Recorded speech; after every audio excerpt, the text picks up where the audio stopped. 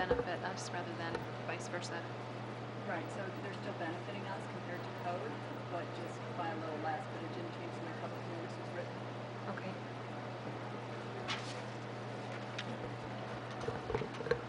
Okay. It's nice to get the less.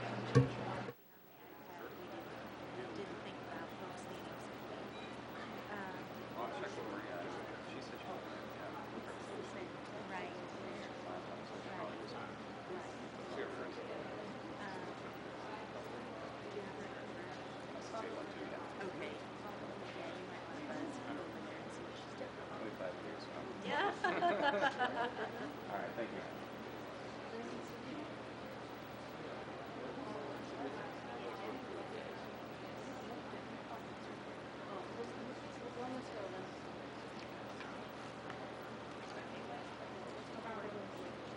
Sorry, I didn't know where you're going. You gotta communicate with them.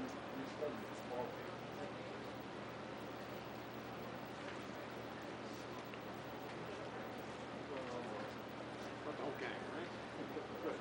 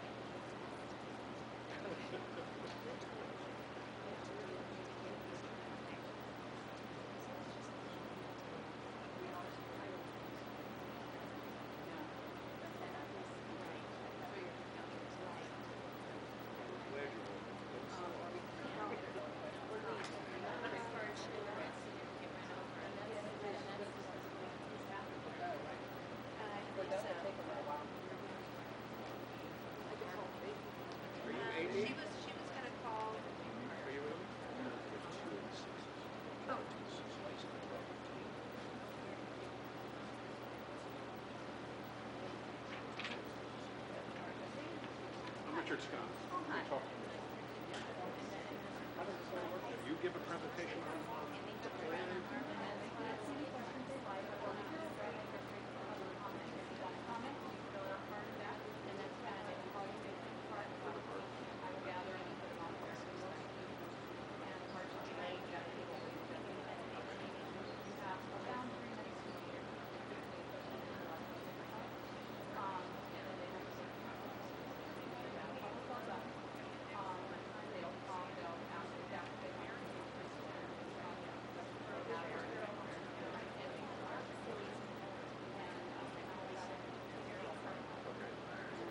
Has there been an alternative plan?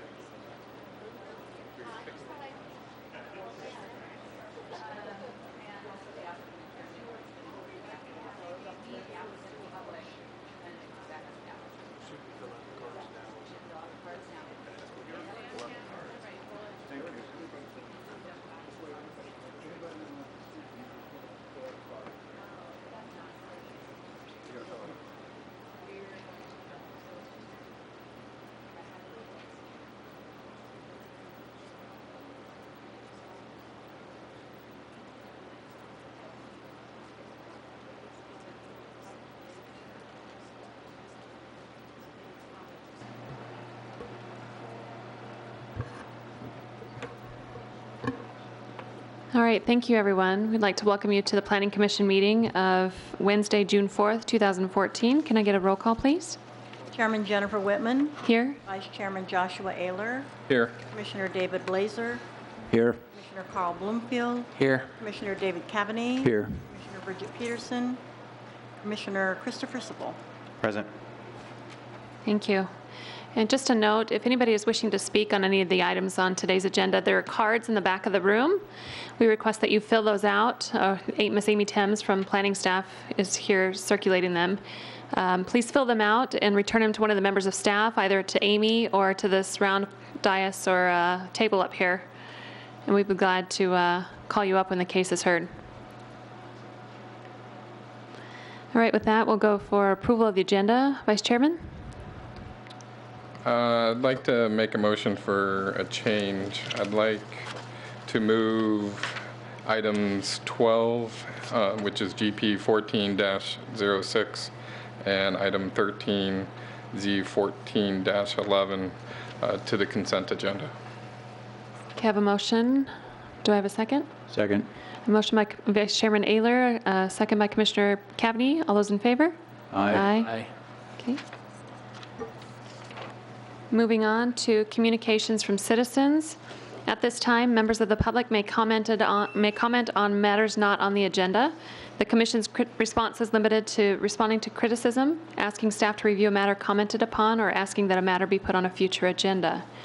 Is there anybody here wishing to speak on a matter not on the agenda today? Okay, I don't see anybody. We'll move on. To public hearing consent. Consent public hearing items will be heard at one public hearing. After the consent public hearing, these items may be approved by a single motion. At the request of a member or the commission or staff, an item may be removed from consent calendar and may be heard and acted upon separately. Other items on the agenda may be added to the consent public hearing and approved under a single motion. And with that, we have agenda item number 5, which is S14-03.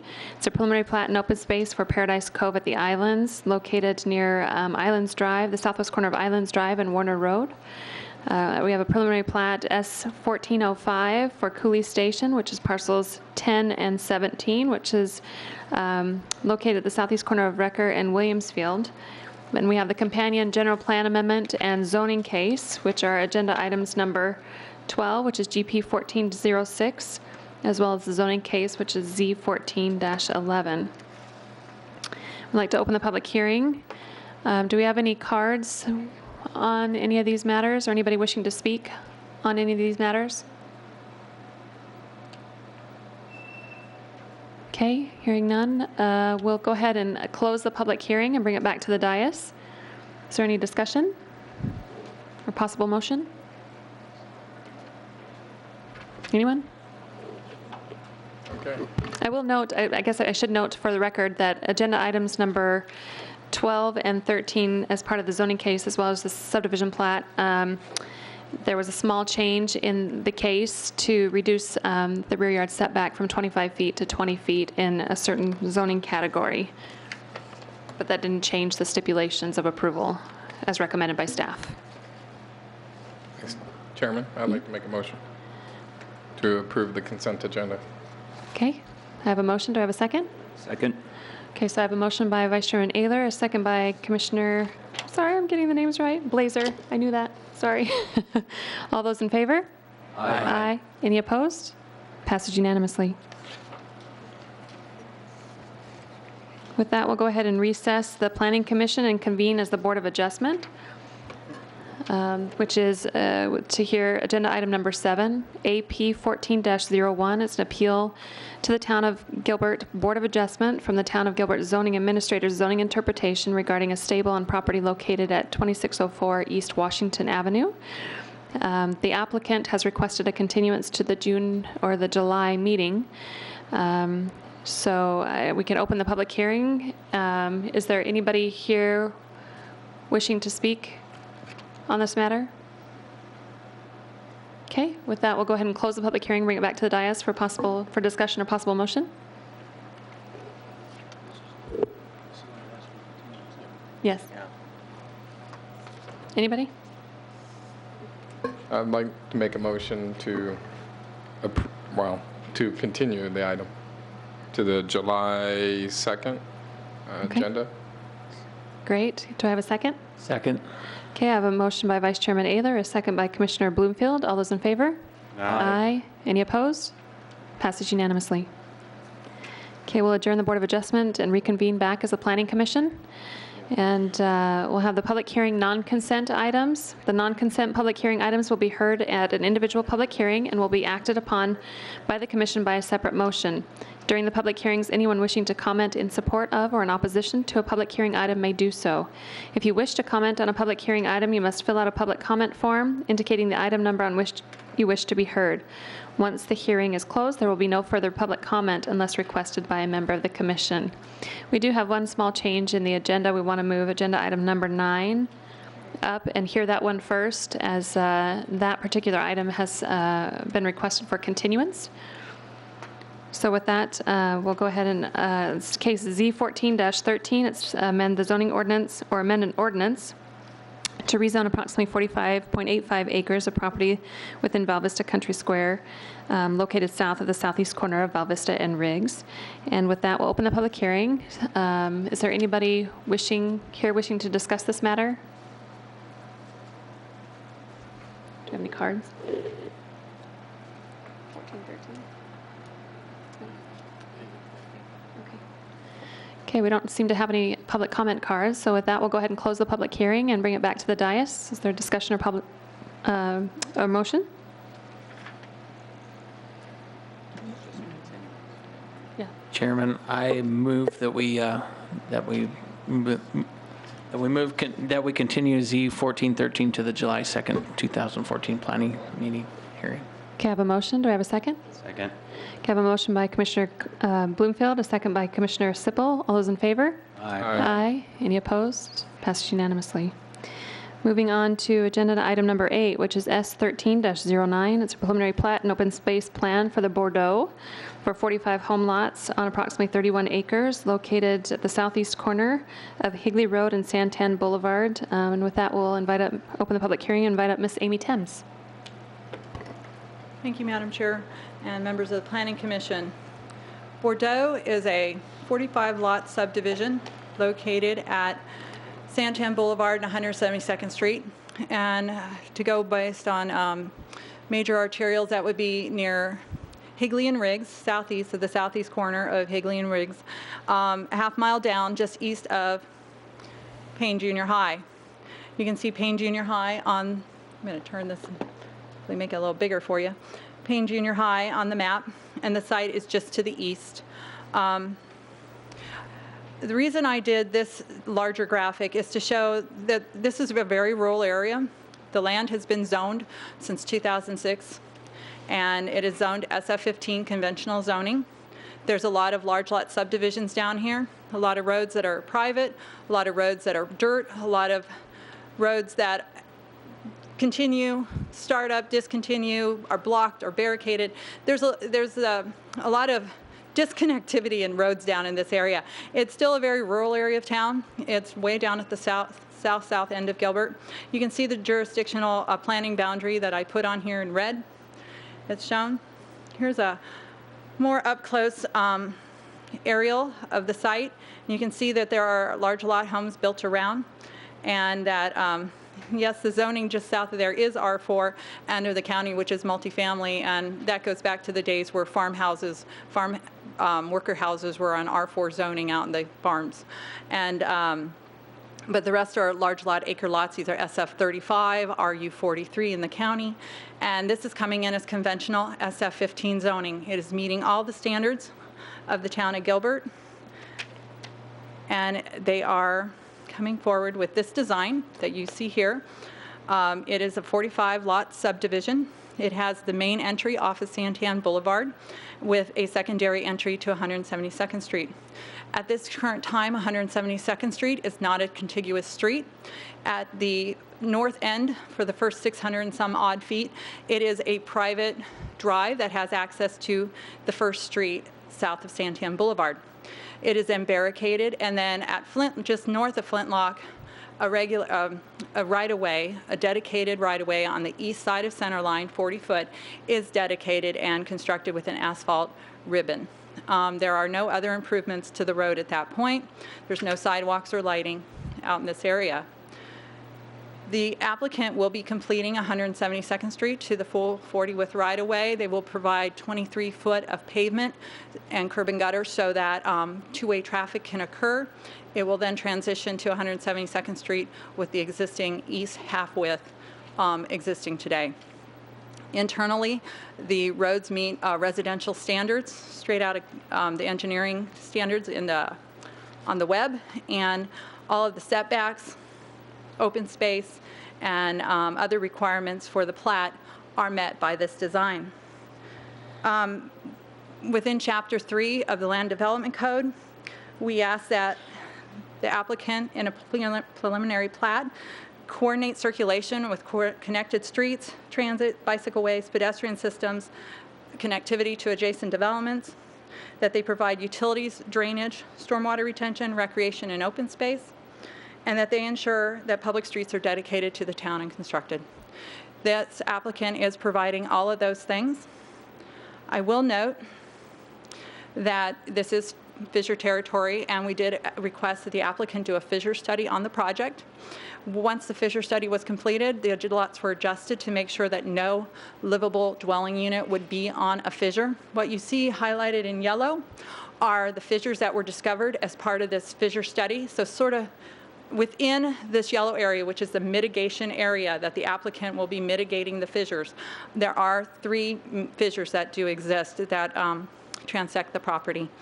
So no, as you can see, no livable structures there. You will see that we didn't make a condition that the ramada that is on one of the fissures or within the fissure area, but from one of the drawings it shows that the fissure's there, that no structural element of the ramada would be on that. So we asked that a little more study be done during construction documents to make sure that that ramada doesn't need to be shifted in some way. Retention is up along Santan Boulevard, and the drainage is to the north. But as you can see, because of the amount of fissure in the lower southern portion of the property, that a large open space was provided in order to accommodate the fissures. And the drainage really wasn't needed in that, as the drainage goes toward the north. It is a large sheet flow in the area of drainage coming down off the mountains. And the applicant was very cognizant of that and responded to those needs. We also have it shows the basic utilities and that we're going to be done. You'll see one of the items, I did not make this a condition of approval, but a sewer line was shown on 172nd Street. It was determined by engineering just late today that no sewer line is needed, and they said that could be removed as part of construction documents and that it was not something they felt needed to be conditioned. You do have in your packet the landscape plan as per reference. The Design Review Board will be seeing the landscape plan and open space plan on July 12th for this project. And we do put it in your packet just so you can see that the landscape that is being provided, there's turf up in the one basin up at the northwest corner. The rest is done with other vegetation with decomposed granite as the base course. You can see the wall plan where they are tying into existing walls. That there are some areas where walls aren't needed because the walls do exist. In areas where there's pipe rail fencing, they are providing a 2-foot offset and a 6-foot block wall. And then internally, there's theme walls that will be provided. The walls will be split face with brick accents in most of it. There is lighting on the project, and the road will be done at the required roadway construction with lighting, sidewalks, and other amenities. So with that being said, if you have any questions regarding this preliminary plat, I'd be happy to answer them for you. And I know that there's a number of people here from the public. The applicant is also here to speak this evening and answer questions. And the town traffic engineer, Eric Kadarian, is also here if you have any questions for him. Thank you, Ms. Thames. Is there any comments or questions for staff? Commissioner Cavity? Can you just repeat the issue about the sewer line? I missed the situation there. It came to light over the last day that the applicant had shown a sewer line in 172nd Street. You can see here the arrow showing that it's draining to the north. There is no reason for a sewer line to be located in that street. There is no connection to the south, and if more land were to be built to the south, there's a capital improvement project that's coming forward that would link any southern property to the Hunt Highway capital improvement project. And there is no connection point up on Santan Boulevard for the sewer at this point, so there really is no reason for the sewer to be constructed, and the town engineer determined today that that was not necessarily necessary. The town did not request it at any point during our preliminary application process or during our review process. It's on the plans, but it's not needed, and because it's not needed, we are allowing them to remove it at the construction document. Perfect, thank you. Any further comments or questions for staff? I guess I had a couple of questions. So the preliminary plat, and when we review these as part of our purview up here on the dais, it's to review it to ensure that it meets code requirements. Is that correct? Correct. Okay. And then I know that we received, and I think there's a lot of public here wishing to speak to this item, but some comment related to 172nd Street. Correct, and thank you for bringing that up, and it was my fault that I did not bring up the public input. It is in your packet. We did receive four to six comments from the public, emails. Many of you received those as copies. Their main concern was 172nd Street, that they're concerned about additional traffic that will become down 172nd Street once that is opened all the way to Santan Boulevard. Currently today, traffic, it is not through traffic. Traffic can only turn on the first street after Santan Boulevard, and after that it's barricaded. That is private property, and they have the right to barricade. So that is why two-way traffic and the improvements will be done to the west of Centerline, because that is not dedicated right away to the east.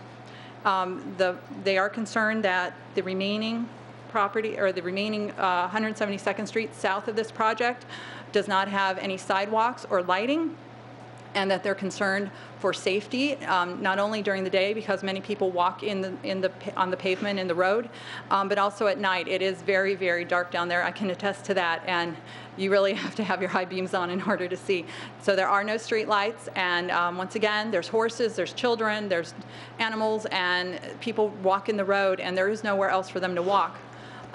So there is concern that in the future there's going to be a conflict between traffic coming down from Santan Boulevard to Hunt Highway. However, I will note that on the general plan land circulation map, it is noted as a collector road. It is a half-mile collector road, and it is one of the goals of the town engineering department to acquire the half-mile collectors, and in a future time see a capital improvement project to improve those collector roads. So the neighbors have expressed considerable concern regarding that. They also expressed concern regarding that they did not feel the notice of public hearing was adequate, that it was not adequately identified of where the property was, and that not enough people were notified. All requirements were met as far as the notification boundary. In the Santan character area, it is 660 feet from the property, and 1,000 for HOAs, POAs. And that we will be more cognizant in the future of what streets are noted on the notice of public hearing. However, we tried to make sure that we have in the image, and I'll go back to the image, the major arterial locations, so that those who do not know the minor streets within the neighborhood streets or the collector streets can identify where Riggs and Higley is and see that it's southeast of there. So we do feel that we met the requirements for notice of public hearing, but we recognize the neighbors' concerns, and we will be cognizant of that in the future. Thank you. And I guess I have one final question then. So with respect to the general plan and the designations of the collector streets, typically when most developments come in, I assume that staff requests dedication in conformance with the plan, with the general plan as approved? Correct. If it is, and with the zoning, we request the dedication. If it was not in some way dedicated at the time of zoning, at the preliminary plat, we do have the right to request the zoning or the dedication of the streets. We request also the construction of the streets at that point in time, unless there happens to be possibly a capital improvement project coming up in the next year. Then the money would be held until that project's done instead of piecemealing it. But the applicant is responsible for improvements within the project and adjacent to the project for anything that is being impacted by it for that property. So adjacent to and impacted by, not off-site. And I guess one final question. Do you know of a time when staff has not required of an applicant for rezoning any sort of dedication for a collector street or an adjacent street as shown on the general plan? Madam Chair, I can't honestly answer that question off the top of my head. Okay. I think it would be specific to a project, but on a collector such as this, it would be standard that we would request it. Okay. Thank you. Any further questions? Commissioner Cavney? Okay, so on this new collector, the 172nd, I see from the landscape plan that sidewalks are intended on the new development side, correct? Correct. And are there street lights planned for that street from the developer, from the applicant side? Chair Whitman and Commissioner Cavaney, that is a standard with a street cross-section for the town of Gilbert, so yes, there would be streetlights. Okay, so it'll be lit, and there will be walkways that are safe. Okay, that's good. And then clarify for me again, you might have mentioned it, but to the south, is that part of this general plan collector that is intended for this area? The general plan circulation map shows the collector from Santan Boulevard to Hunt Highway on 172nd Street alignment, yes. Okay, that's what I need to know. Thank you. Any further questions for staff? Oh, Commissioner Blazer? You mentioned that there are plans to for capital improvements south of this development. Can you speak to timing with regard to when those improvements would take place? The plans are sewer improvements for the intersection of Hunt Highway and Higley Road, and up a little bit up Higley and a little bit onto Hunt Highway. So it would just be for the sewer and utility improvements, not necessarily for roadway improvements. And I believe, I want to say that is 6 years out, but I'd have to reference my documents. Okay, thank you. Any further questions for staff? All right, with that, we'll, and thank you, Ms. Thames. We'll invite the applicant up. You could state your name and city of residence for the record. Thank you, Chair. Commissioners, my name is Jessica Sarkissian. I'm with Bowman Consulting, 1295 West Washington, Suite 108, Tempe, Arizona, 85281. I am representing the client on this, and Amy did a wonderful job explaining everything. We are following everything as required for town code. This is a hard zone property for our SF-15. We've gone through all the proper requirements. Just asking if I may follow up with if you guys addressed any comments that are made by the public after. If you have any questions for me, I'd be happy to answer them now. Otherwise, I think Amy did a wonderful job explaining everything. Okay, any questions for the applicant? Okay, thank you. Madam Chair. Commissioner Bloomfield? Jessica, for the green open space going down through the center, is that for a specific purpose, or is it just in an effort to appease an open space requirement or something like that? Well, as an addition to open spaces for connectivity, so we don't get those longer lots Okay. between open space areas. I don't believe we're using it as drainage.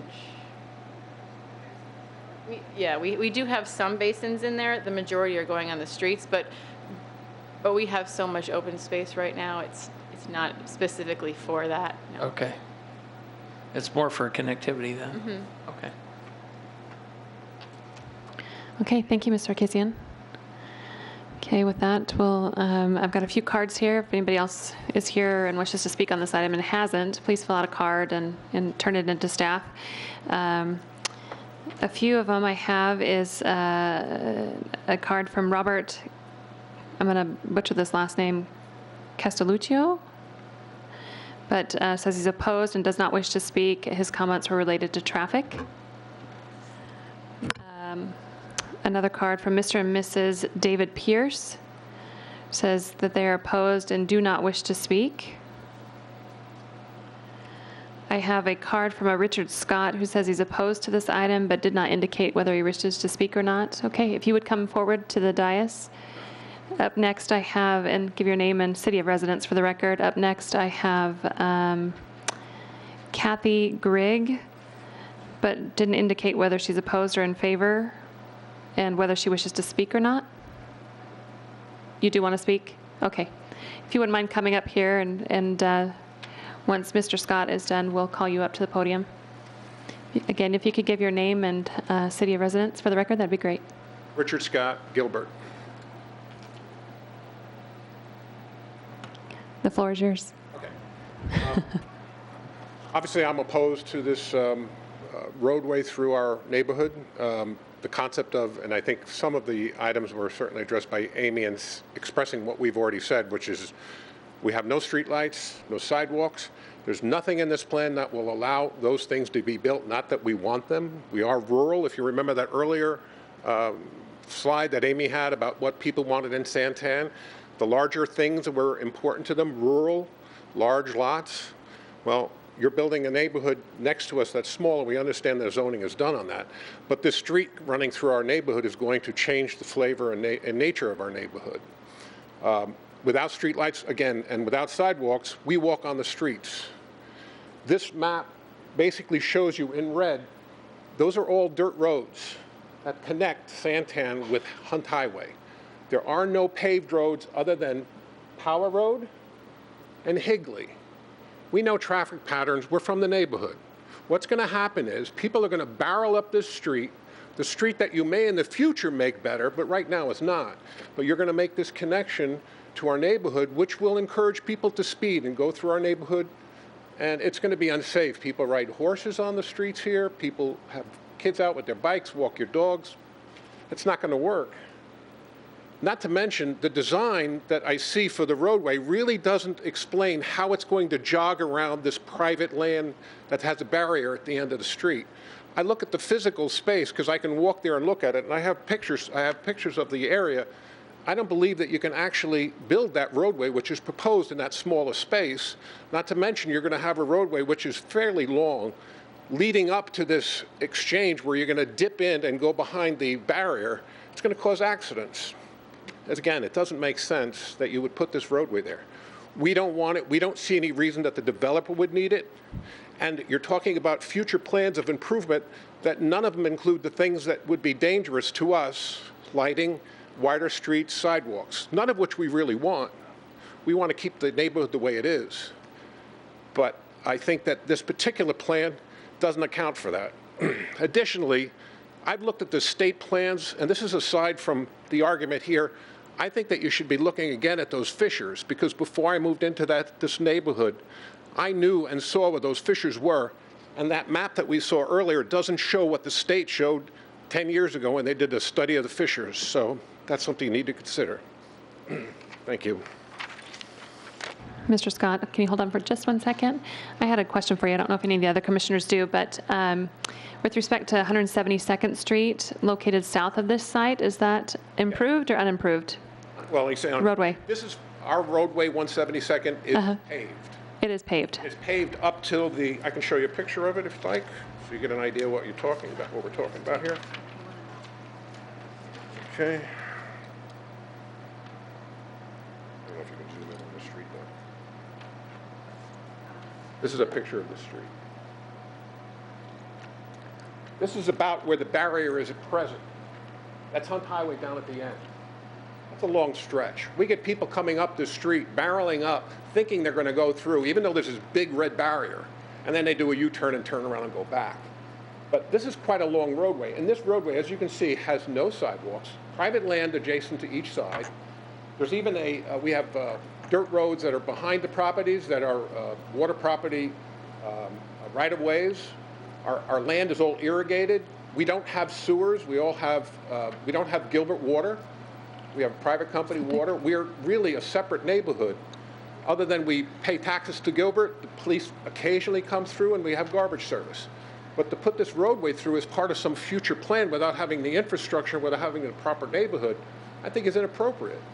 You can't tell me that you're going to be building it in the future, therefore you can put this sidewalk in. It doesn't make sense. And I physically look at the space. If you look at this, this is the roadway as it exists now. And if you look at the plan, this is a utility pole that there's a right-of-way on that. You're going to put a sidewalk and a roadway on this and jog around a barrier at the end of the street. I believe that this particular space isn't enough.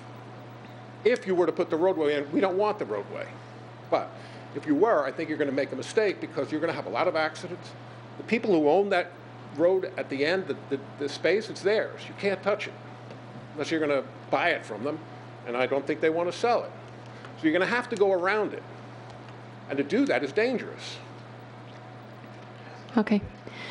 Thank you. I think there's one additional question for you, Commissioner Sippel. So I want to make sure I understand clearly. If we, let's say within this plan, it was scheduled to completely, with the building of the project, put sidewalk and street lighting in, would you and your group still be opposed to the piece? So is it development altogether, or is it? We understand that you have to have a development, and the land is, we were told, well, those are big lots. They're not big lots to us. We have acre pieces of property, and so do all of our neighbors east of us. So we're really more in that part of that world. But as far as being opposed to the project per se, no. I think it's fine, you can have it, but there's no need for this cut-through, which will change the nature of our neighborhood. As far as us having sidewalks, we like our lifestyle. We like it the way it is. We don't want to change. We don't want streetlights. You know what? We look up in the sky at night, we see stars. We like that. That's what we bought when we moved there. It may not be the rest of Gilbert, but that's where we are. That's why we like where we're at. I can speak for most of the people, I mean, everybody here certainly, but a lot of the neighbors who couldn't show up tonight. We're all opposed to it. We don't want our neighborhood changed, and by doing this roadway, which we believe is not necessary. There's no real need for this roadway. You can't tell me that you need this connection between Hunt Highway and Santan. There's no continuation beyond Santan. It'll only connect Hunt Highway to Santan, which, by the way, if you've ever gone down to this neighborhood, and I don't know if any of you know it, go to Payne Junior High at about 3 o'clock in the afternoon, and you'll see about 1,000 cars sitting there. Half of them will end up coming through this roadway. You know, when people drive down our street, we wave. Something different than a neighborhood that would have 2 lanes, 40 miles an hour, sidewalks. It's not what we have. It's not what we want. And if you're going to put in sidewalks, you're going to put them in the rest of the neighborhood? Because we have streets in our neighborhood that are part of Gilbert that have no pavement, and that's fine. Leave it that way. All right, thank you, Mr. Scott. Okay, with that, we'll invite up Miss Kathy Grigg. If you could give your name and city of residence for the record. Yes, my name is Kathy Grigg. I do live in Queen Creek. We've lived there 16 years. When Gilbert came out to us, we, as a whole, our whole road, decided to not be annexed into Gilbert for the reason that we wanted our neighborhood to stay the way it was when we purchased our property. That's why we purchased where we purchased rather than going into Gilbert. We were looking at Gilbert at one time. But when we found this property, we decided that's where we wanted to raise our children because of the rural effect that we have out there. As Mr. Scott said, we don't have street lights. We don't have sidewalks. We don't want them. We purchased that just to have that capability of being able to go out and see the stars at night. You can't do that in Mesa. You can't do that in Gilbert. We are actually the ones that own that property that you're talking about on 172nd. When we first moved there, we had people flying down that street, 50, 60 miles an hour. It was dirt road, but they would still go down that dirt road. We ended up putting up a barricade. We had a big, huge pile of dirt to keep the people from going through. And there is a dead end sign at one end of our road that says dead end. Apparently people don't know how to read. They go down and they stop and they look and try to figure out a way to get through the barricades. We had at one time a lady that in the middle of the night hit that dirt barricade going 70 miles an hour. And that's the reason why we don't want that road to be opened up. I can imagine, and apparently none of you have been to Payne Junior High and seen the traffic in the mornings and in the afternoons. It is absolutely ridiculous. You can't hardly even get into our area at those times of day because of the cars lined up everywhere, parked everywhere. I know that the people who live on 170th have put up signs for people to not park because they would park both sides of the road from the school clear down almost to our street. We as a community, and I mean, there's a lot of us, and like I said, Mr. Scott said it perfectly. We don't want these things. And personally, I am not ever going to sell my property. So there will never be a road right next to my home. And the reason that we don't want to do that is because we don't want people going back and forth. We have kids, we have grandkids, we have animals. We have neighbors that love to walk down by our home. They like to ride their bikes down by our home. We're fine with that. We don't want cars. Thank you, Ms. Grigg. It's very clear that you are opposed to it, and mostly due to, I think, the circulation adjacent to the site that's required by the code. Well, So, we don't want the lights in the neighborhood either. so you're opposed to the development entirely? When we moved there, it was supposed to have been acre lots. We were okay with that. It was going to be rural, just like ours. Now we're told we're going to have tract homes, which is going to bring the value of our homes back down. We just got them started going back up. So you're going to put tract homes with rural, that it doesn't make any sense to do that. Do that over on Riggs Road. You already got it over there. We don't want tract homes. We don't want the lights. We don't want the traffic, all of the stuff that goes with it. We're happy. Put 1 acre homes in there. Good, decent sized, expensive homes to match ours. So our property values don't go down any farther. Okay, thank you. Is there any questions for Ms. Grigg? We appreciate you coming down. If we could keep the clapping at a minimum, thank you. I have Jeffrey Lavelle, who's opposed to the item and wishes to speak. His comments are 2 entrance and exits on Santan Boulevard. You could state your name and city of residence for the record. My name is Jeffrey Lavelle, and I live on 172nd Street in Gilbert, Arizona. I've lived there for about 8 years. I built a home there for a reason. It's nice and quiet. My argument here is that there's the subdivision, I understand, is progress. That's going to happen. But there's no reason they can't put both entrances and exits on Santan Boulevard. Instead, they want to put it to the far end of their subdivision, which comes out, unfortunately, on the end of the street that I live on, which will cause an awful lot of traffic and unnecessary traffic where I live. I live in the town of Gilbert. That's why I'm opposed to this. I mean, we have no streetlights. We like to look at the stars at night. I mean, I'm not close to the subdivision, but just the fact that they're bringing the exit out at the southern end of 172nd Street is where I'm opposed to. They could definitely just have the 2 exits on Santan Boulevard. Okay, thank you very much. Any questions for Mr. Lavelle? Thank you. Up next is Kent Whitmer. I'm opposed to this item and I wish to speak. I also made the comment on the card says not wanting 172nd Street open.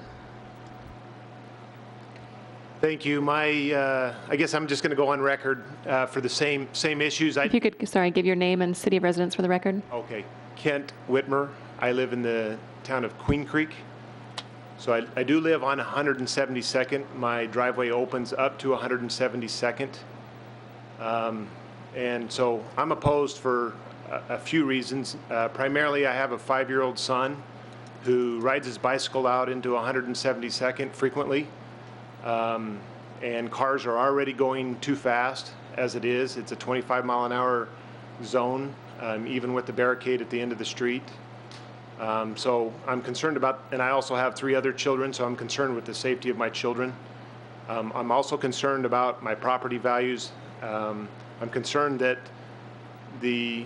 I'm not opposed to housing development in that area, but I am opposed to, for the same reasons that everybody else has stated, is the higher density housing does not fit that area. Everything around that area has either 1 acre or half-acre lots. And so putting a home on anything less than a half-acre, it would not even fit within that locale. Well, just to clarify, we're not here to discuss a zoning case tonight. We're only here to discuss whether or not the plat was designed in conformance with the SF-15 guidelines. Sure. I understand. Just like I said, I just want to go on record for those issues. Okay. So, any questions? Is there anybody who has any questions? All right. All right. Thank you.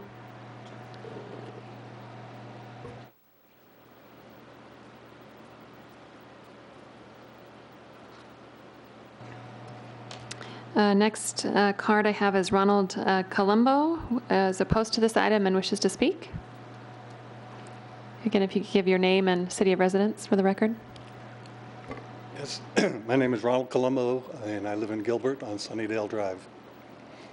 Madam Chairwoman, members of the commission, I am also opposed to the preliminary plat as it's been indicated and sent to us in the notice. My primary concern is for the safety and increased traffic that the others have talked about. I want to point one thing out, though, that nobody has specifically mentioned, is that in the southern portion of 172nd Street, there are 5 properties that front 172nd Street in our subdivision. So the increased traffic is coming right in front of their houses.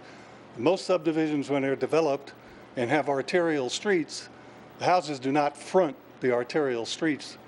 The way you folks have planned it out is there's always a wall and feeder streets that come into the arterial street. So I want to point out that trying to make 172nd Street arterial, you're increasing the traffic on properties that front 172nd Street, not the sides of their property, the fronts of their property. Another thing I want to point out is the discontinuity of the types of properties. I'm also opposed to the connecting road that will come out of the proposed subdivision onto 172nd Street because of the discontinuity of the types of neighborhood. Again, others have talked about the nature of our rural area, and I see no need that they would have to have a connector coming from the new development onto our neighborhood. I am in favor of having a second entrance on Santan Boulevard, which would meet the requirements for fire department apparatus to have access to the subdivision, which would satisfy the requirements of the city. Lastly, I want to point out, others have mentioned about we have no streetlights. And for me personally, I'm an amateur astronomer. That's a very important thing. That's one of the reasons why I live where I do, why I had a house built there. We all, in the immediate neighborhood there to the east and southeast, built our homes there as custom homes, not as part of a tract that was being developed that we purchased a house that was, pre-planned. So for me personally, to have streetlights in the neighborhood takes away some of my enjoyment as an amateur astronomer. Thank you. All right, thank you, Mr. Colombo. Any questions for the resident? Okay, thank you. Thank you. The next card and last card that I have on this item is Blake Allen. Wishes to speak, is opposed to the item, and is opposed to connecting Breckenwood to Santan. Aye. Give your name and city of residence. Blake Allen, Gilbert, Arizona. Okay, the first thing I'd like to say, and thank you for giving us the time to speak. If you're not familiar with our neighborhood, it's kind of a mishmash of part of it are county islands and part is the town of Gilbert. We are in an area, those of us that live south of where this barricade is, the southern part of 172nd Street, is a development called Breckenwood Estates. It was designed as 1-acre horse properties, okay? Before I moved in, the residents some way or another voted to or somehow or another subscribed to becoming part of the town of Gilbert, I understand. Okay, I don't really know how that works, but Gilbert annexed that neighborhood. Okay, as such, it stayed a horse property neighborhood. So my question to, not just to the Planning Commission, but our planning staff for the town of Gilbert is, what is the town of Gilbert's definition of horse properties? That we put in a collector street with 2 or 4 lanes where people can drive 40 miles an hour plus? Is that what we need coming through a horse property? Does it mean that it's no longer horse properties? It's designated as such. 35,000 square foot lots or above, right, are designated horse properties? I'd have to ask staff to address that, but I believe that it's 20, is it 20 for large livestock, minimum lot size?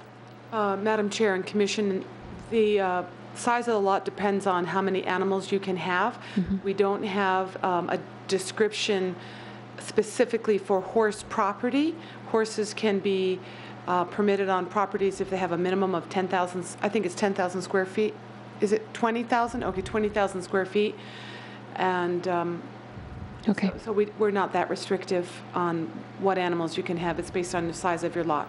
Okay, thank you. Well, this type of connector street is not appropriate or safe for people riding horses, which they do every Saturday on that street, period.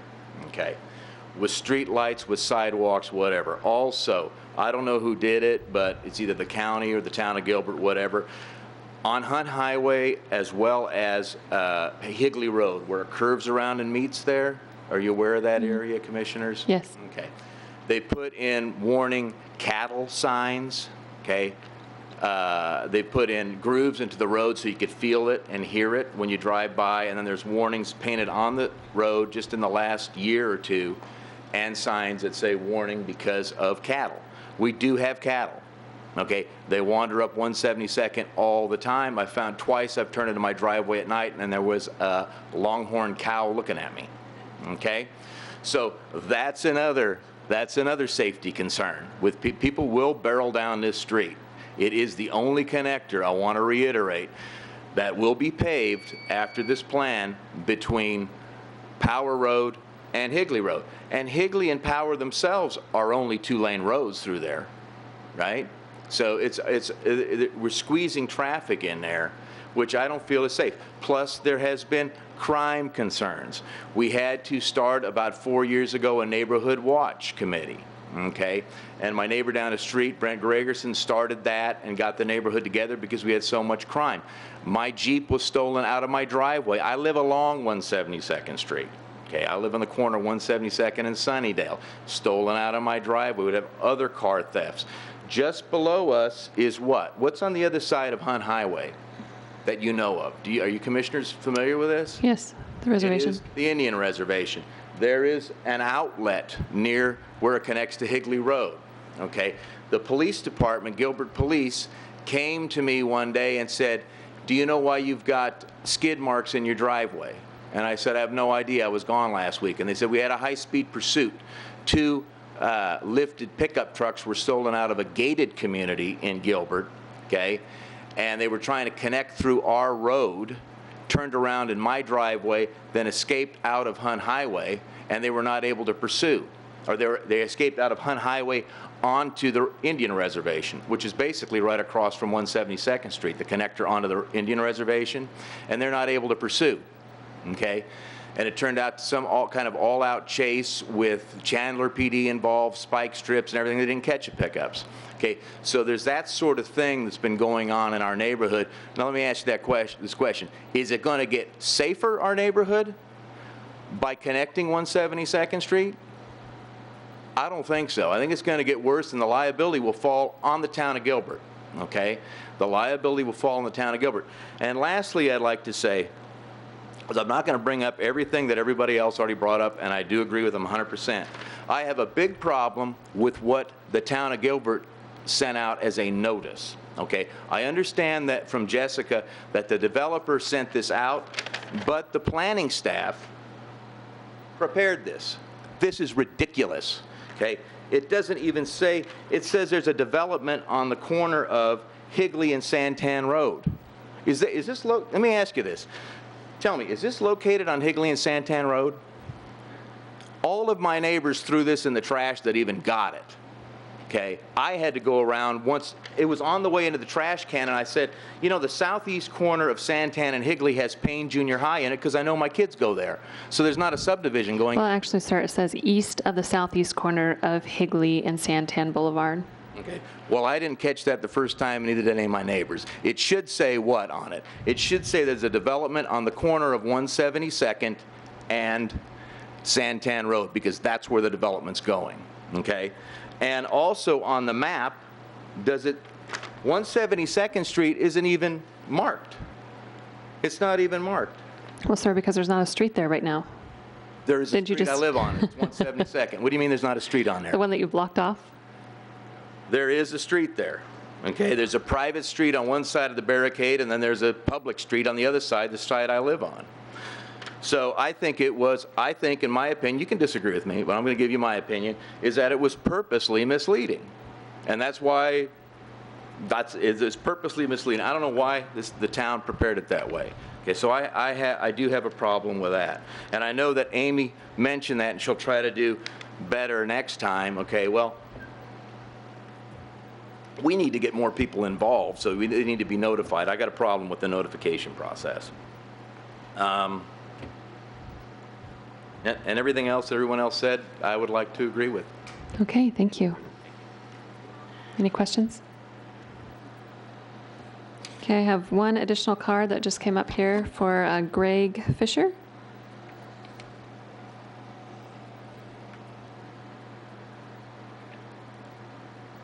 Again, your name and city of residence for the record, please. My name is Greg Fisher. I live on 170th Street in Gilbert. I'm on the east side of the commission.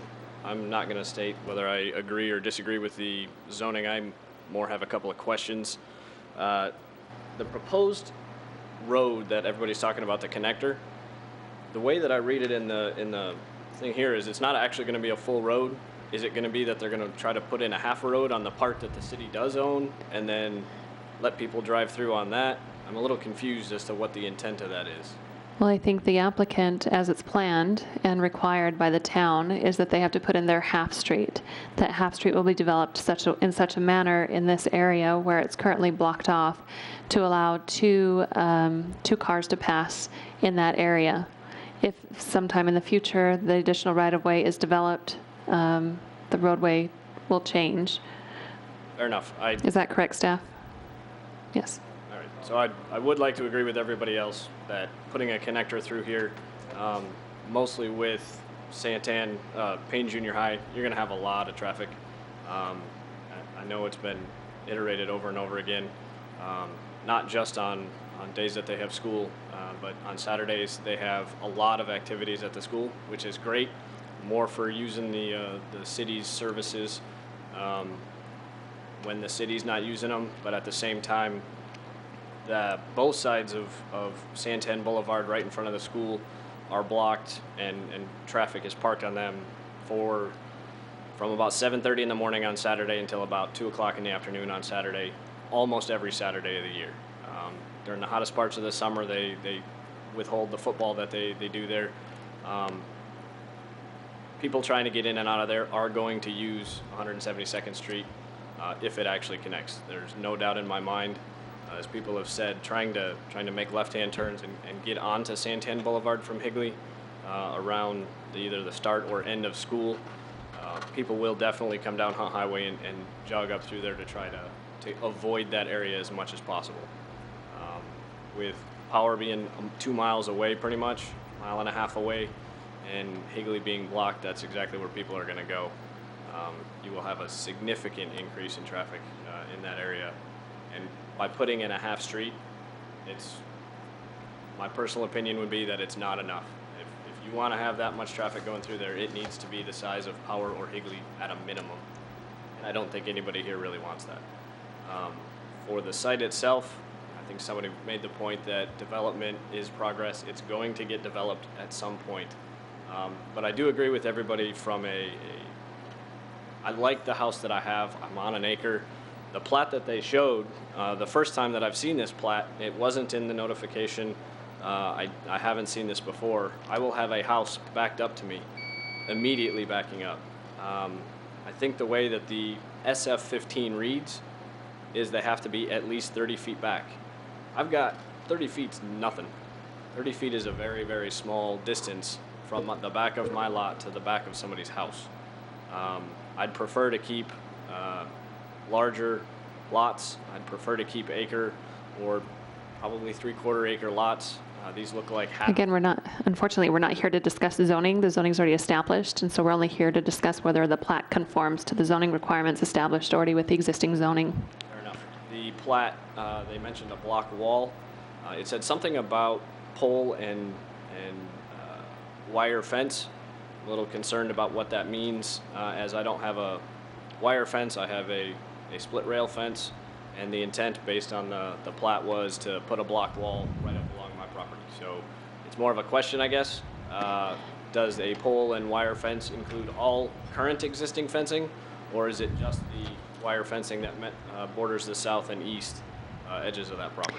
We can have the applicant address that when she comes back up, and you can also meet with her after the meeting if you would like additional information. And then the other question, and I guess it's for the applicant, is all of the drainage that I showed on the plat at the back end is intended to be all open property. Are they intending to, I guess the question that I have for Gilbert then is the intent that they have to maintain and hold all of the water that is on their property as during an 100-year event, I believe is the code. So then all of that, or how are they going to maintain that it stays on their property as they have houses along both the east side and the west side, which is, or the east side and the north side, which is currently the natural flow of the water. And you can meet with the applicant on that as well, but the topography typically of the designs when they come in have to account for sheet flow and for drainage and for holding that area. They have a large retention basin, it looks like, along Santan Boulevard and maybe some throughout the center of the community as well as on the south side. Actually, the south side doesn't look like they have a whole lot there, but they are required. It's been reviewed by Town of Gilbert Engineering before they can come to this phase of the process and has to be approved for a 100-year, 2-hour storm. So the 100-year, 2-hour flood on the south side is my biggest concern. Obviously, at the north, they've got all those basins. That's the intent. How are they going to get the water from their large open green spaces, which is great, up to those basins to retain it? And some, I don't know if the Town of Gilbert still allows on-lot retention as well, if that's part of this development or not, but you can address all of those questions with staff.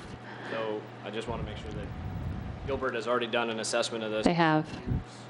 It's usually a 3, 4, 5-month process of reviewing plans and approving them to get them to this particular phase. So the Town of Engineering staff has already reviewed and approved the drainage plan for this particular plat. Okay. I guess at this point, again, development, it's going to get developed at some point. Just like to make sure that all of the properties that are adjacent to this, all of their concerns are met. And even though I don't live on 172nd Street, I know what that's going to do, and it'll put a lot more traffic on Santan as well, because people, instead of taking power up to Riggs, will cut across Santan, which will put a lot more traffic in front of my neighborhood as well. Okay. Thank you, Mr. Fisher. All right, with that, I don't have any additional cards. Is there anybody else here wishing to speak on this matter? If you could come up to the dais, I'm going to ask you to fill out a card after you're done. But if you could come up to the dais. Oh, okay. Tell me your name again. Okay. And I live in Queen Creek. I live off of 172nd and Chestnut. Chestnut, it's a dead-end street right there. We live at the very far east end. Already, I'm opposed to the street going through on 172nd. I'm not opposed to the development. I just don't see why they can't put a street on Santan to enter and exit, because we already have tons of people coming down our dead-end street off of 172nd trying to get through to the next part that's farther east. Now we're just going to have more and more people coming through our little neighborhood of 7 people, turning it into our driveway. Half the time they try to turn between our trees because we have citrus lots. And I just want to, no one has mentioned that Chestnut is a dead-end street there, and I'm just afraid that it's going to be a mess on our street all the time. It's bad enough as it is. At the top of our street, it says dead end. And like Kathy said, evidently people can't read. And the street on 172nd right there at Santan, if you look at where it says Coldwater and Santan, and then the 172nd and Chestnut, I don't believe it's wide enough there for a street. And I don't understand what you mean when you say you'll build a half a street. Then will people drive only on that half that you build? Or are they going to be allowed to drive on our private road? No, it'll only be the paved road. Okay, well, there's not enough room there to make a half road for traffic to go both ways. That's all I have to say. Thank you. Okay, thank you. Okay, with that, we'll invite the applicant back up. Ms. Sarkisian? Thank you, Chair, members of the Commission. With the Bordeaux project, as you know, it is a hard zone project. So with this preliminary plat, we are going through with what the town's requirements are. When we heard the neighbors' concerns, we immediately approached the town for options, different things we could do. One of the options we were discussing with them is using a double entrance. We have the space in our existing entrance off of Santan Boulevard, but because of the way the town has their circulation plan currently, we didn't change the fact that we would still need to improve 172nd, and therefore the second entrance would be on Flintock. If it is determined that 172nd is not needed, we obviously would prefer not to have that connection on Flintock on 172nd. With regards to the fencing question, the split rail fence, aluminum fencing right now that is on the west side is actually right, I believe, on the property line or slightly over on this property. We would not be removing it at all. It would everything would remain. We'd be putting up a block wall along it. And in order to avoid, we have discussed that in order to avoid too much of a gap between the fencing, we could do a cantilever fence. So it is actually, the footing is there's a lot more concrete, but the footing is on the property side versus is not, so you don't have that separation. So you can get as close as 4 or 6 inches between the fence lines. The other comment they had was the drainage. The drainage is accommodated for the 100-year 2-hour. The flow does come off the mountain, so it is coming from the south to the north, going towards Santan, so that's just the natural flow of the water as it is right now. We have retention on the north side, and the site is obviously going to be graded so that things continue to flow that way. And then we have had the drainage, the soils and geological study and the fissure study done on the property already, which is where Amy got that fissure mitigation area map, and everything has been taken out of there. And those areas will be mitigated as as required and described in the construction plans, and we have them, which entails digging 10 or more feet down and then putting in, I had to put this in layman's terms because I didn't really know what this was, but it includes digging down 10 feet and then adding a geotextile filter fabric with an industrial version of what you might find at Home Depot. It's a fabric that lets the water permeate through it, but the soil stays. So you use this a lot with drainage. And then on top of that is also a biaxial geogrid, which is a plastic mesh, a little bit bigger than a rabbit fence, I would think, and it kind of bends with the curves of that area, and that's another barrier to keep the soil from going down any further, and but it allows the water to permeate through. And then after that, the 10 feet is backfilled in with the soil. And then on top of that, they typically will do another 2 feet of fill plus a berm to allow for the way it settles. So that is how, and that was all engineered and described in the fissure report, which the town has, and we'll also go through during construction plans. But as far as the lot sizes, we're meeting code. It's 15,000 plus for each lot. Some are 16,000. There is a 30-foot setback at front and rear for this property, for this lot size, which we are complying with. And the client would be very happy not to have to improve 172nd Street. So we are not in any disagreement with the neighbors about, we would be happy to remove that.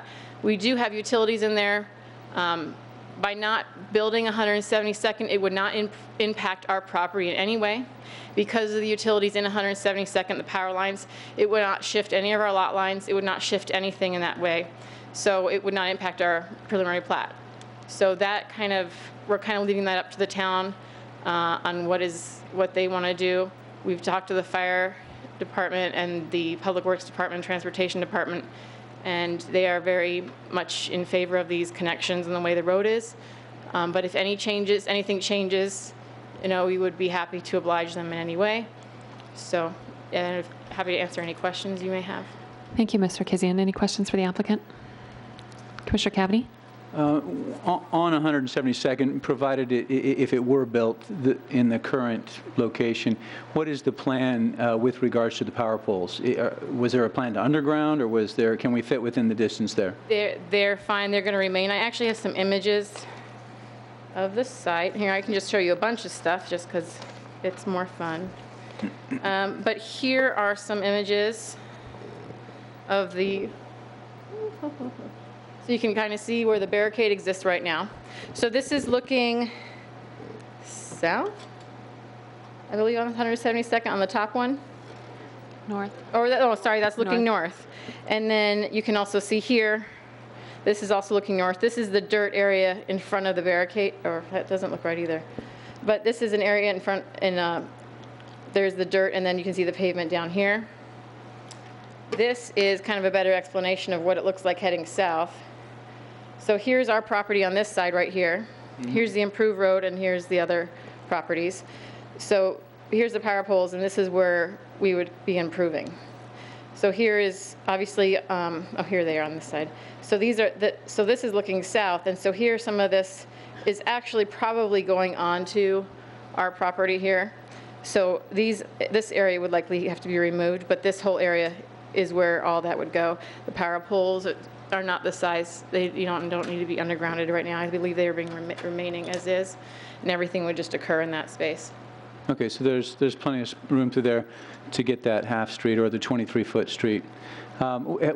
Is there a striping plan? I don't see it in here. Obviously, we're at preliminary stage, but have we considered how to stripe it so that we don't have abrupt turns at these private roads and so forth? I think the traffic engineer may be here as well. We can ask them. Jared is with Bowman also. He can probably explain a little better on that. Please. If you can give your name and city of residence for the record. I'm Jared Gardner with Bowman Consulting in Tempe, Arizona. We haven't fully discussed how that transition is going to happen along 172nd, but we have discussed those are going to be 10-foot lanes adjacent to that private section. So there'll be two 10-foot lanes striped through there to provide full access two ways on our side, on our half street.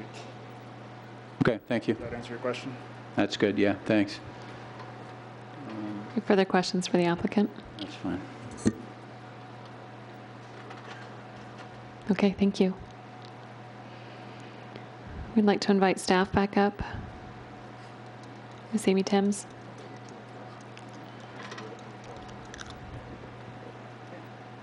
Are there any further questions that Planning Commission has for me? Further questions for staff? Oh, Vice Chairman Naylor, I'm sorry, did I miss you? Were you raising your hand before? Yeah. And I'm sorry, ring the buzzer. Button's not working. Okay, so the ultimate question to staff is, can we do this development without developing 172nd?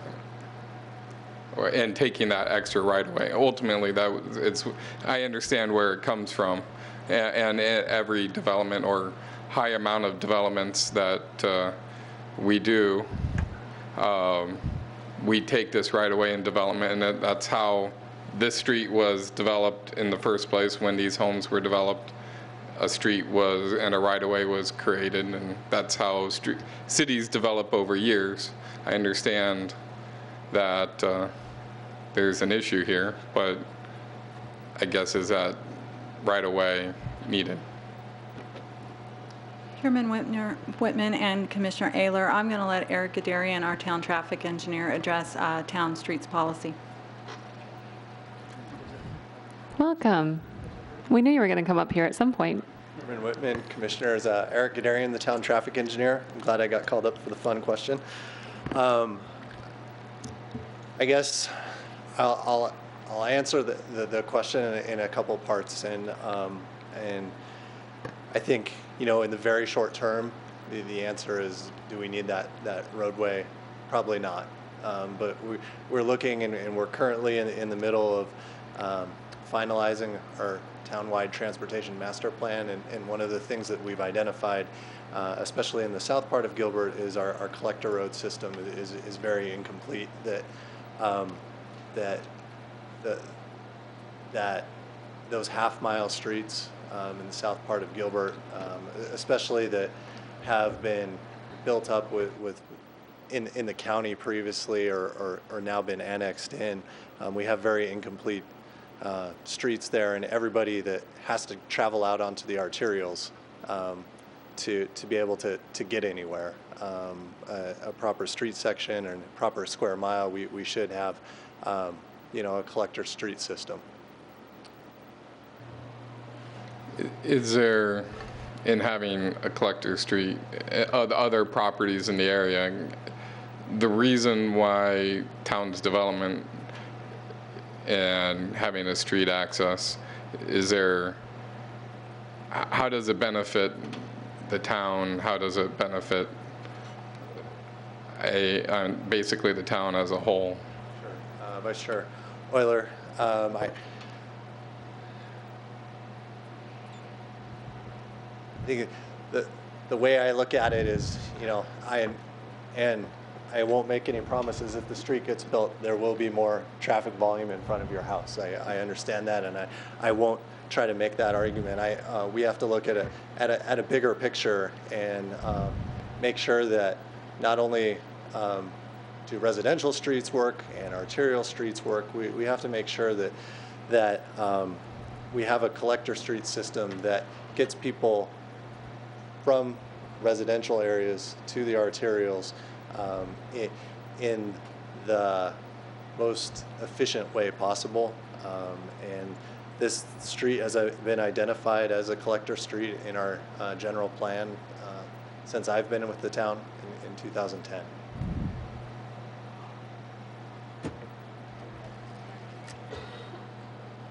Okay, I'm just kind of thinking through the process, but yeah, I just more in understanding and developing as a town, and I understand and completely understand the neighborhood and the needs, and looking at the needs of the town, and I'm looking at the different streets that go through. I wonder how the traffic works on the dirt roads and the half dirt, half pavement roads that going down every lane. So this one seems to be the only one that has a dead end through the blocks, basically. So is there a study on other streets and how that works? Vice Chairman Euler, we haven't done any, we haven't taken traffic counts on any of the roadways except Higley Road and Hunt Highway in the recent past. Okay, thank you.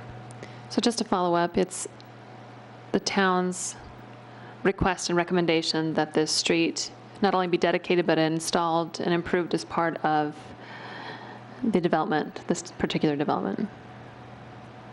Chairman Whitman, it's our policy to get, when development comes in, that those half streets get built when the development comes in.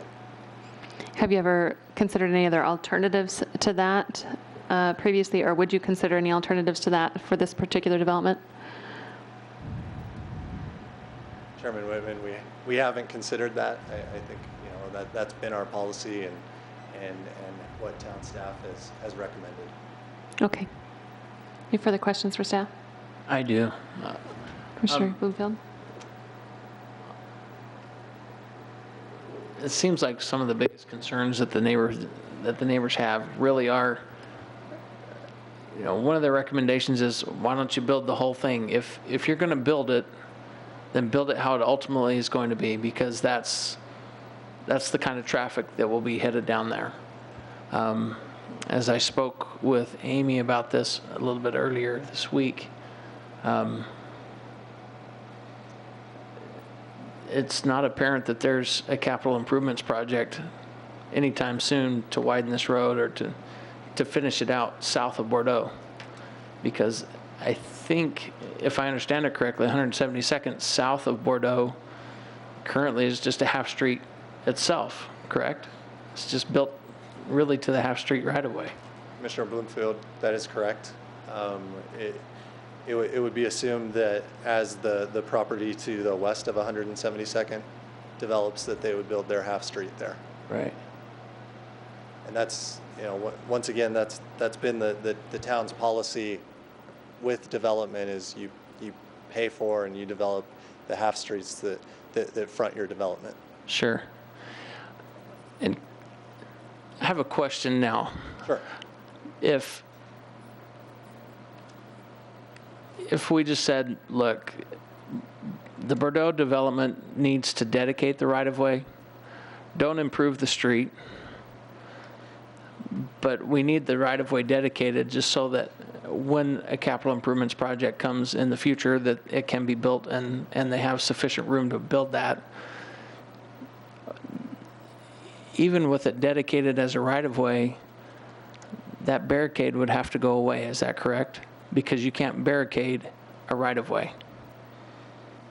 Is that a fair statement, or am I incorrect in that thinking? Commissioner Bloomfield, if we just get the right-of-way dedicated and there's no roadway built there, we would not remove the barricade. Okay. Okay. I think, and also just, I guess, a lot's been talked about with CIP projects and future CIP projects. The town has been focused in the past on arterial streets. We still have arterial streets to build, and those are what's identified in our capital improvement program. I think, Sure. you know, at some point we will identify collector streets, especially the major collectors along half miles, but those have not been identified yet. Okay. We wait for development to develop those streets. So it seems like, at least as far as the Planning Commission is concerned, really we have to abide by the general plan that was approved by the public, which shows that there's half-mile streets through here that have to be built, or at least dedicated at the time that it comes through for some sort of approval to the Planning Commission. And so it really needs to be dedicated at this point because it's town policy, and we can't change that. Is that a fair statement as well? Staff, Linda? I'm sorry, I was listening in as I was trying to bring up a GIS map here. Commissioners. I believe the question is, if you could repeat the question, I'll answer it more clearly. Not a problem. The general plan was approved by the public, and as a planning commission, we're kind of beholden to make sure that, and staff, we're required to make sure that all cases that come through adhere to that as close as we can because it was approved by the townspeople. Is that correct? Thank you.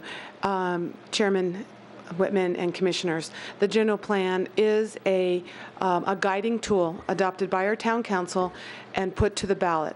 Our residents have approved the general plan with an 84% approval rate. We do update the circulation plan, land use plan, or any other element that needs an update on an annual basis. The one that we have now was adopted by the residents in 2011. The collector systems and the arterial systems throughout the community are the tool that we use to help development be cohesive. It is the town's policy that development pay their way, which means they are responsible to provide the improvements adjacent to their properties and extend infrastructure for future development. In this area, the land to the east was in Maricopa County. The entire area east of this project is within the Gilbert planning area. It is not the town of Queen Creek. It is in the Gilbert planning area, however, it is in the county. Some of the land that you see there adjacent to this property is in the town. Some is still in the county. So the roadways that are partially developed were county standards. The land that's in the Gilbert is required to build to Gilbert standards. Thank you. Any further questions for staff? Okay, Commissioner Blazer? Just to clarify, the land directly south of the proposed Bordeaux development, is that under county jurisdiction or town? County. So are the development requirements for the county different, which I assume they are? Can you speak to that at all? Are they different than the requirements for Gilbert? Commissioner Blazer, Yeah, the county has, they have, their roadway section may be different. We try to work with the county as much as possible to have a good connection between roadway systems. So is it a safe assumption that if the development moves forward, that it would remain as proposed, and the road south may not ever be improved?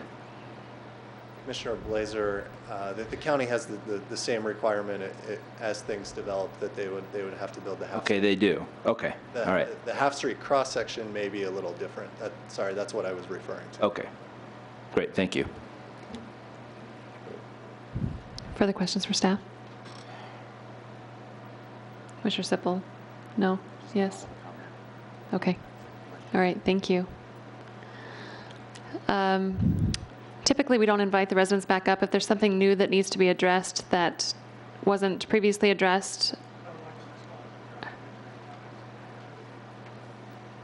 Okay, we can give you just one quick second.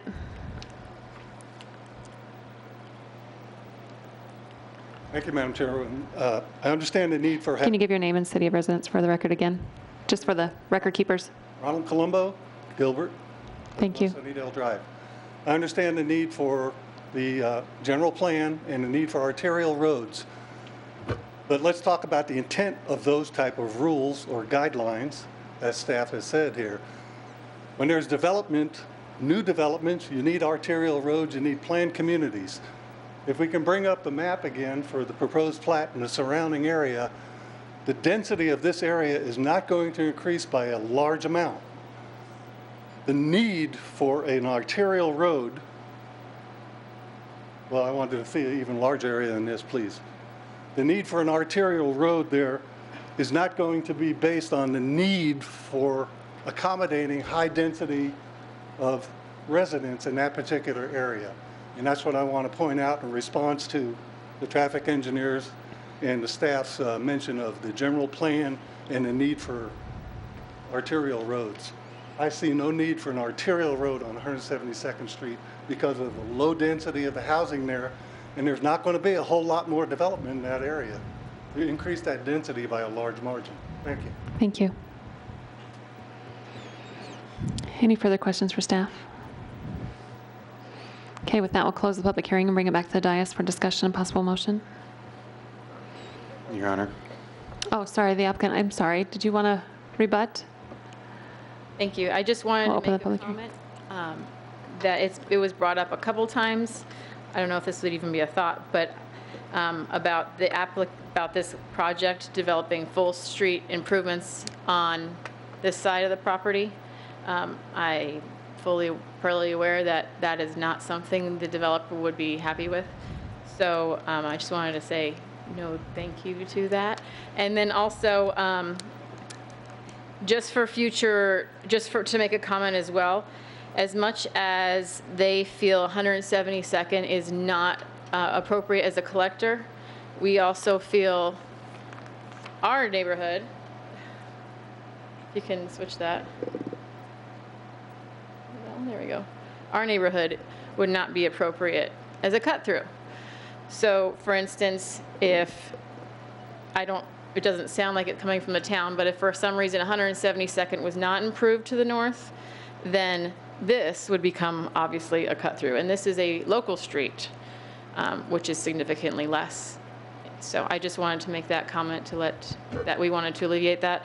So if that was to happen, we would very much like to remove this road and simply shift the lot up. Okay, thank you. Oh, Commissioner Vice Chairman? So you would be all right if, in design, if you did not go into 172nd having two means of egress onto Santan? Correct. We would be happy with two means of access off of Santan right here. This access, both sides are wide enough to allow for double access. So 1 point of... Yes. So you would have, so if one side was, for fire issues, if one side was blocked, there's enough room for double two-way traffic there. Okay, well then I was thinking actual two physical... Driveways. Driveways. Separated. Is an opinion on staff That has been discussed at a previous point in time, and it was not acceptable to staff, because if that is blocked, it is blocked. Right. And there's no access in or out, and for that number of lots, it is not acceptable for fire or traffic. How about how about 2 points? Could we get 2 actual driveways? There could be 2 actual driveways. It's still not encouraged, because once again, if for some reason Santan Boulevard is blocked, such as a sewer line break or something, you still have no other way in or out. So your main access would still be blocked. So it is not ideal.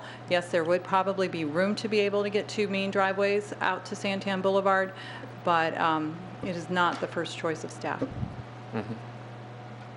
Thank you. Any further questions for the applicant? All right. Thank you, Ms. Sarkisian. Thank you, and I just wanted to point out that we are following the town's codes and requirements, and we meet all the standards right now, and I hope this, look favorably on our preliminary plat request. Thank you. All right, with that, we'll close the public hearing and bring it back to the dais. Commissioner Blazer? I have one more question. This seems like a unique scenario with the county jurisdiction bordering the proposed development. In an effort to adhere to the town's policy of development paying their way, would it be possible to entertain designating the right-of-way and providing the funding for future development, and have the future development of that roadway hinge on what happens to the south, and the timing be driven by what development happens in the county? Would that be an option?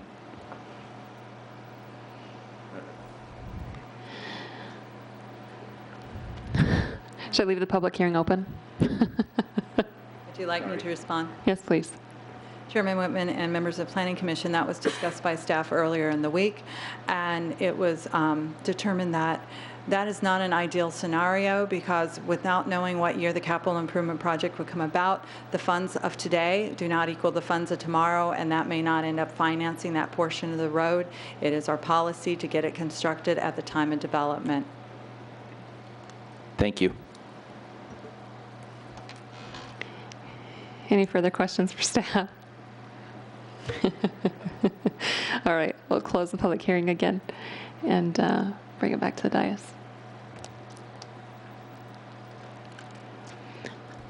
Nobody wants to go first. Well, here's the crux for me, is that as a planning commission, we're charged with the responsibility of upholding the town code and the town general plan. And as part of that general plan that was approved by the voters approved and designed this collector roadway between the 2 arterial streets. And that is designed in large part due to safety concerns for traffic, for police, and for fire. So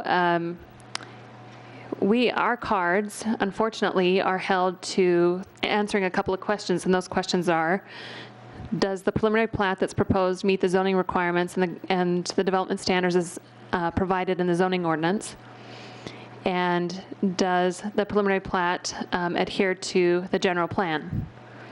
And both of which, in this particular instance, is yes. Understanding the fact that the neighbors prefer not to have this street, but unfortunately, we don't have authority to change that on this dais. We don't have authority to change the general plan. Only the voters have that authority to change the plan. And so at this particular time, I mean, this is not the final plat. This is the preliminary plat that gets approved by, or recommended for approval by Planning Commission, and the plat comes back to us and to council, or just to council. So the plat will go to council for final approval, but at this point in time, our hands are tied to answering those 2 questions. We cannot deviate from that if that request has been approved and mandated by the town. So unfortunately, I understand the residents' concerns with respect to the traffic and the increase in traffic and not wanting the cut-through traffic, but we also have a duty here as a commission to uphold what's been approved by the town as a whole, including the collector roadway. And so from my perspective, I don't feel that I have the right or authority to vote any other way but to approve it so long as it's in conformance with the town's code and the general plan. Commissioner Cavity. Thanks, Chairman Whitman. I appreciate that. We really appreciate the homeowners coming. It really helps us to understand and hear what you're thinking and what you're wanting to see in your neighborhoods. I actually almost bought a home on this street at one time, so I can very much appreciate this street. And I think even outside of the comments made by the chairman, I think we have to look at the bigger picture for the properties that aren't yet developed too. And I think not having proper collectors in an area, any part of Gilbert, would create future problems. And so, with growth and with development, we always have an increase in use and in this case traffic. It's part of the process. And as long as it's managed well, and I think that's what the town engineers and the applicant engineers are trying to do, is manage it well. So we certainly empathize with the situation, but the big picture, which is something we always have to keep in the back of our minds, is that proper collectors throughout the town of Gilbert are really important. And so even as much as it may not be ideal, it's a situation where you've had a great environment up to now, and it's going to change a little bit. I think you may see some positives to it too. You're going to have. I'm sorry. You're going to have to. I'm sorry. You had your public comment time. And I appreciate your sentiment. I do. I just think as I've looked at the plan and I've driven these streets, I mean, there are other cut-throughs. If people want to cut through, they're going to cut through. And so I think as long as we provide, all terrain, I mean, these are all weather type roads that are going to be put in. You're not going to have, muddy, dirty roads. You're not going to have other issues like that. You're going to have proper striping, you have proper curbs and gutters. I think that you could maybe look for the silver lining in some of these improvements that you're not having to pay for. These improvements are being put in by others. So hopefully you can see that. But in the end, what Chairman Whitman pointed out is very true, that the applicant is meeting all of the requirements of the town, which are there for a reason, for everyone. And so I'm going to need to vote for this. Further comments? Commissioner Sippel? Thank you, Chairwoman. I agree with my commissioners up here on both ends, actually. Commissioner Bloomfield and Commissioner Blazer proposed or discussed an interesting piece to that, and that is, well, what about still dedicating the roadway and providing funds, although in today's dollars, to support the complete build-out of the entire road when it happens? And, in other municipalities, I've seen that happen, and it's a good suggestion for the possibility of that. But when we're looking at the overall picture and what our task is here as a commission, they're not asking to deviate from lot sizes, which we get often up here. They're agreeing to do all of what needs to happen in this piece of property. And so for those reasons, although I don't necessarily disagree or do not think that that's not a bad idea to look at that piece as an alternative to provide the roadway repairs and improvements down the road. We don't know what that's going to look like or when we're going to be able to do that, and we don't want to have to burden the taxpayers to provide that street improvement when we've got a developer that'll do that. So I as well would be in support of this project. Additional comments? No. Okay, Vice Chairman Ayler? Not to go over what we've already said, but in looking at the development, this development's following all the rules. And as been stated, most developers come here asking for the world and trying to get away from things. This developer's doing the right thing. It might not be the right thing in the eyes of the neighborhood, but they are following the general plan. They are following town policy.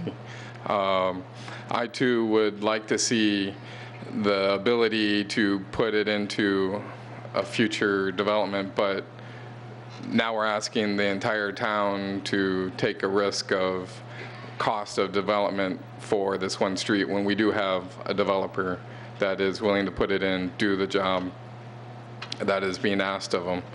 And for that, I couldn't ask the rest of the town to take that risk when as a taxpayer's base. So I would be in approval of this preliminary plat. All right. With that, do I have a motion? Commissioner Cavney? I move to approve the preliminary plat for Bordeaux, approximately 31.4 acres consisting of 45 single-family lots generally located east of the southeast corner of Higley Road and Santan Boulevard, zone single-family -15, SF15. Okay, do I have a second? Second. Okay, I have a proposal by Commissioner Cavney, a second by Commissioner Sippel. All in favor? Aye. Aye. Any opposed? Passes unanimously. Okay, with that, we're going to take about a 5-minute break. Commissioner Whitman, if I could just add one thing. Certainly. Just for clarification to the public, there is an appeal process for a decision made by the Planning Commission. It is 10 calendar days to file the appeal. If they would like to file an appeal, they can contact me and I will give them further information. Okay, thank you. That's 10 calendar days, right? Not business days? 10 calendar days. If you'd like to appeal it to the town council. Thank you.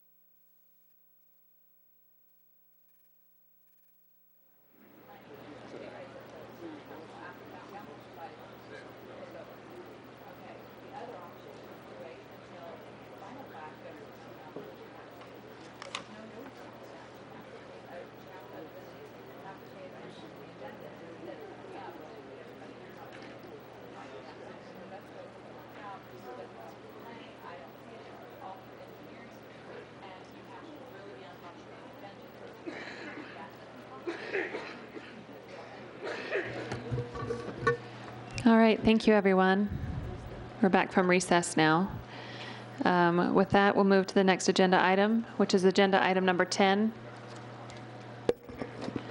which is GP 1404 and the companion zoning case Z 1406 for property, 19 acres of property generally located at the northwest corner of Williamsfield Road and South Wade Drive. And with that, we'll invite up Ms. Maria Cadavid for her last meeting. Yes. Your last case. At the Planning Commission, I have to go to council tomorrow, and next week I have the heaviest agenda for the Sound Review Board of the whole year. Okay, so. That's your parting gift. That's right. Thank you very much. These applications come back to the commission after you saw them in the April. And we review the concerns you had at the time. The general plan, as the Madam Chair stated, is proposing the conversion from the multifamily medium, land use designation 14 to 25 to the immediate below category from 8 to 14. And this application is at 10.2 density. In the history of this parcel, which is the last one in Lionsgate in 2006, this same parcel had the zoning designation of single-family detached, and the applicant, the same as of today, rezoned it to multifamily medium, and they tried to market. In fact, we had a project that came forward all the way to the Sound Review Board, but it never got built. So that is the general plan request. In the justification for the general plan request, staff included in the evaluation 3 of the general plan design guidelines for the Gateway area, which talks about high-quality residential neighborhoods that include adequate open space and that will be linked to schools, commercial and employment services, parks, and neighborhoods. The other item that is very important and applicable is design developments with a small front yard setbacks and provide all elevation of homes with high level of visual interest, including porches, patios, courtyards. And lastly, but not least, provide recessed side entries, rear garages, access by side driveways or alleys. The development plan later on will show and illustrate that that is a fact in this development. The next table on page 4 of the report, we summarize all the development standards, and the ones that are bolded are the ones that are requesting deviations from the standards of the single-family attached product. That is the sizes of the lot to be at 1,795 instead of the 2,000 required. However, the average of the lots go up to 2,220. Let's move these. That is the aerial map of the site. Chairman Whitman had a question about the multifamily designation of the almost 6 acres immediately to the north. And as you can see on that map on the screen, this is a fully and complete developed outdoor entertainment outdoors, which is a permitted use in the multifamily medium.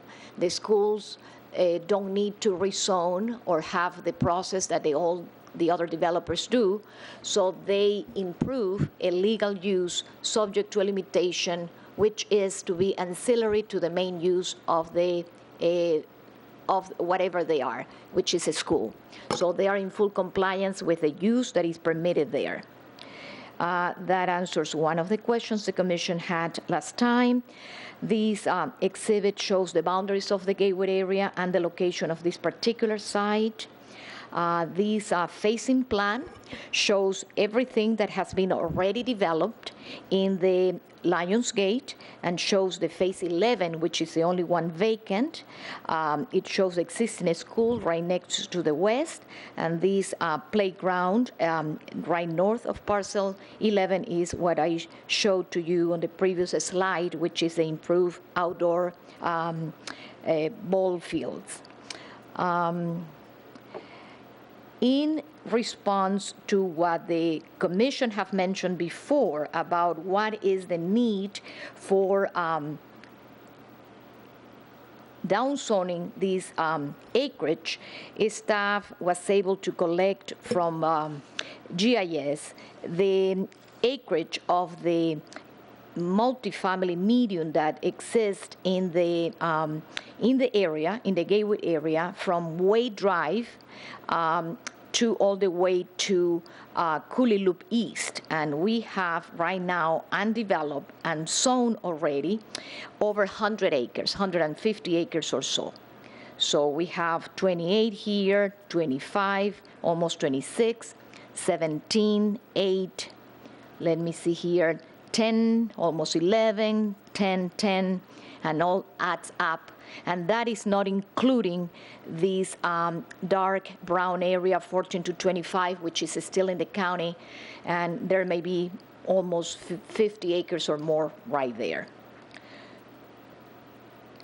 The general plan exhibit is very simple. It shows the boundaries of the parcel. It shows illustrates the large landscaping or right-of-way for the railroads and the gas lines that affect this piece.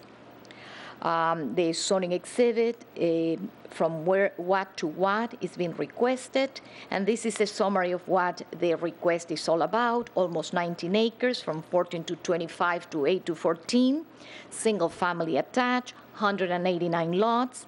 1795 is actually the smallest lot size, but the average for the fourplexes and the average for the sevenplexes elevates this average total to 2,220.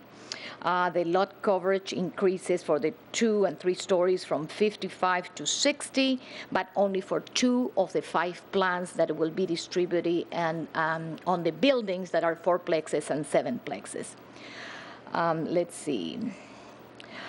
The applicant, in addition to what they submitted the first time, gave us this pedestrian plan to demonstrate the connectivity to the adjacent existing parcels. Those 2 that we see to the north were already in the multifamily that was approved and was never built. They're adding the 3rd one to connect pedestrians to the school site. They have pedestrian access on the front of the project through the gates, pedestrian gates, and they have also those to the green belt that will be to the south and the southwest. The last item that the applicant requests to deviate is the elimination or dropping the requirement of an equestrian trail that was required by the original ordinance to come all the way from the northwest down. The school site, when they built their facility, they didn't improve the equestrian trail. So this portion will be something that will not connect to anything until way beyond the west side where there is stopped before the school site. What are they giving to the town in return? Well, they have 80 feet of easements for the natural gas and the town lines, utilities, and El Paso Natural Gas has confirmed to the applicant that they will allow to plant trees on both sides of the open view fence as long as they're 5 feet away from their easement. So that gives the town and the developer the capability to landscape all these with plant material that is permitted by the different agencies, the RWCD, El Paso Natural Gas, the town of Gilbert, and still maintain the palette of the Gateway area, but will end up with a very generous landscape buffer, visibility to these houses that will front onto Williamsville Road instead of just 10 feet wide equestrian trail that is a DG stabilized. So that is their take or give to us for that in lieu of deleting the equestrian trail requirement. This shows the development plan showing the allocation of lots, the open space, and the civil information that is needed to go to the next step, the preliminary plat later on. The applicant also added information regarding the 4-plexes and the 7-plexes, and this gives us the information on the private and the public open space, how they are going to connect, and how they will be incorporating access to the front of the houses, how from the private alleys they will access the garages, and explaining how the high percentage of open space is allocated in the interior of the project. This other one shows the 7-plexes and the same information. On these houses, I understand, and the applicant will confirm, that the 2 of the plans only will need that increase in the coverage, and mainly because they will have tandem parking, which will free up some of the visitors' parking outside. So that is a good thing. We were given, just as a reference, how the elevations or how the volumes of these buildings will look like. This will be the 4-plex. This other is the 7-plexes. They are not going to be 3 stories, just solid walls, but they will step down at the ends. Staff feels that, is of the opinion that the multifamily character will still be maintained, although the density is lower, and that is what we're seeking in that part of the town, maintaining where appropriate the higher densities, and this will be a transition from all the single families attached to the detached to the north, this one attached, and moving forward to the village center with more higher densities and multifamily apartments or whatever type of ownership opportunities. Unless the commission has any questions, the staff concludes the presentation. I'll be happy to answer any questions. Thank you, Maria. Vice Chairman Ayler? Thank you, Chair. The floor plans, the 4-plex and 7-plex, is that the standard 4 and 7? They don't deviate. Other 7s and 4s, this is basically the same 7, the same 4, just put across the site. Correct, but they can, within the 7 units envelope and the 4s, they can mix the plans, and they will offer 5 plans. Oh, you mean of the units within the 7? Correct. 5 plans that can be coordinated, and that details about how that is going to be arranged can be answered by the applicant. Okay. Yeah, I had questions for the applicant. Thank you. Thank you. Commissioner Cavaney? Okay, so let me first ask a question. Which of the lots are less than the minimum 2,000 square foot? I know that you said it goes as low as 1,795. Can you point on the overall plan how many lots are less than 2,000? Do you know that? All the lots within a plex that are interior. The end lots in every building will be larger, over 3,000. No, I understand that some are bigger than 2,000. Which ones are less than 2,000? I haven't counted them, but it will be all the lots in between every envelope of the 7-plexes and the 4-plexes. Okay, so lots of lots are less than the minimum size by zoning. Right. Okay, and then I'm hearing that 2 of 5 plans can be over the lot coverage allowance. So if every plan were evenly spread, that'd be 40% of the lots would be over the allowance. And the give back we're getting is some landscaping in an easement that they have to give anyway. I'm not comfortable with any of that. So.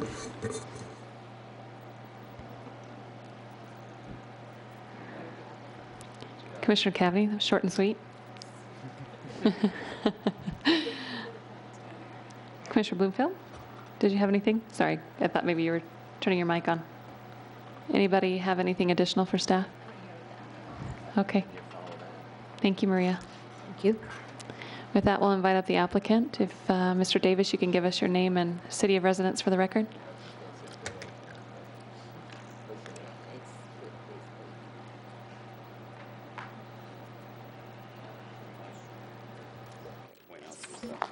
Okay. Let me see. They should work.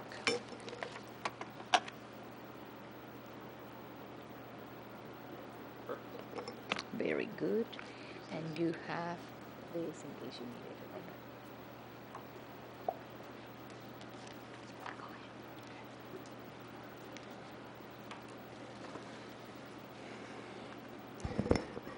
Good evening, Madam Chair, members of the Commission.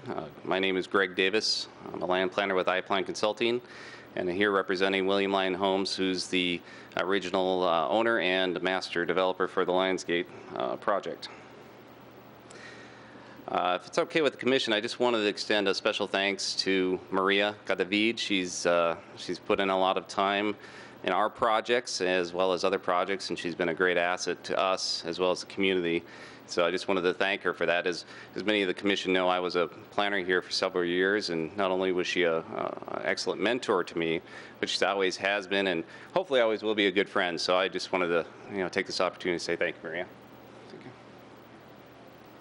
Okay. We are here making two requests. The first request is for reduction in the general plan density to the 8 to 14 units per acre. And as Maria pointed out, our project density is proposed at just over 10 units per acre. The original project was approved back in 2004. It was started, first phase, phases 1 through 5 were the first to develop. But this was a time when the Gateway Character Area was just coming into formation. It actually wasn't approved yet. Cooley Station was also in that same stage of development. So we kind of were trailblazers on how to mix types of densities and to actually make an effective, sustainable community.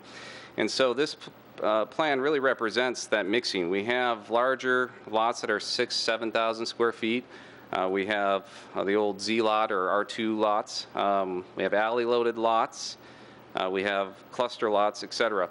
So this project was meant to be a very diverse mix of residential units, and we're here now at the very last stage at phase 11, and unfortunately we've been stuck at this phase since 2008. So we're hoping that we can move forward with the project and bring something to not only finish the project, but actually make it more diverse than it is currently today.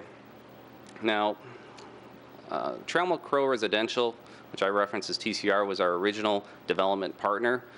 They signed on to develop the multifamily pieces. There was two originally planned or thought that could be built on this project. And the first one, which is identified in red up there, is the Lexington project, which is built the southeast corner of Higley and Ray Road.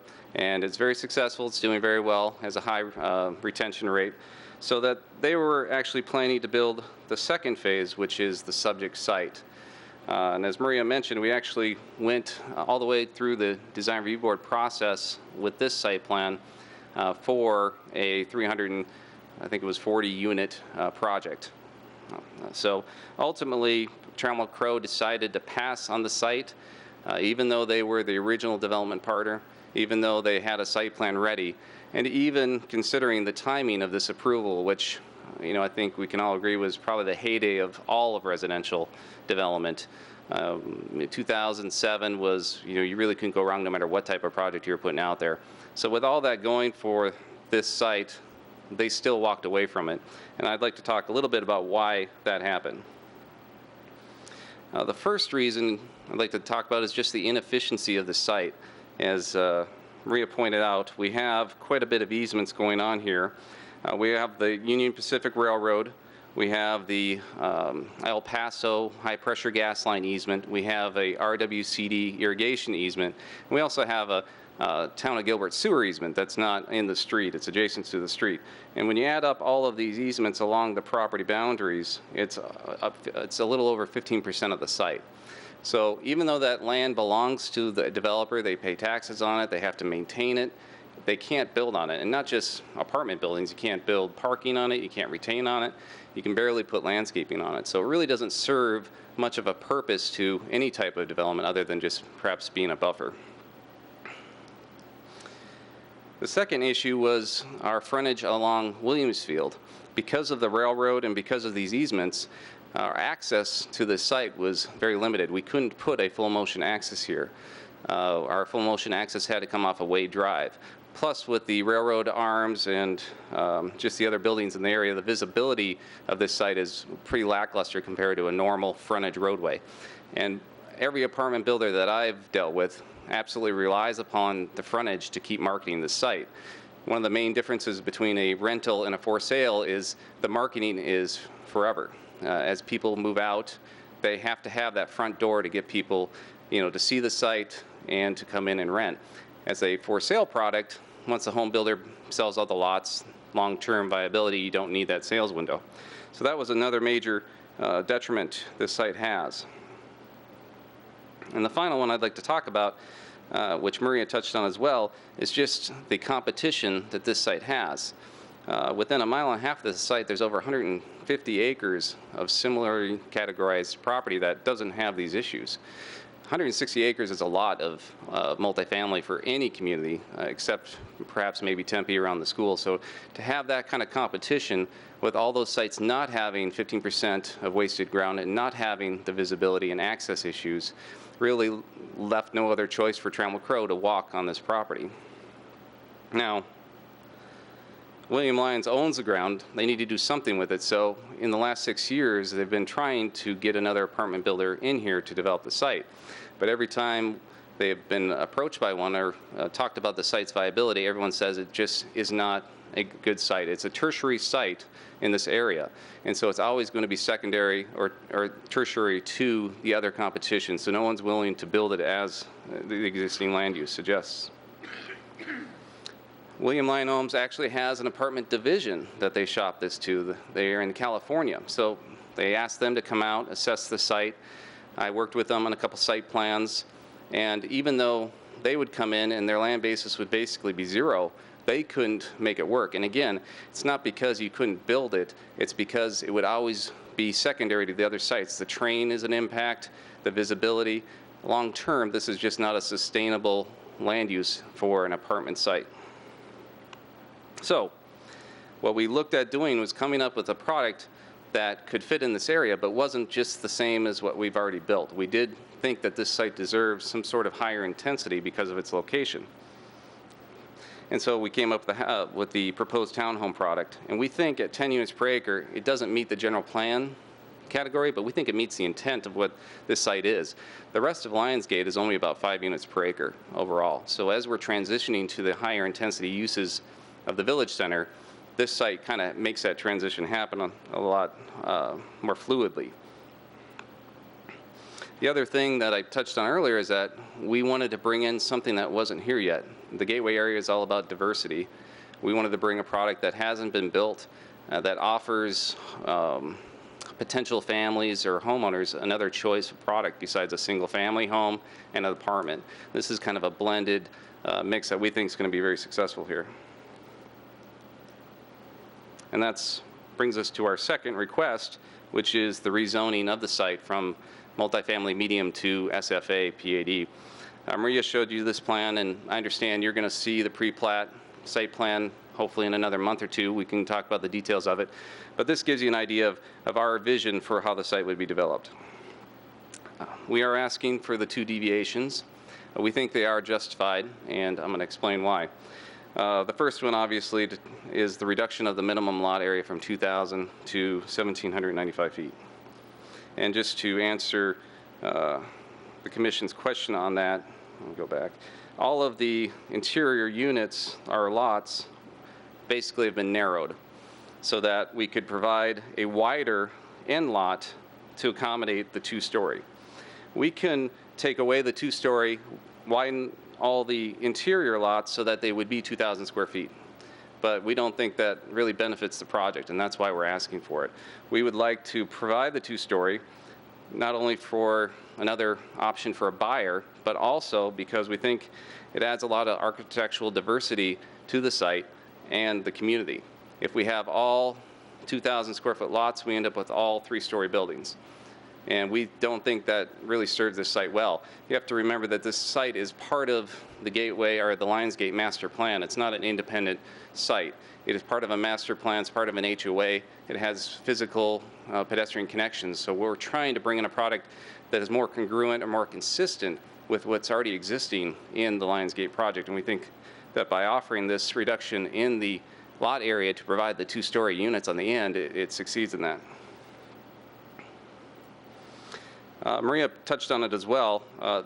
Even though we are proposing a reduction in the minimum lot area, if you take all of the lots, we are at over 2,000 square feet or over 2,200 square feet. So we're asking for a deviation, but we think we're meeting the intent of the ordinance is that we're not trying to cram more home on the lots. Overall in the project, we would have the same number of lots. It would just be all three-story units. So we think the diversity is a good trade-off for that request.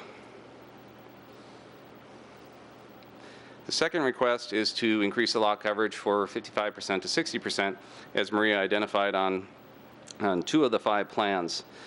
And that is solely to provide that tandem garage option. The 5% only covers that tandem area. If we take the 5% away, or the tandem garage away, the living area stays the same, and the lot coverage goes to 55%. We can do that. It doesn't affect the living area. It just takes away that tandem garage parking spot. And the reason we put that in there is because in all the projects we work on at this density, we always run into the guest parking issue. How much is appropriate? The 0.25 that the code requires is pretty easy to meet, but I don't think it really meets the need. So what we're trying to do is create a situation where someone that has a need for either a third car or more likely just storage can choose this unit, and they can actually park in their parking garage versus taking up a guest or 2 guest spaces. That's the sole purpose for it. Again, if it's not approved, we would just simply remove that from the offering and comply with the 50%. But we don't know that that benefits the project because the living areas stay the same, but we're losing that additional parking. It puts more stress on all of the on-site parking for the project. So that's the reason we're asking for that request. It's limited to only the situation where we have that third car tandem. I've already talked to Maria about that stipulation. We're not asking to put more home on these lots. We're asking just to have this covered garage space, which we think is a benefit to everybody. So in conclusion, we think that the existing designation just doesn't work for this site because of the easements, the usability of the site. We think that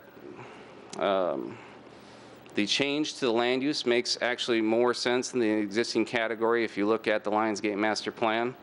And just to come back a few slides, apologize. If we look at the overall transition of this area, this obviously is the intensity of the village center, but this site is actually surrounded by very, what I'd call low density for the site, 3 to 5 units per acre. So if this were to change to this lighter brown, we think it makes actually a lot more logical sense for the transition of the intensity for the whole site. So let me skip to the end. From a land use standpoint, we think this change makes sense not only for the site but for the overall area. It meets the intent of the general plan. The rezoning to SFA with the PAD, we think that also is consistent. When you look at the product that's existing in Lionsgate, it's mostly 2-story homes. We think by providing the 2-story end units that we're kind of making that good transition. We're not sticking 3-story monolith blocks next to a neighborhood of 2-story homes. We're helping with that transition. And we're providing a product that's currently not available, which we think is a benefit to everybody in the community. This product has an alley design, so it has a lot of architecture on the front. It has a great presence from the street. So we think it is an improvement to what an apartment project would be on this property. And overall, we think that it adds to the livability of this site. So with that, I would be glad to answer any questions the commission has. Thank you, Mr. Davis. Questions for the applicant?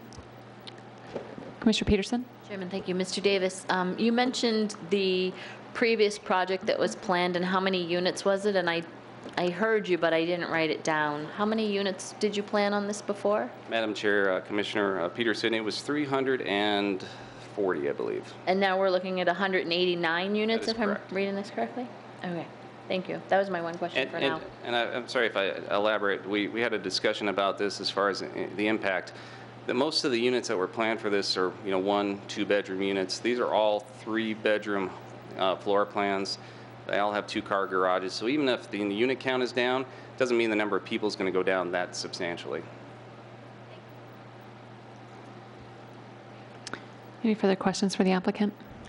Vice Chairman Naylor? I saw you this time. Great. I guess one question I had, you talked about just briefly the alley. I mean, you have a walkway, but I don't understand how you have an alley. Because all I see is garages all facing the street.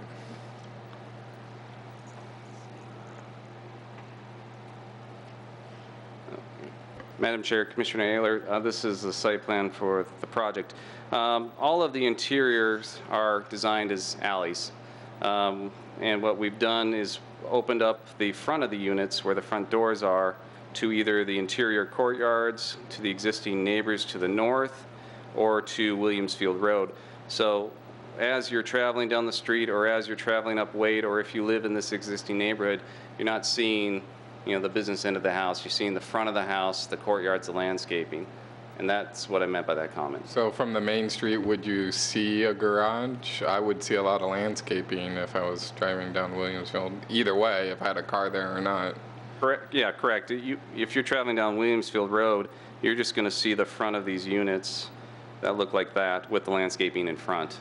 I just kind of wondered because I didn't understand the alley concept because I look at it as main streets. If I'm driving down this, I'm going to see a bank of every house that I drive down as garages, as a community. But yeah, but there's not too much that follows the outside of the community. So my main question that was just came up, and you had mentioned the tandem parking. So if there was not you're saying without the option using your plan numbers 1987 and 2183 are the ones without red boxes, could interchange with the tandems, and is it, how is it going to work if you choose or not choose the tandem? Could you build Plan 2066 without the tandem? Madam Chair, Commissioner Naylor, no, the plans, it would be a standard feature for that plan. So if this request is denied, then those plans would just simply go away and it would be replaced with a similar plan. The square footage of the livable area wouldn't change. It just, the footprint would get smaller to accommodate that. And we are designating this property SFA, so we'll go through kind of more of a standard plan process. It's not like a typical condo where you build the whole unit and everything's fixed. Buyers will have the choice of what units interchange. Now, at some point, you have to build it, and all the units may not be sold, so there may be some pre-selections, but they're meant to be interchangeable. But that 5% increase would only be applicable to the plans with that third-car tandem. So the option, if I wanted Plan 2066, but I did not want the tandem, I couldn't make a bonus room out of it and enclose the garage? Correct. That is not an option. Now, and once it's sold, they do that after the fact. I guess that may end up happening, but it's not part of what our approval would include. It's evolution of houses, but so it wouldn't be an option. That is correct. Okay. And then I guess, I guess you kind of answered of plug and chug of what it is as a standard plan. So you could have, as long as it's an inner unit, you could have 5 non-conforming and 2 conforming. That is correct. And I know, obviously, we all don't like to have non-conforming units, but In this case, that would actually, in our opinion, benefit the project by not having such a stress on the guest parking. Having more cars in the garage, we think is a good thing in this situation. That's why we're not asking for it for a livable area. I think that goes against what the meaning of that ordinance requirement is. Okay, I get to the tandem. I get the idea. I mean, we've done development over the years with tandem, and people, it works sometimes it doesn't. Some people just throw, that becomes the workshop, and you have two cars. So I'm not as sold on the tandem as a third spot that would stay a third spot forever. Just the evolution of houses, evolution. People think of it's a great idea today, might not tomorrow, and we just don't know. Sure. So I'm a little not sold as that's a bonus to the town or to this community as a development, because I don't see that as a solid, always going to be a parking spot. And then I guess I'm just kind of design overall, but we can get into that. But so I guess that was my main question with the tandem. And the design, the layout, you know, it is a pre-plat. It will come back to you, so we'll have plenty of time to talk about that in the future. But we appreciate your comments ahead of time, so it'll help us prepare for them. Thank you. Commissioner Cavity. So just a couple of questions. You know, you mentioned, and I do like the architecture of the exterior. I think those are great looking elevations. You mentioned if the 1,795 square foot lots were not approved, you'd have to lop off those end caps and just have all 3-story. Have you thought about taking one of the 3 stories out to keep the architectural interest without losing those 2 stories?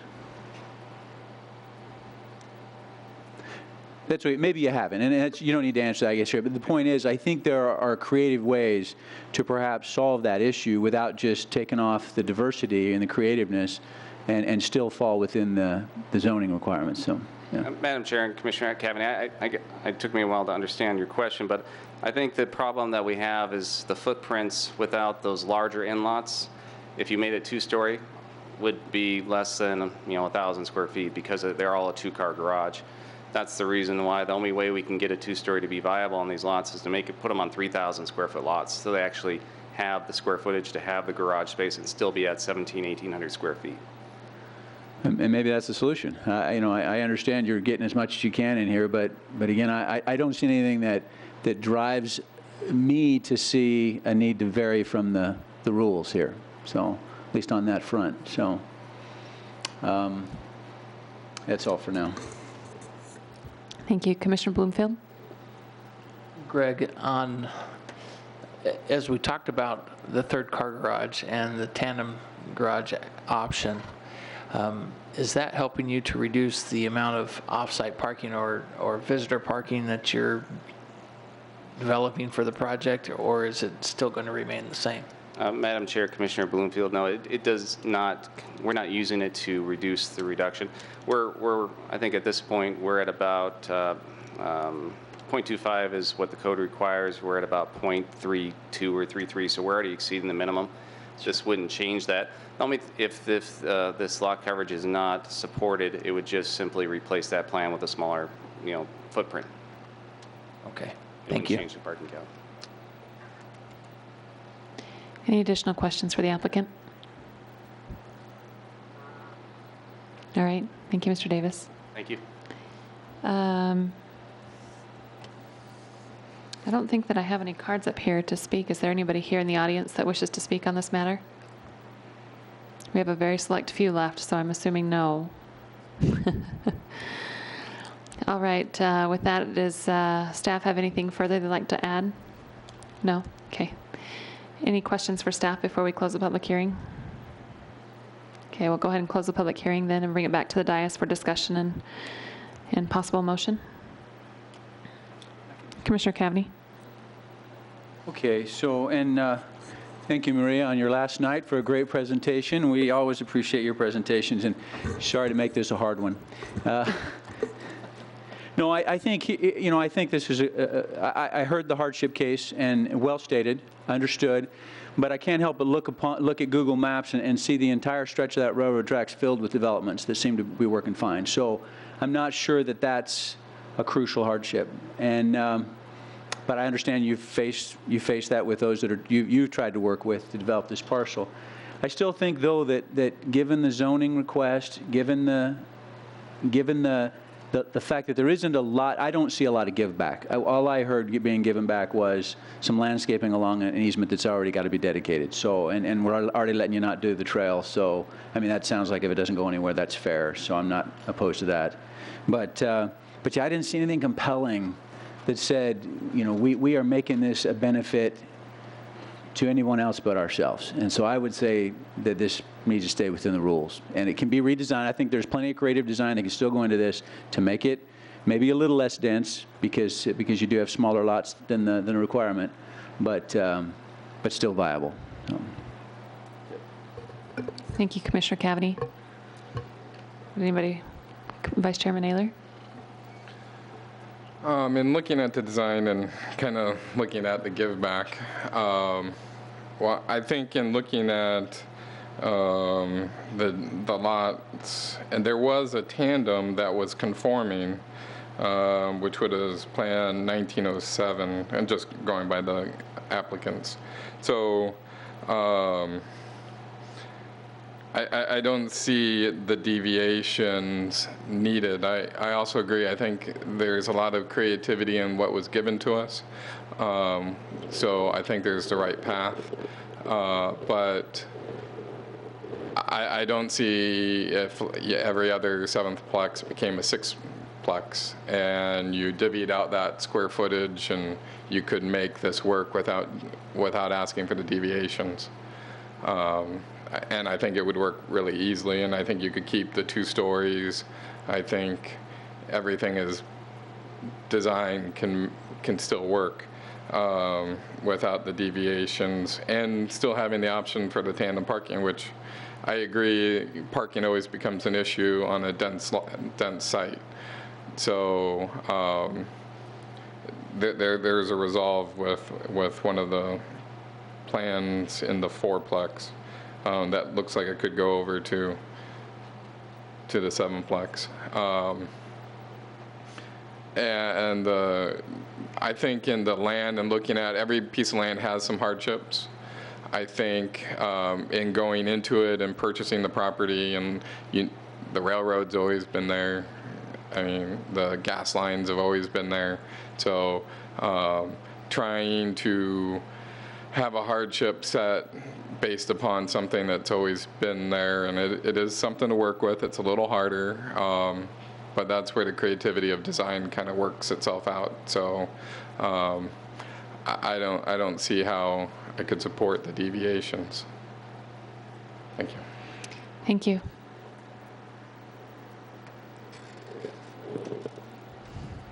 Anybody want to add anything further? I guess from my perspective, I'm a little torn because I think I like the concept and the idea of the tandem parking spaces, and because of that, I think I might be more supportive of the deviation requested for that specific use. I'm still not certain I'm completely sold on the deviation of the square footage request, because that equals quite a few lots over the overall property. And I think that we might need something a little more than just 2-story end cap units to justify that are a little larger. At least from my perspective, I'm not speaking for anybody else, but from my perspective. So I think the density is proposed, I'm okay with. And I think that I'm okay with the deviation, again, for the tandem parking to permit that. But I'm not so certain that I'm okay with continually reducing minimum lot area. And so I don't know what the rest of the commission, I'm trying to count votes up here a little bit, but I guess we can see if there's some additional comments, and whether, based on those comments, whether the applicant would like us to continue the case for a month, or if the applicant wants us to go forward with some sort of recommendation to council on these two cases. So let's, well, I guess we can revisit that in a minute, but let's see what the other commissioners feel. I've asked, and, oh, Commissioner Blake, oh, sorry. Right here to your left. Commissioner Siffel. I'm missing everybody to my immediate right and left. Not repeating what my fellow commissioners have said, I would agree with the chairwoman on the tandem parking, and then agree on the other pieces outside of the tandem parking. I would be in support of the tandem parking piece and providing that deviation. They need to provide that, but outside of that, I would not be in support of the other pieces. Commissioner Blazer? If I did my math right, 143 of the lots would be less than the 2,000 required per zoning, and only 46 would comply. And I think with some creativity in the design, I think we could, you know, the developer could stick within the zoning requirements.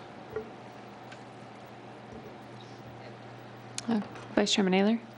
Just to go back to the tandem, I'm on the fence with it, but they do have a solution that works as a tandem that is compliant. So it shows with a little creativity and maybe a little stretch of the property and looking at it, they already have one that does comply to the lot coverage. It would still not comply for the lot size, but so I think there's still a way to not deal with the deviations. And maybe in looking at that, it's, okay, we move this around, this becomes better, and it still doesn't work. Okay, then we can revisit that. But I think right now, with what's in front of us in design, they show they can make it work in one point. So. Commissioner Peterson?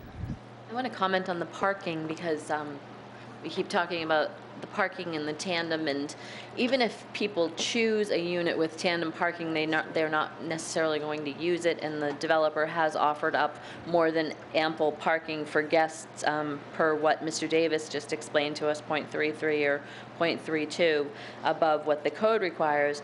I live in a single-family neighborhood that a lot of the homes in my neighborhood have 3-car garages, and nobody parks inside their garages at all. They're all parked in their driveways. I park in my garage. But, and so it's, you know, you never know how that's going to go, and you never know if they'll use the tandem parking for a vehicle or for storage or for a workshop or for a craft room or for something. We have no idea. I like the idea that these units are, that the person purchasing the unit can do something different with them. They're not an apartment complex that is going to be just built the way that it is, that it's going to be a little bit of variety. They can choose the style that they want to build and build it, which is a nice option for a townhome. And I think that they've done some good work. I'm always leery with the railroad, and you know, I've commented on it before because I live about a mile as the crow flies from a railroad, and I hear it every night. So definitely notification needs to go out for that with your home builders. And I'm tossed. I want to hear what the rest of the commission thinks. I guess only one more person has to speak, but I think that they've worked on a decent design that's something different in an interesting location that they've had issues with over the years. I was here in 2004 when this all started, and I'm surprised that I'm still here today, 10 years later, and we're still talking about the same locations. So I'm torn too, like the chairwoman said. Want to hear what? I don't know. Commissioner Bloomfield?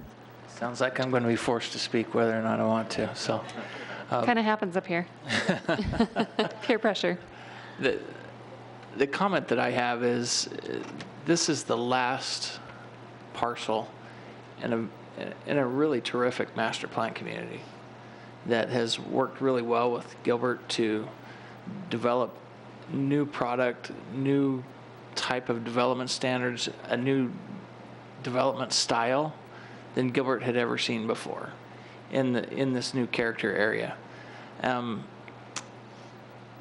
market has changed markedly from when they started it to where we are today. I am a firm believer that the developer, after working through all of the issues and challenges that they have over the years, if they find that it needs a new product, a new style, a new whatever, but we can work with them to finish out their development, I'm okay with it. So by and large, I would be willing to go with their request as they proposed. I mean, they made a great case as to why they wanted things and what the challenges were, and I'm okay on all fronts. So that's just me. Thank you. Commissioner Cavney. To add to my previous comments, I think, and maybe this is for the purpose of contemplating a motion eventually here, I have no problem with the general plan request. I think the concept is good, and I think this is a great development. I agree, and that this could be the perfect product for this site. But I think, and I would encourage the developer to go back and pull off all the constraints on this thing, perhaps. I mean, the roads are not there yet, and the property lines are not there yet. This is not locked in stone anywhere and can be adjusted to meet the requirements of the zoning. And so, yeah, I mean, you don't have to take one home or one unit off of each bay. You could realign the streets and take one unit off of 5 bays and still be fine. I think there are plenty of opportunities to utilize proper creative design to get this within the requirements and still provide this wonderful idea. This is a great idea. I think we have these rules for a reason, and I think that they can be met here. And so I would encourage you to do that, and I'm more than willing to work with the developer to get this done, but I don't see the case for deviating as dramatically as is being requested. And we're looking at 40% of the units would be a different size or less than the proper size. I don't think that's good. And well, anyway, I've said my piece. Okay. What is the commission's pleasure? With the commission, do we have a recommendation? Does the commission want to recommend denial in both cases, or would the commission prefer to continue the case and have the applicant bring it back and maybe consider working or proposing a different design or making some changes? I can get a thumbs up or thumbs down. Okay. I guess we're going to open up the public hearing just to quickly get some input from the applicant on some perspective. Thank you, Madam Chair. I appreciate it. From what I'm hearing, what's up for approval as far as the general plan, or more specifically the zoning, the development plan, whether the deviations get approved or not doesn't change the development plan. So coming back a month from now wouldn't necessarily change what would be up for approval. It would just be whether we could convince you that these things are worth approving. And so we don't think we're going to be able to do that. We would appreciate just the commission moving forward with the proposal and adding steps that if you don't like the suggested or the requested deviations, they go forward without your recommendation.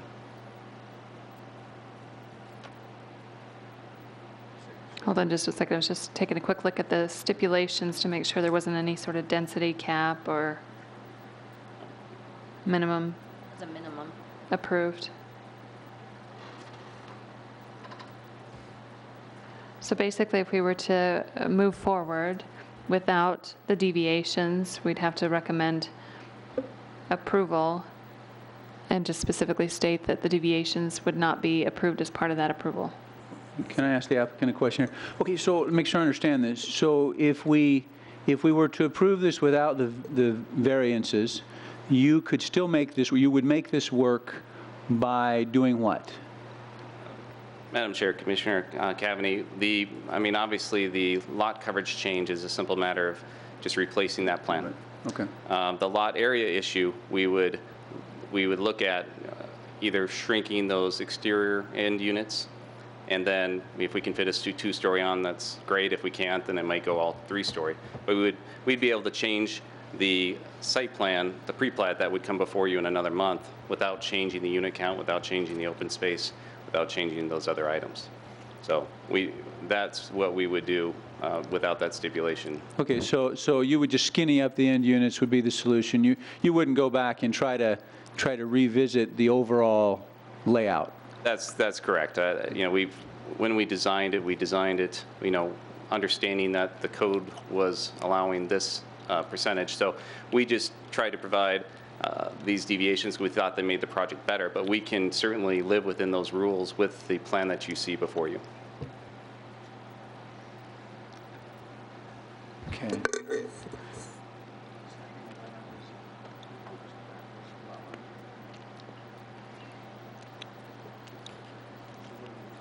And we're only making a recommendation to the town council, so they would have final say. So they could, with our recommendation, whichever way it goes this evening, take exactly what was presented here this evening to the town council, and then they could make a decision on it also. Yep, there's not a plat attached to this. It's just a zoning and general plan.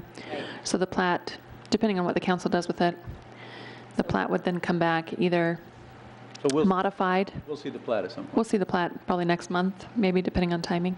So you could make a recommendation based on exactly what's in front of you, recommend to approve or deny, and it's going to go to the town council, and they can present however they want with exactly what we. I'm here first. This is our opportunity to speak on what's being presented this evening. And as an applicant and staff, they can take exactly what was presented to us this evening, no matter what our approval is, or whatever our recommendation is, and they can take it to town council. So they can take the exact staff report that we've been given this evening and the exact presentation with our recommendation, whichever way it is, whatever we put for a recommendation, and take it to town council, and then town council makes the decision. The town council can either uphold or approve or modify our recommendation. But he's not understanding that. But I'm in agreement with David. I understand we can say yes or no. I mean, that's the point of what we're doing here, and council makes the final decision. But what are we, if we are to say approve this with taking off the deviations, what are we actually approving at that point? Well, if you just the change of the straight zoning. Just a straight zoning, that's all. And the general plan amendment. And then they can try and make their justification, make their case to council on whether the deviations should be supported, and then the council has their opportunity to either approve it with the deviations or uphold our decision. I just or our recommendation. To understood exactly what staff and the applicant can take forward too. Okay, so we have a couple options. We can either approve it as is, we can approve it with steps, perhaps taking off these couple of variations, or we can deny it. What is the result if we deny it?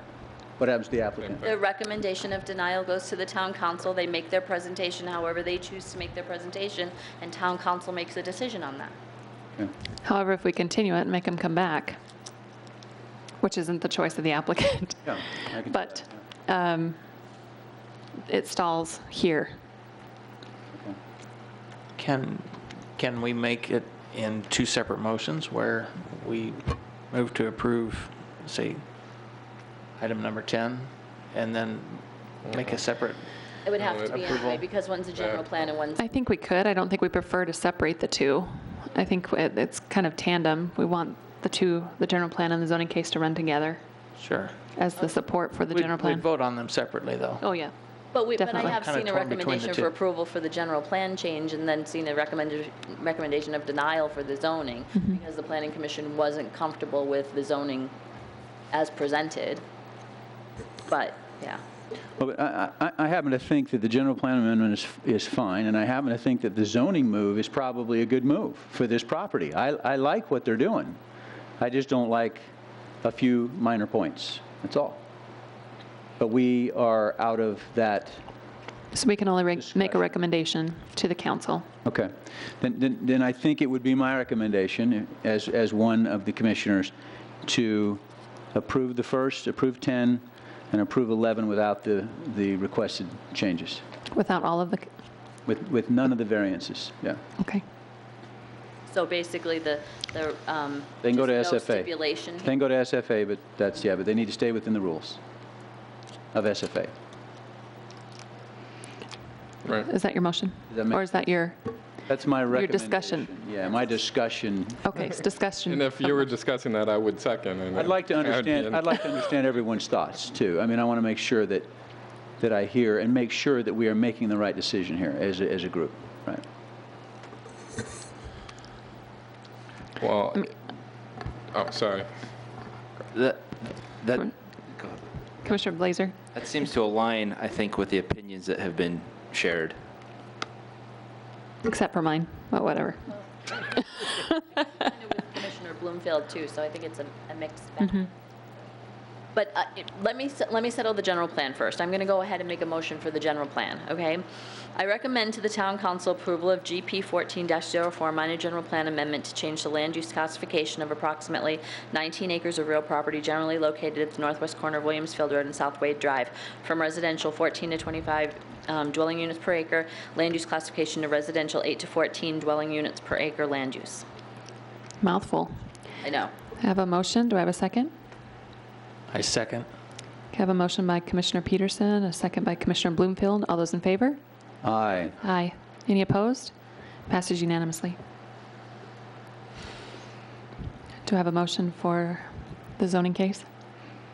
I'll try it. All right, so for the reasons set forth in the staff report and per the discussion by the commission, I move to recommend approval to the Town Council for Z 14-06 as requested, with the stipulation that the requested variances be denied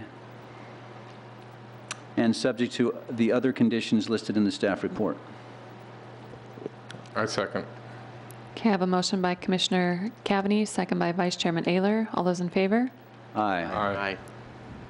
I want to vote nay, but I'll vote aye just for the... I don't want to turn the case down, but I was really in support of the deviation. So aye. You were what? In support of the lot coverage Well, then- deviation. Then say, But then, that's a different motion. That's Yeah. half of That's it. that's half of it. I vote nay on that proposition. I'll vote nay also. I think maybe we need to withdraw the Either way, it motion was and going to start be over. split. Another vote. I think Let's we're- make sure the I vote think is we're gonna have to understood. Let's vote. make sure the vote is understood for everyone. So for the motion I made, how many ayes do we have? Aye. You have an aye here. Aye. We have 4 ayes and 3 nays. Okay. And the nays would be Peterson, Whitman. Bloomfield. And Bloomfield. just for the record, so that Margot can get it straight. And again, it wasn't a nay for the land use. It was the deviation. One deviation, at least for me. Okay. With that, moving on. We are now on agenda item number 14, which is UP 1307. And it's a request to revoke a conditional use permit for an East Valley Patient Wellness Center permitting a medical marijuana dispensary in the light industrial zoning district. And at this point in time, we hate to do this to you, but the Planning Commission needs to recess into a quick executive session. And once the executive session is over, when we're upstairs, we'll be right back down to reconvene the meeting.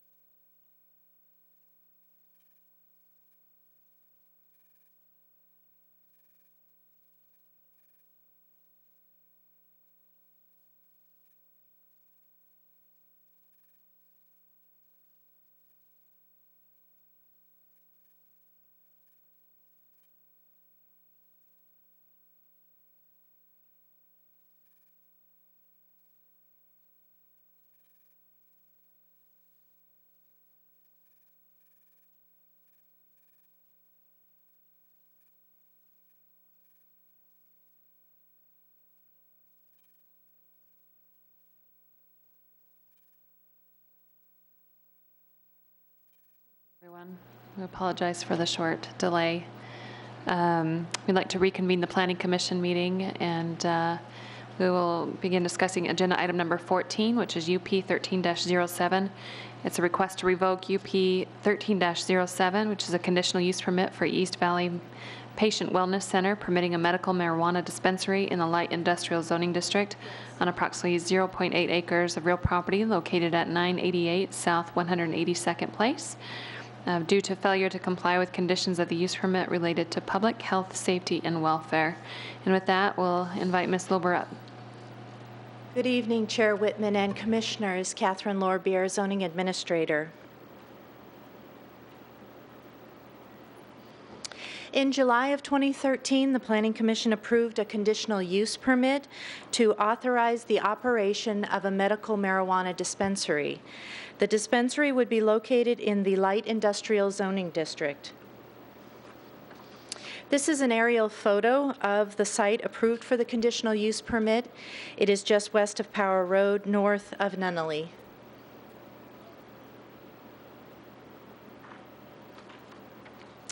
In April of this year, the town received a complaint and began an inquiry into whether the property was in compliance with the conditions of the use permit. Specifically, the town was concerned whether the applicant supplied a valid dispensary registration certificate as required by code and the conditions of approval of the use permit. Based on the information received, staff initiated the revocation proceedings and set this public hearing for the Planning Commission's consideration and action. The Planning Commission may revoke the conditional use permit because of failure to comply with the conditions of approval. Only one dispensary registration certificate is issued by the state for this part of the community known as Community Health Analysis Area, or CHA 77. The Arizona Department of Health Services has explained to town staff that they are prohibited by statute from revealing the identity of the certificate holder except to the actual holder of the certificate. Soon after, we received a copy of a letter from ADHS, which you have in your packet, addressed to Kathy Sanchez, responding to her inquiry about who controls the certificate for CHA 77. This letter also states that ADHS does not recognize Cumbri Investments LLC or Ultra Health LLC or any other entity as the holder of the certificate for CHA 77. Lastly, I have handed out a response that staff did receive from the state showing that the certificate supplied by the applicant, Mr. Duke Rodriguez, to town staff on April 10th, 2014, is not recognized by the state as valid. Therefore, the question before the Planning Commission is whether the evidence supports the findings that the applicant has violated one or more terms of the conditions of the use permit. Staff is recommending that you revoke UP 1307 based on the findings of fact. And we'd be happy to answer any questions you may have. Thank you. Thank you, Catherine. Are there any questions for staff? I don't think we have any at this point. Thank you. With that, we'd like to invite the applicant up.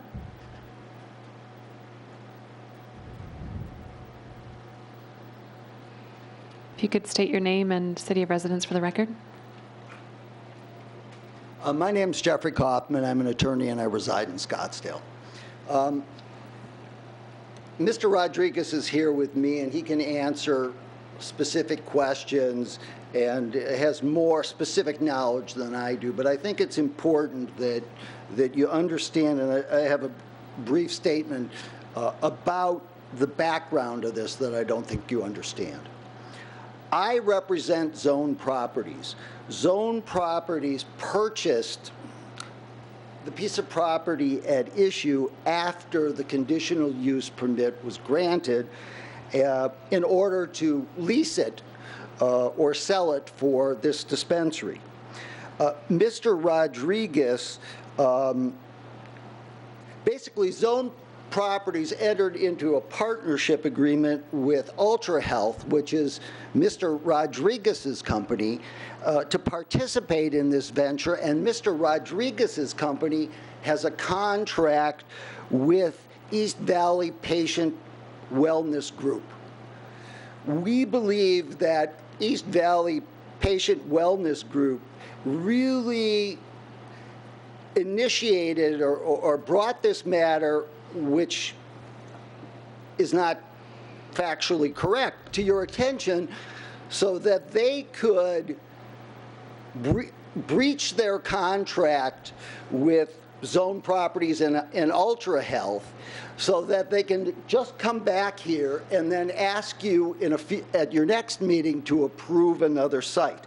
I'm sorry. They're asking you to be complicit in their breach of contract action. These matters should be resolved in court. Just 1 second, I'm sorry. I should have stated at the very beginning that we're giving time limits of 20 minutes apiece for the applicant and for rebuttal, but I just wanted to make it clear to everyone there's a timer that's going right now, so everybody's on the same page. Sorry, didn't mean to interrupt. Furthermore, Madam Chair, would Yes. you like to invite the applicant to reserve time for rebuttal? Yes. Well, I think I'll give. it's 5 minutes for rebuttal. Right. Thank you. Mr. Rodriguez has, and maybe you've seen, documents that actually show that none of the people who were the original members of East Valley Patient Wellness Group are currently even involved with it. Kathy and perhaps her husband David Sanchez have ousted the members of the board of directors of East Valley Patient Wellness Group and are, again, attempting to breach their agreement with Ultra Health. To make matters worse, they're going to buy property a few doors down or rent it, and they're going to come back here next month and ask you to approve a conditional use permit for their property. So from the point of view of the town, nothing's going to change. You're still going to have a medical marijuana dispensary. It's just you're being asked to pick who's right and who's wrong in this dispute between the various partners in this venture. So I urge you to let the courts and the DHS determine whether Zoned or Ultra Health is wrong, or whether the anonymous person or maybe staff who raised this issue is wrong. This dispensary would be open now if not for the shenanigans undertaken by those who claim that they control East Valley Patient Wellness Group and can ignore all their signed contracts, which you haven't even seen. There's no pressing need for you to take this action, especially without a full hearing where we can present additional materials to you, as we've had very short notice of these proceedings. No one, especially the public, will be hurt if you deny this request to revoke the conditional use permit. Thank you. Thank you. Hi, I'm Duke Rodriguez, Scottsdale, Arizona. I'm the original applicant.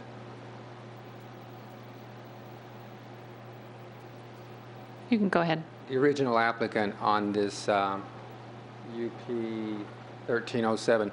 If we could just, I just want to go give you a little history of why this is really here. And I don't want to get into it because I can tell from the audience that's here, many of the players you have here, if you go back and look at the actual footage of when this application was considered, we started this process with the town of Gilbert in March of 2013. I was at the initial meeting with the staff of the town of Gilbert, and some of the same people who are going to complain today are going to go off on all kinds of tangents, but they were here for every hearing and go back to every hearing, and they supported that current application, which is the same application they got approved. What you have here is a contractual issue of certain parties not liking where the deal went, and so they're not getting the answers they want. So they're asking you to revoke one and then create a window of opportunity to approve another. Can you go back and put that map back up? Just to have all the backgrounds of what's factually occurred. This property was the property that was approved and was purchased and was part of the transaction that everyone in this room who are about ready to oppose it did agree to and were part of it, subject to one specific license, which was the license for, as you said, CHA 77, which I'm going to share with you who CHA 77 was in fact issued to. But that's the site that was approved. The group that who allegedly came to the staff and whispered in their ears and said, we've got an issue here. In fact, in April, I think, or April, March of this year, went ahead and purchased a lot, 2 lots down from that one, and they can verify that that's factually correct. They purchased it because they thought they could then convince you to switch, remove the license. Why can't they submit the one they have right now? Because law requires it not be within 1,000 feet of another dispensary. So once you eliminate that lot, you'll get a new application that happens to be within 1,000 feet of that location.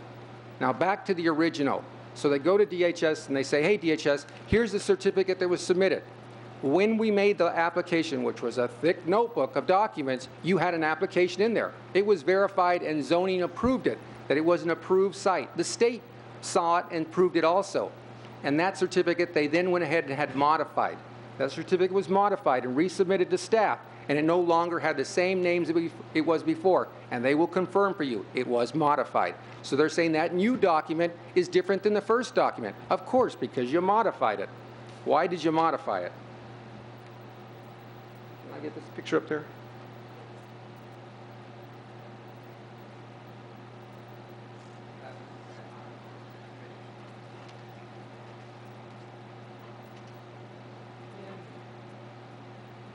Actual letter that was issued August of 2012. I couldn't have created it. It was in fact what was issued.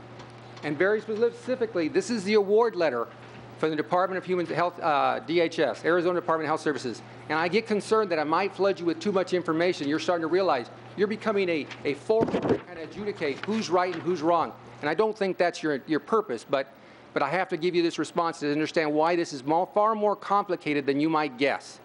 And this is not unusual just with this CHA. If I were to show you the other 99 CHAs in the state, I would tell you about half, if not 3/4 of all of them, are in some sort of legal dispute similar to this. Everyone's trying to get control of these licenses because they are significant and long-term. You're not talking about a battle over a few $1,000s. You're talking a huge investment.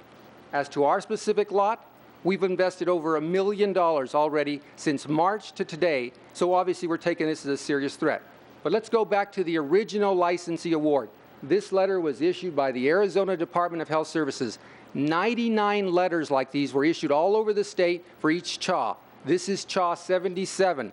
Those are the specific CHAs. There's the award letter. It named 3 individuals. Those are the 3 original LLC members with that specific CHA.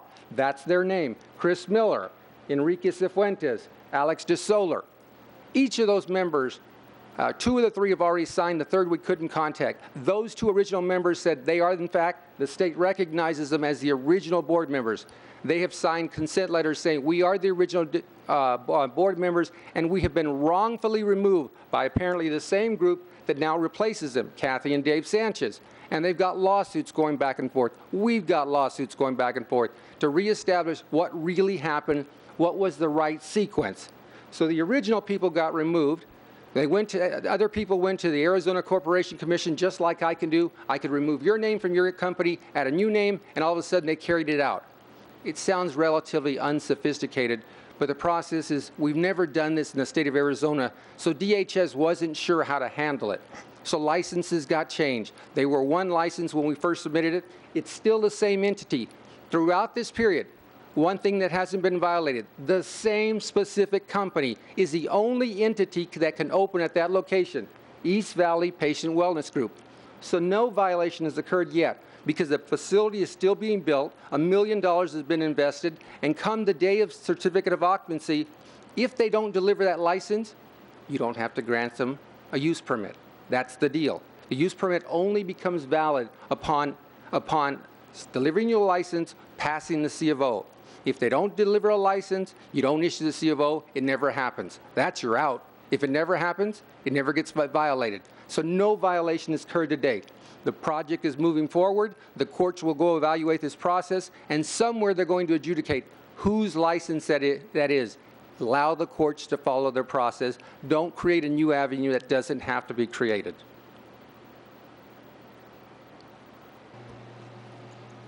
Thank you. Is there any questions for the applicant? Oh, Vice Chairman Ayler? So you've never opened, and so is what you're stating?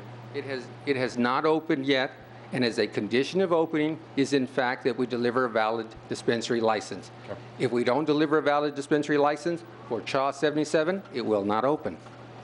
Okay. Thank you. All right. We have quite a few cards up here for the public. If there's anybody else that wishes to speak, please make sure you fill out a card and turn it up here. But I've got a Dane Nielsen. If you could come up to the podium and give your name and city of residence for the record. Says I'm in favor of this and wish to speak. Okay. Madam Chair, down here. Yes. Oh, sorry. You may wish to ask the public whether they would like to divide their 20 minutes among themselves in some way. I don't think they have any groups that want to present more information than others. But I guess I need to understand, is everyone here from the same group? This side of the room is. Okay. We're all You're not part of the applicant? in support of the revocation. Okay. How many of you are wishing to speak on this matter? Just one more. Just one more? Okay, so maybe 10 minutes apiece. Is that sufficient? Give you the full 20? Okay, thank you. Okay. Dane Nielsen, Gilbert, Arizona. Here with Wallen Hester Law Firm on behalf of East Patient Wellness Group. The actual holder of the dispensary registration certificate for CHA number 77. Are you here for East Valley Patient Wellness Group? East Valley Patient Wellness Group, LLC. Thank you. Who's the actual holder of the dispensary registration certificate for CHA number 77 in East Gilbert. And representatives of East Valley Patient Wellness Group are in attendance. Dave Sanchez is one, and he's willing to answer any questions that you might have. Basically, the issue that we're looking at today is who is the holder, according to the Arizona Department of Health Services, who's the holder of the dispensary registration certificate for CHA number 77. If you look in the original application for UP 1307, it lists the applicant as being Duke Rodriguez, the company being Cumbre Investments. Further on, it says the applicant has a dispensary registration certificate for CHA number 77 East Gilbert. So the issue is who has that CHA. In the application, it says Duke Rodriguez is the applicant. It also says that the applicant has a CHA, or it has the dispensary registration certificate for CHA number 77. We're here today to reiterate the town staff's proposal or proposed revocation and provide further support for the letter that the town staff received from the Arizona Department of Health Services. In that letter, it establishes that Cumbre Investment is not the holder of the dispensary registration certificate for CHA number 77, and it also confirms that East Valley Patient Wellness Group is the holder of that dispensary registration certificate. Due to the confidentiality statute of the Medical Marijuana Act, which can be found in ARS 36-2801, the department was unable to provide an affidavit or further confirmation of the validity of the letter. But we do have an affidavit of Kathy Sanchez, who the letter was sent to, stating that she did indeed receive the letter. And also we have the copy of the letter unopened, still sealed, that they sent to Kathy Sanchez. I don't know if you'd like to see those affidavits or the letter. That would be helpful. Certainly. Thank you.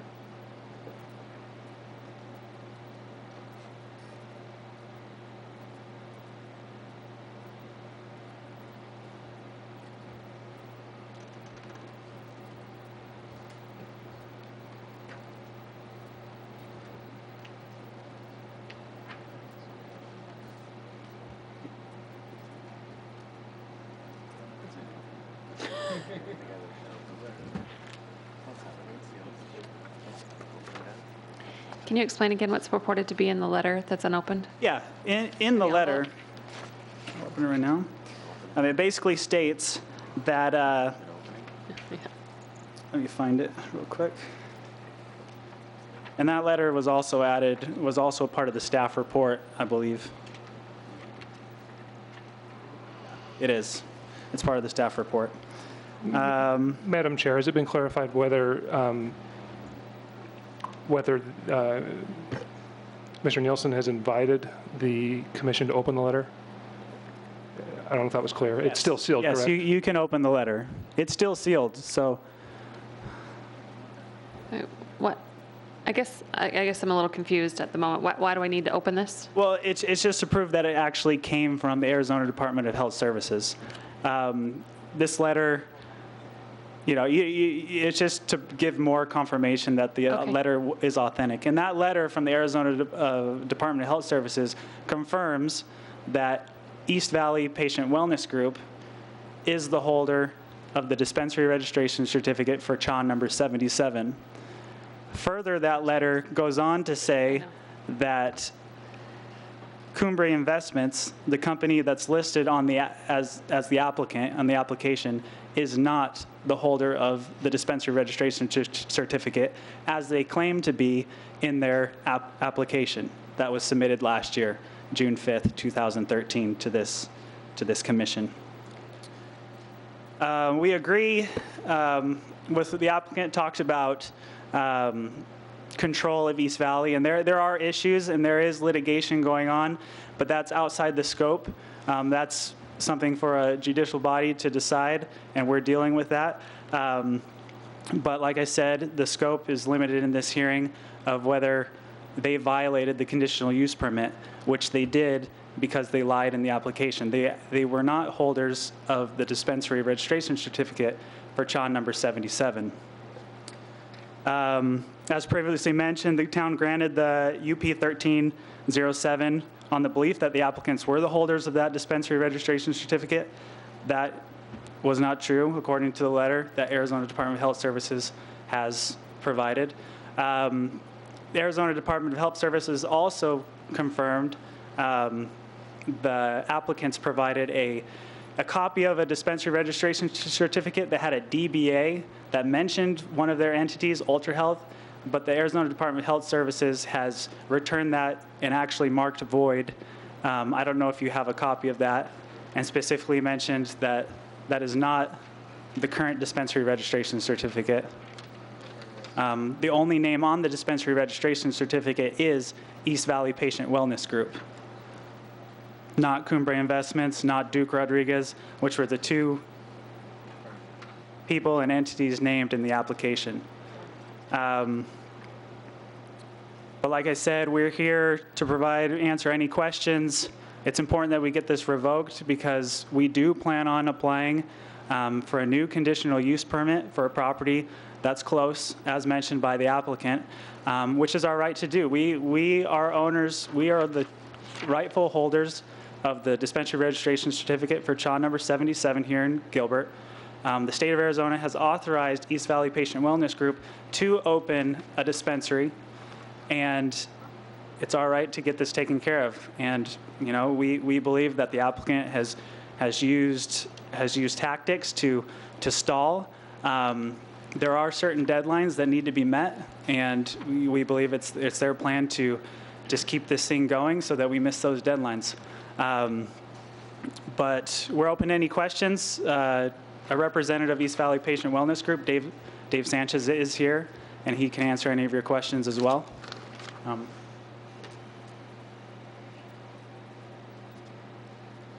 you have Commissioner Cavity? Do you know why Mr. Rodriguez would think that he had a right to use this certificate, or why he thought he was a part of the East Valley Patient Wellness Group? Is there? He mentioned something about a contract. Is such a thing out there? The East Valley Patient Wellness Group might be able to answer that, but the basic principle is Duke Rodriguez was brought into this venture acting as a real estate agent. to find a piece of property that fit the qualifications. There's certain qualifications that a piece of property must be met. It must be a certain distance away from another dispensary, from a school, it's a very difficult thing to find a property, which is why this is the perfect location, and why 2 lots north, which is the location we're looking at for a new conditional use permit, is one of the only locations possible, and why the applicant is using his conditional use permit to block the new conditional use permit that we're looking to file for. But he was originally brought in as a real estate agent, acting as a representative or as an agent of East Valley Patient Wellness Group for the very limited role of finding a piece of property. Okay. Again, I'd be interested to understand why he thought he then had a greater role, perhaps. I would love to as well. Okay. Any further questions for? Okay. Vice Chairman? So you'd mentioned this Yes. one and void. You know when this was brought to be? I believe Jack Vincent received it, I believe it was Friday after the staff report was filed. To be clear, town staff received it as well, and town staff submitted the copy that's before you. Well, I guess my question is origination of this. When did it become void? When did it become a document? When did it get in the hands of the town? No, when was it made? On August because, 7th, 2012? Because it's not dated. It is issue date, but it's the same issue date as the other one. They couldn't have been issued at the same time. I'm looking at the one that does not have a DBA versus the one that does have a DBA. They're issued at the same time. So I'm trying to understand, when was this issued? When was the change in name made? Correct. Between the certificates? I'm going to let the representative of East Valley Patient Wellness Group answer that. He might have a little better idea. Thank you. You can give your name and city of residence for the record. Yes, David Sanchez, Tempe, Arizona. Just to give you, did you want me to answer your questions or start from the beginning? Answer your questions first. Okay. As far as the DBA was issued, basically every license that's issued out there is issued with the same date as every other dispensary out there. The reason that one was issued was because we had given Mr. Rodriguez limited authority to talk to Department of Health Services. Unbeknownst to us, he went and supplied information that said we agreed to put a DBA of Ultra Health on there, which me or my wife, the license holder, Kathy Sanchez, absolutely never agreed to.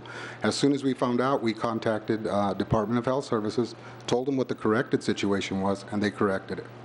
So as far as the dates are involved, they won't give you a specific date of every license that's out there right now will have the same August 9th or August 12th issue date, and will have the same expiration date of the one coming up of August 7th. Real familiar with the dates there.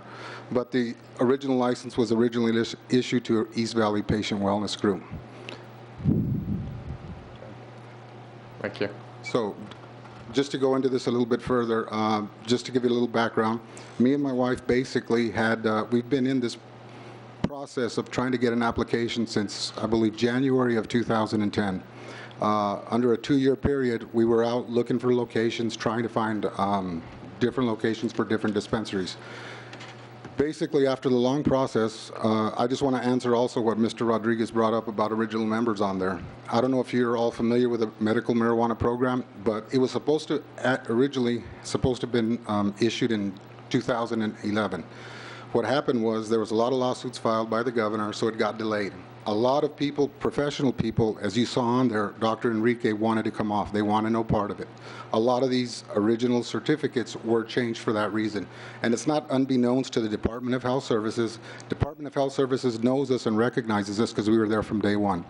When we were in this January 2010, for the next 3 years, we basically were just ramping up trying to get locations going. In 2000, I believe, March of 2013, we went to and met with a couple of agents with Stone Path Realty, which are here today. They referred us to Duke to help us to locate Mr. Rodriguez, to help locate a location in Gilbert. So we did give him that authority. When he did find the location you're looking at now, It was unbeknownst to us, again, that he placed that in his own LLC. So from that point forward, we've basically been at odds because we've been told over and over, it's going to be placed in East Valley, it's going to be placed in East Valley. It never was, absolutely never was. To answer your question, sir, about is there a contract out there, I can state to you and solemnly swear there's not one single contract out there that we have signed or agreed to with Mr. Rodriguez or Ultra Health or Cumbrae. He's given us numerous agreements, I mean, very one-sided agreements, that we just basically didn't want to do. And so we went back to Department of Health Services for help in this issue. And what they recommended is just bringing it before the town. They would back us as far as knowing who the original owner is, which is my wife, Kathy Sanchez. And they said the town would issue basically a revocation because it was brought on false pretenses is basically what it was. So again, the issue today is, you know, the revocation of the address that's on there because that's not the original licensee. And we just feel very betrayed and very hurt that somebody in this professional appearance would just do this to us and just basically hold us hostage from not opening up and delaying everything out. The whole plan is to delay us out until he can come back in another year and reapply, and now he's got the only spot in Gilbert that is approved. So we never, I'll just reiterate again, no contract ever signed with any of them. And Chairman Whitman, may I ask you a quick question? Yes, David. So is there, since the permit was issued, the use permit was issued, yes, sir. Have there been any improvements placed on the property? The subject property here? That's not our property, that's his property. But is there a building there? There's not, there is not. From my understanding, there is not. It's still vacant land? It's still vacant land, yes. Okay, although we just heard there's over $1 million invested somehow. I don't know how. I'm interested to understand that. Because you'd have to ask Mr. Rodriguez that. I have no clue. Okay. Thank you. Any further questions?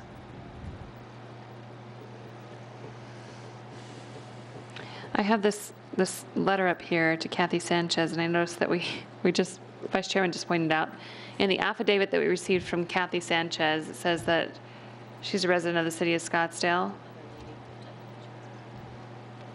And then the letter we have is addressed to her with the Gilbert address. It's the Gilbert address. Is she a resident of Scottsdale or is she a resident of Gilbert? Gilbert. So she swore in an affidavit that... Well, we didn't prepare the affidavit. I didn't even notice that typo. Oh, I'm sorry, yeah. What council is telling me, they took the address that was on the, if you look under the Arizona Corporation Commission, we originally had used Stone Pass Real Estate Office for the Corporation Commission address.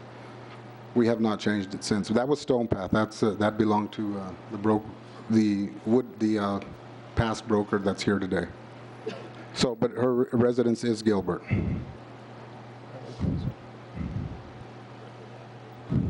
So there was another broker. For Mr. Rodriguez was your broker, but there was another broker? Well, Mr. Rodriguez was never, to my knowledge, was never a broker. He was an agent of the broker that's here today. Okay, so I'm just trying to understand the verbiage because I've heard agent, I've heard broker. I'm just trying to... Our first meeting was with the broker and with another agent that was here that worked for Stone Path also. So we started the the talks with her and with Mr. Scott Armstrong.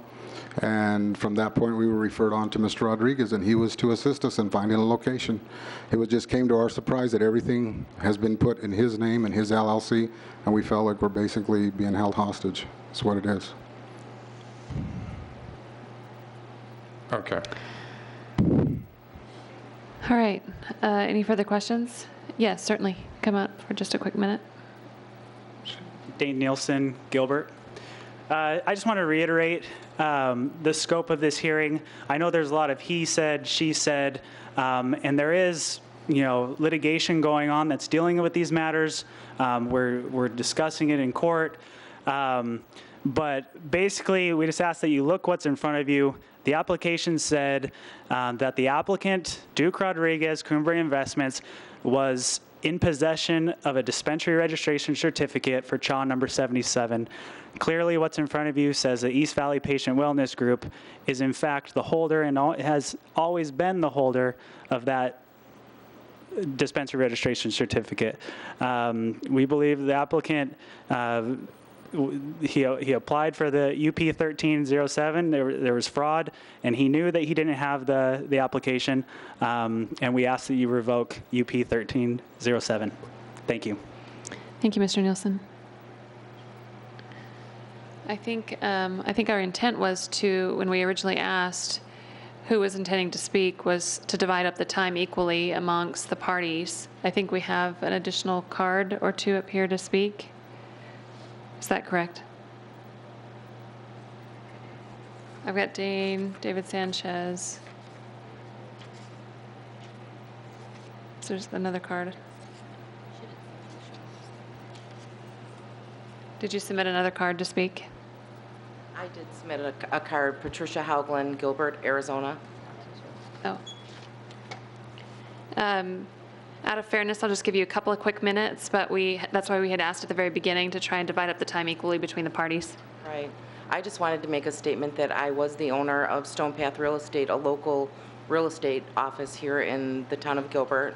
And Dave and Kathy Sanchez did come to my office and asked if my company would be able to assist in locating a piece of property in the town of Gilbert for the CHA that they had the license for. At that time, I did not work directly with potential clients coming to the office. I managed agents that worked at our firm. Duke Rodriguez had worked for my firm for about 30 days when this time happened, and I had referred Kathy and Dave to Duke Rodriguez to represent them solely as a real estate agent. And what then occurred was that Duke went, met with them, got information about their business and about the medical marijuana industry, and then he went and locked up the real estate that was available in the town, knowing that there was no other real estate in town for the Sanchez's to be able to get approved by the city. After that occurred, and after I found out all the information of what I believe to be fraudulent activity on the part of an agent that worked for my firm, I immediately terminated his license. So I just wanted everyone here to understand what my position was as far as I saw it unfold as the broker and owner of the company and watching his activities. It is at minimum unethical to do that to a client. When someone comes to you and says to you, I need to find a needle in the haystack, and you find it, and then you procure that under your name and say, aha, it's mine now, and if you want it, you're going to abide by my terms, and that is exactly what happened. Okay. Thank you. Thank you very much. The applicant, Mr. Rodriguez.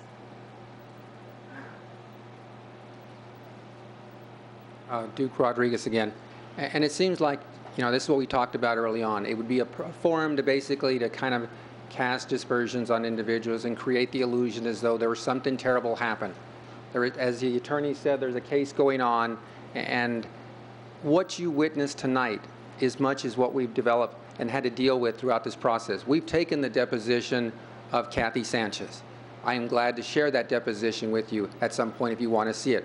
We've tried to take the deposition of David Sanchez, and he kind of ditched it several times, and we can verify what happened. But even the experience you saw in a few minutes here, a question was asked by one of the committee members. David came up here and says, I'm from Tempe.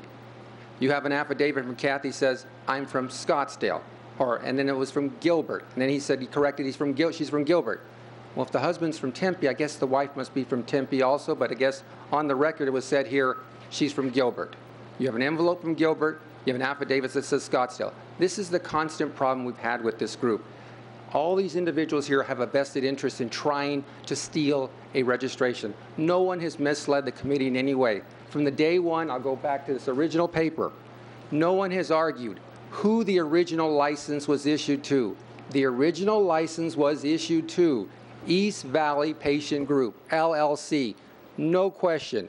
These are the original members. They mentioned that, Dr. Enrique Cifuentes didn't want to participate.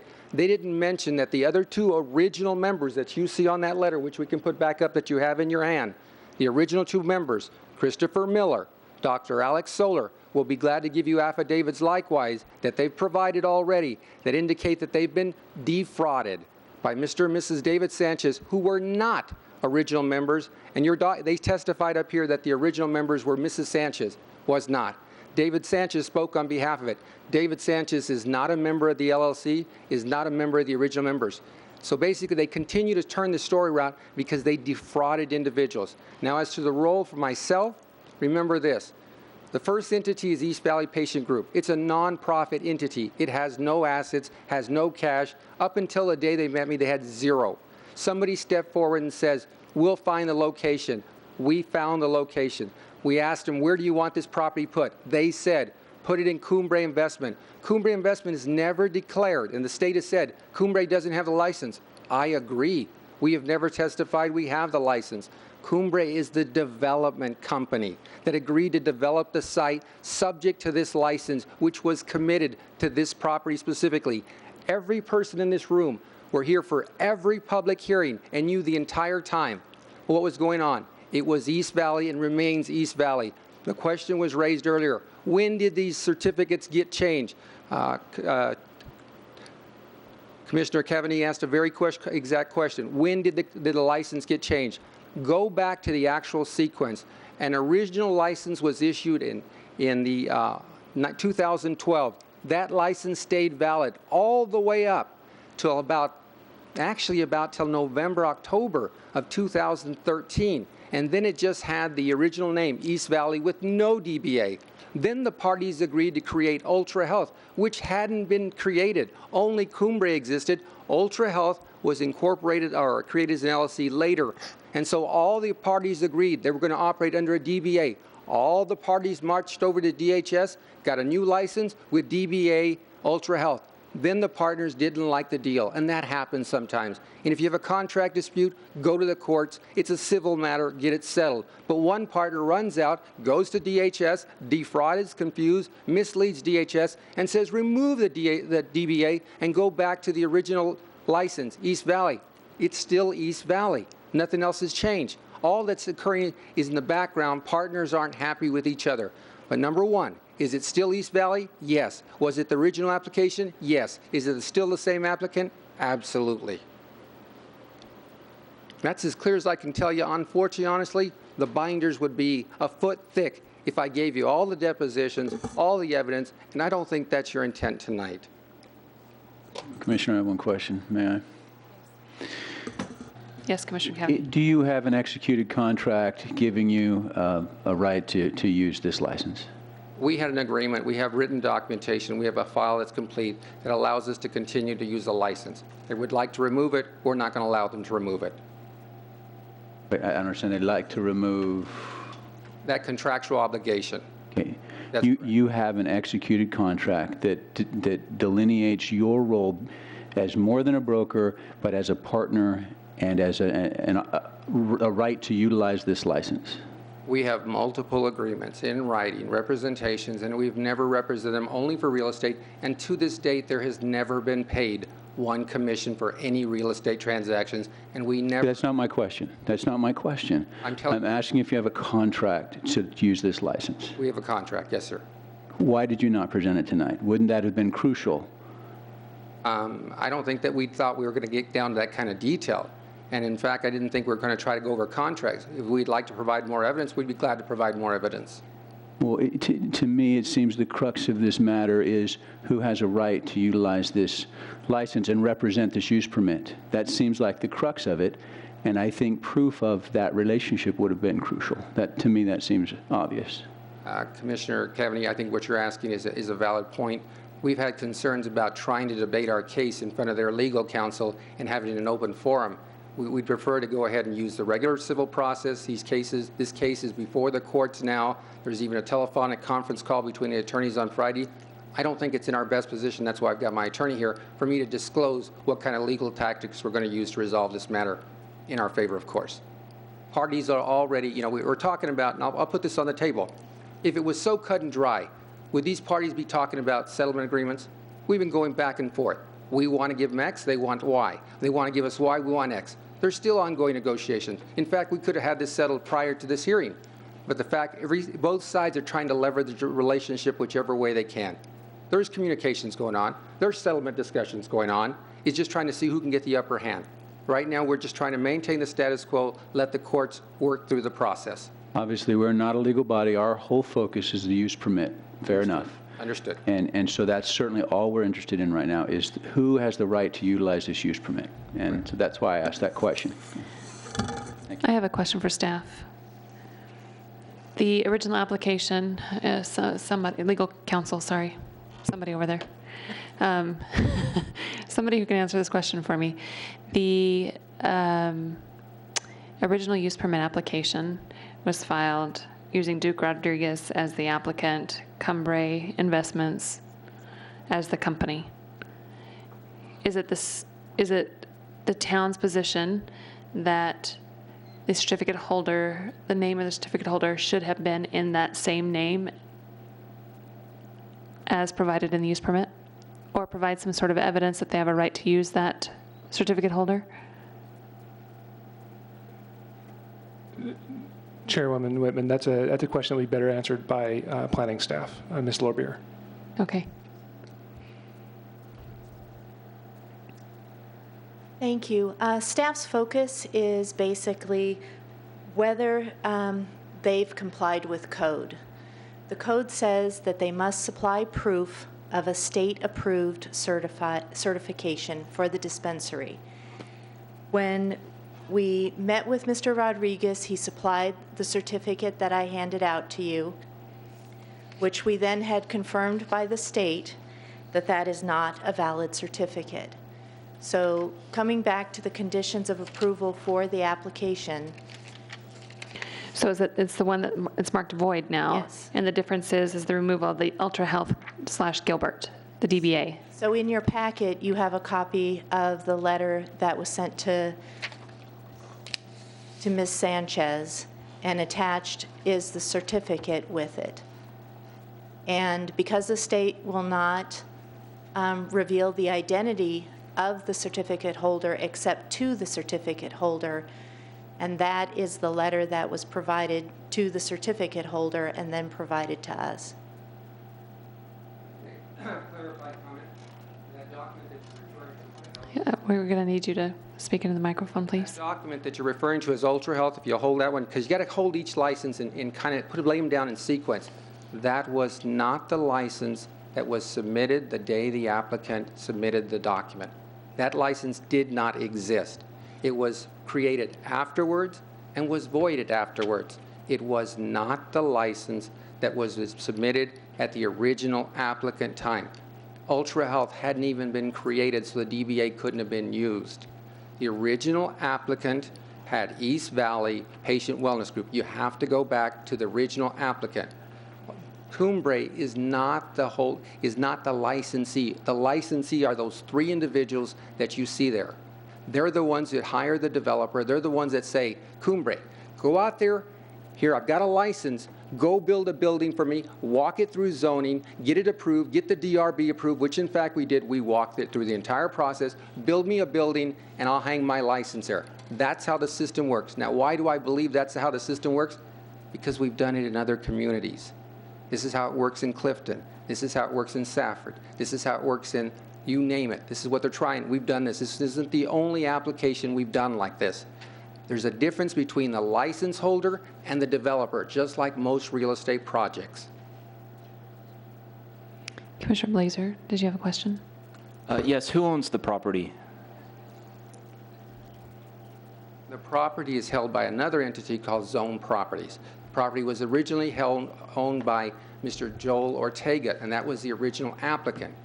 During the original, he was signing the owner affidavit that this is my property. When you're doing the application, you do the owner application. So he signed that I'm the property, I'm allowing for its use. The property was subsequently sold, not to Cumbray, but was sold to Zone Properties, Inc. Okay.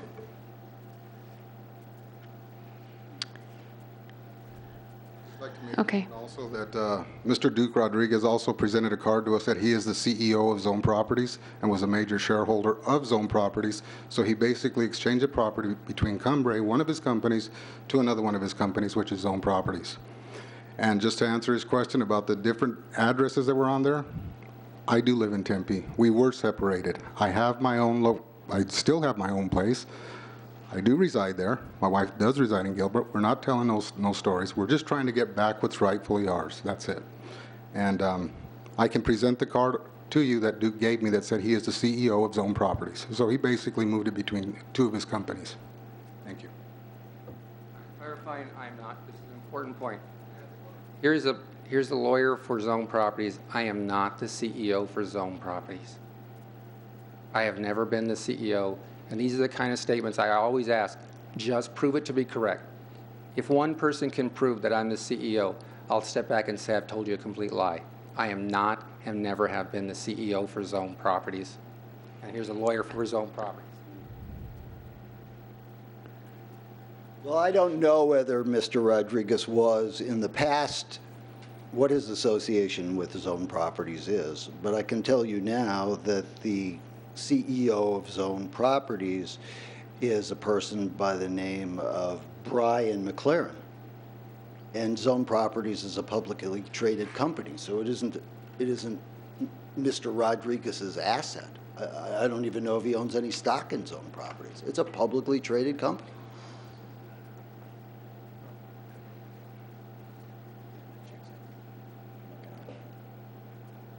Chair Whitman, if I may just again clarify that the concern of staff is the focus that whether they are complying with code.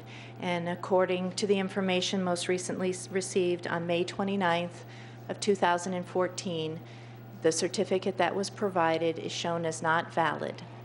And so they must continually supply proof that they have a valid certificate, and the certificate that was provided is shown as not valid.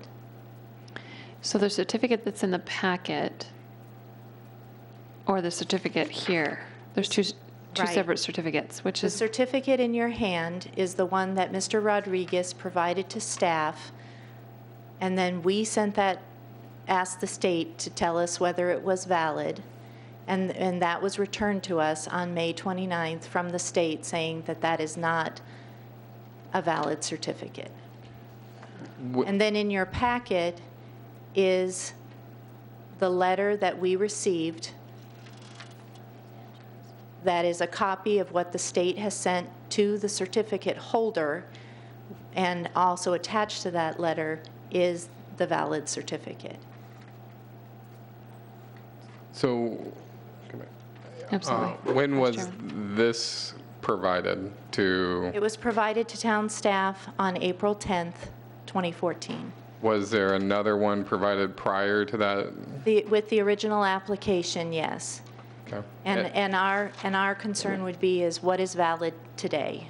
Right. When the original application, was that this certificate? No, it did not have the DBA on there. but the one that's valid now doesn't have the DBA on it. Right.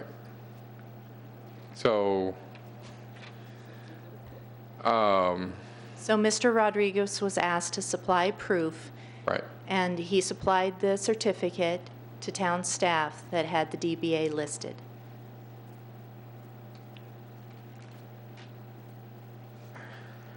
Okay. Thank you. So let me see if I can get the time frame straight.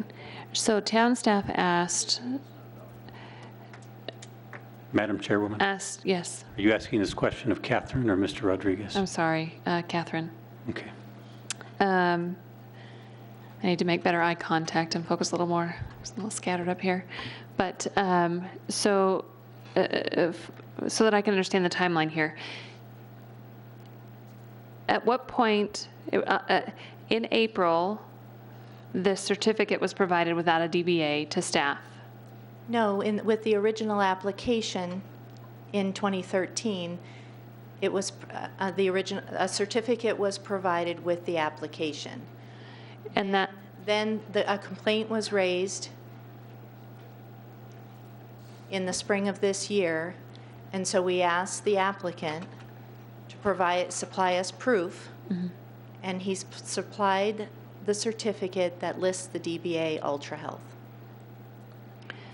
But, And then after that, I believe the letter is dated April 25th. That letter was forwarded to staff, which is the letter from the state to the certificate holder confirming that they were the certificate holder and that the other parties were not. And they attached a copy of the current certificate. so the original application and the use permit that was approved provided a certificate without the DBA. Yes. And now we have confirmation from the state that certificate, the certificate that they provided, is the same one that was provided as part of the use permit approval. Well, it is the certificate that was attached to the letter that was provided to the certificate holder, which is not Mr. Rodriguez. Wait, wait a second. I'll talk to staff. So, I'm sorry. Go ahead, Vice Chairman. I'm sorry. So, the certificate in the middle of the two, I guess my question and trying to understand if the business is not operating and has not been built, if that we're understanding that. And then it comes up in the process, and I'm trying to understand the middle certificate of, I make it one that was with the application and the one in the end are the same one that we see today in our packets. So I'm trying to understand the essence of the middle one, the one with the DBA. Yeah, I understand. I want to understand from staff first. The essence of the middle one is that when asked to supply proof of a state-approved certificate, Mr. Rodriguez provided the one with Ultra Health, and through the process, our inquiry with the state, it was confirmed that that is not a valid certificate. Right. It always has to be the applicant, because we talk, or I haven't talked, but understanding the applicant who does the use permit has to have ownership of the certificate per our stipulations of the use permit. It's not that he needs to be the owner of the certificate.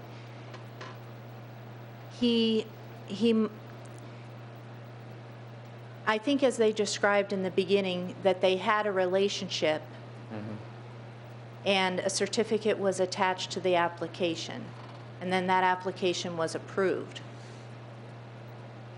Then there was a complaint that there was not a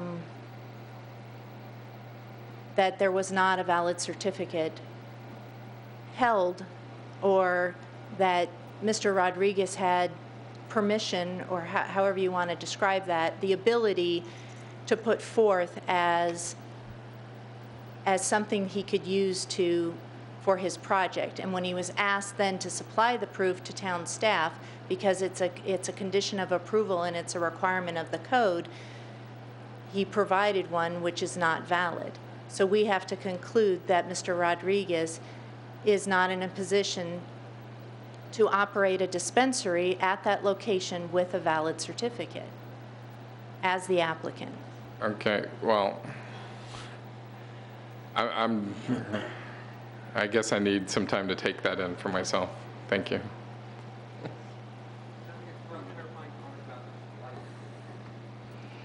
Yes. The state has control over every license that goes out. I cannot change the name on any license. The very first one and the last one, you notice, look identical. So all that happened is the first one was approved and says East Valley. I never added DBA, nor can I legally add DBA. I can provide you a signed document from the Sanchez's that ordered and requested DHS to add DBA. But it doesn't matter, it's just a DBA because a lot of these things get issued in their original licensee, but because they get these strange names, they all choose a DBA to operate. That's nothing more than a DBA. When staff asked me to provide a current copy, we provided the current copy, which was the DBA, but still has on the headline, East Valley Wellness Patient Group. Never changed from day one to currently. It's still the same headline. DHS will tell you can add a DBA every other week. They requested to add Ultra Health. Thus, they requested to remove Ultra Health. But it never was on the original applicant, nor is it on the end. It's still East Valley Patient Wellness Group. They made it sound like I changed the name. They forgot. They made the name change request. Okay, we're going to have to wrap this up at some point. Just one more before my counsel comes up. When we were going to apply for Town of Gilbert, when he said he had secured a spot, Duke called us over and over and said, I need a copy of your certificate, I need a copy of your certificate. We provided it to him. He told us it's going to be put in our name. He took that certificate, presented it as his. If you look at who are the owners of East Valley right now, he's not an owner. He's nowhere near. He never has been an owner. There is no signed agreement. So I just like my counsel. Dane Nielsen, Gilbert, again. Just to wrap it up, I mean, I think a lot of things have been said. There's a lot of issues going on, but I'd like to bring it back to the main fact that right now, the dispensary registration certificate for CHA 77 East Gilbert is in the name of East Valley Patient Wellness Center. Duke Rodriguez is not part of East Valley Patient Wellness Group. He's not part of the dispensary registration certificate, and therefore, UP 1307, as it stands right now, is issued for a piece of property that does not have that license. It doesn't have a license to have a dispensary. That's why we ask you to revoke, because Duke Rodriguez is not part of East Valley Patient Wellness Group, and they're the holders of the dispensary registration certificate for CHA 77. Thank you. Madam Chairwoman, it looks like Mr. Rodriguez wishes to speak. If you have a question of him, that's fine, but feel free to take charge of this meeting, or as you have done. Right. And but I guess what I'm saying, Madam Chairwoman, is as you know, the meeting's in your control, and it's not up to people to line up to say what they wish to say. Thank you. If you have a question of Mr. Rodriguez, or you wish to let him make a final statement, that would be appropriate. Okay. But not in his own initiative. Thank you. Thank you. I'm quickly reading through the letter from ADHS regarding East Valley Patient Wellness Group. So if we can hold on for just a second.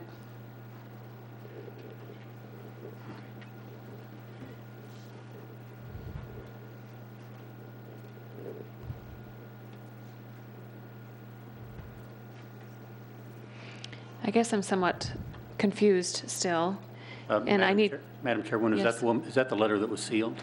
No, I have not opened the letter that's sealed.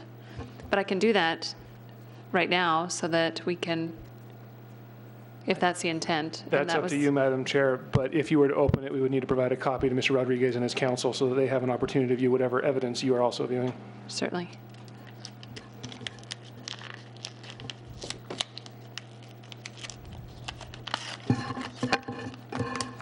It's like Christmas.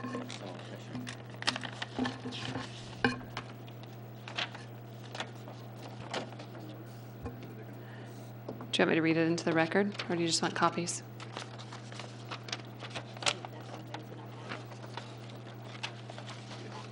Is it the same letter that was distributed as an exhibit?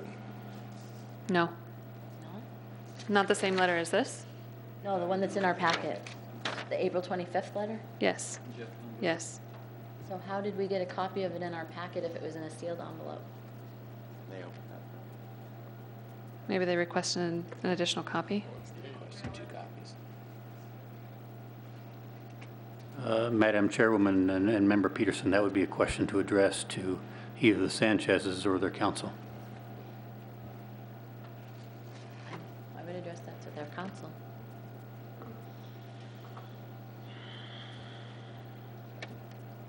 Yeah, the Arizona Department of Health Services, they emailed a copy and then sent a copy via U.S. mail. So we had the emailed copy, which we provided you, and then they sent the mail, the actual letter in an envelope the same day. So we received it a few days later. So the certified envelope that we received tonight, the reason that it wasn't open is because we had already read it. We had already gotten it through email, so we just kept that sealed.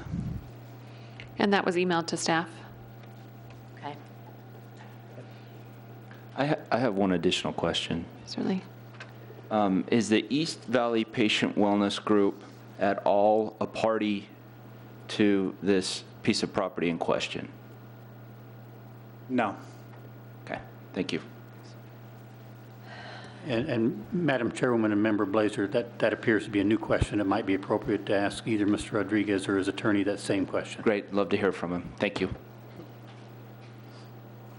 To answer the question, you have a license there. It's East Valley. They're confusing a lot of facts about what can happen to a license. The license is issued to a specific address. What is the address on that license? 988 South 182nd Place. It's the same exact property that was approved. It's never been changed. You've been playing with the DBAs back and forth. East Valley Patient Group is the 3 people that are on that award letter we gave you at the very beginning. Those are the 3 original licensee awardees. Those original members are in support of that location. They are the original licensees. Anybody that comes after, Sanchez's, anyone else, myself, I'm a developer. I'm not a licensee. The Sanchez's are not even licensees. Everybody can stand here. All that matters are the 3 original licensees, and what site do they support? The license that was issued by DHS that apparently was in your sealed letter or not. 988 South 182nd Place. Thank you. I'm going to... last comment for a minute. Yes, and also, Madam Chairwoman, I believe council's already asked her that question. Whether or not the client is also allowed to answer that question is entirely up to you. Thank you. I just wanted to just reiterate that Arizona Department of Health Services does recognize Kathy Sanchez as the holder, principal officer of East Valley Patient Wellness Group. Her and Candace Morales, that's it, nobody else. Do we have enough information to close the public hearing and bring it back to the dais? Yeah, is everybody good? Okay. That's what we'll do.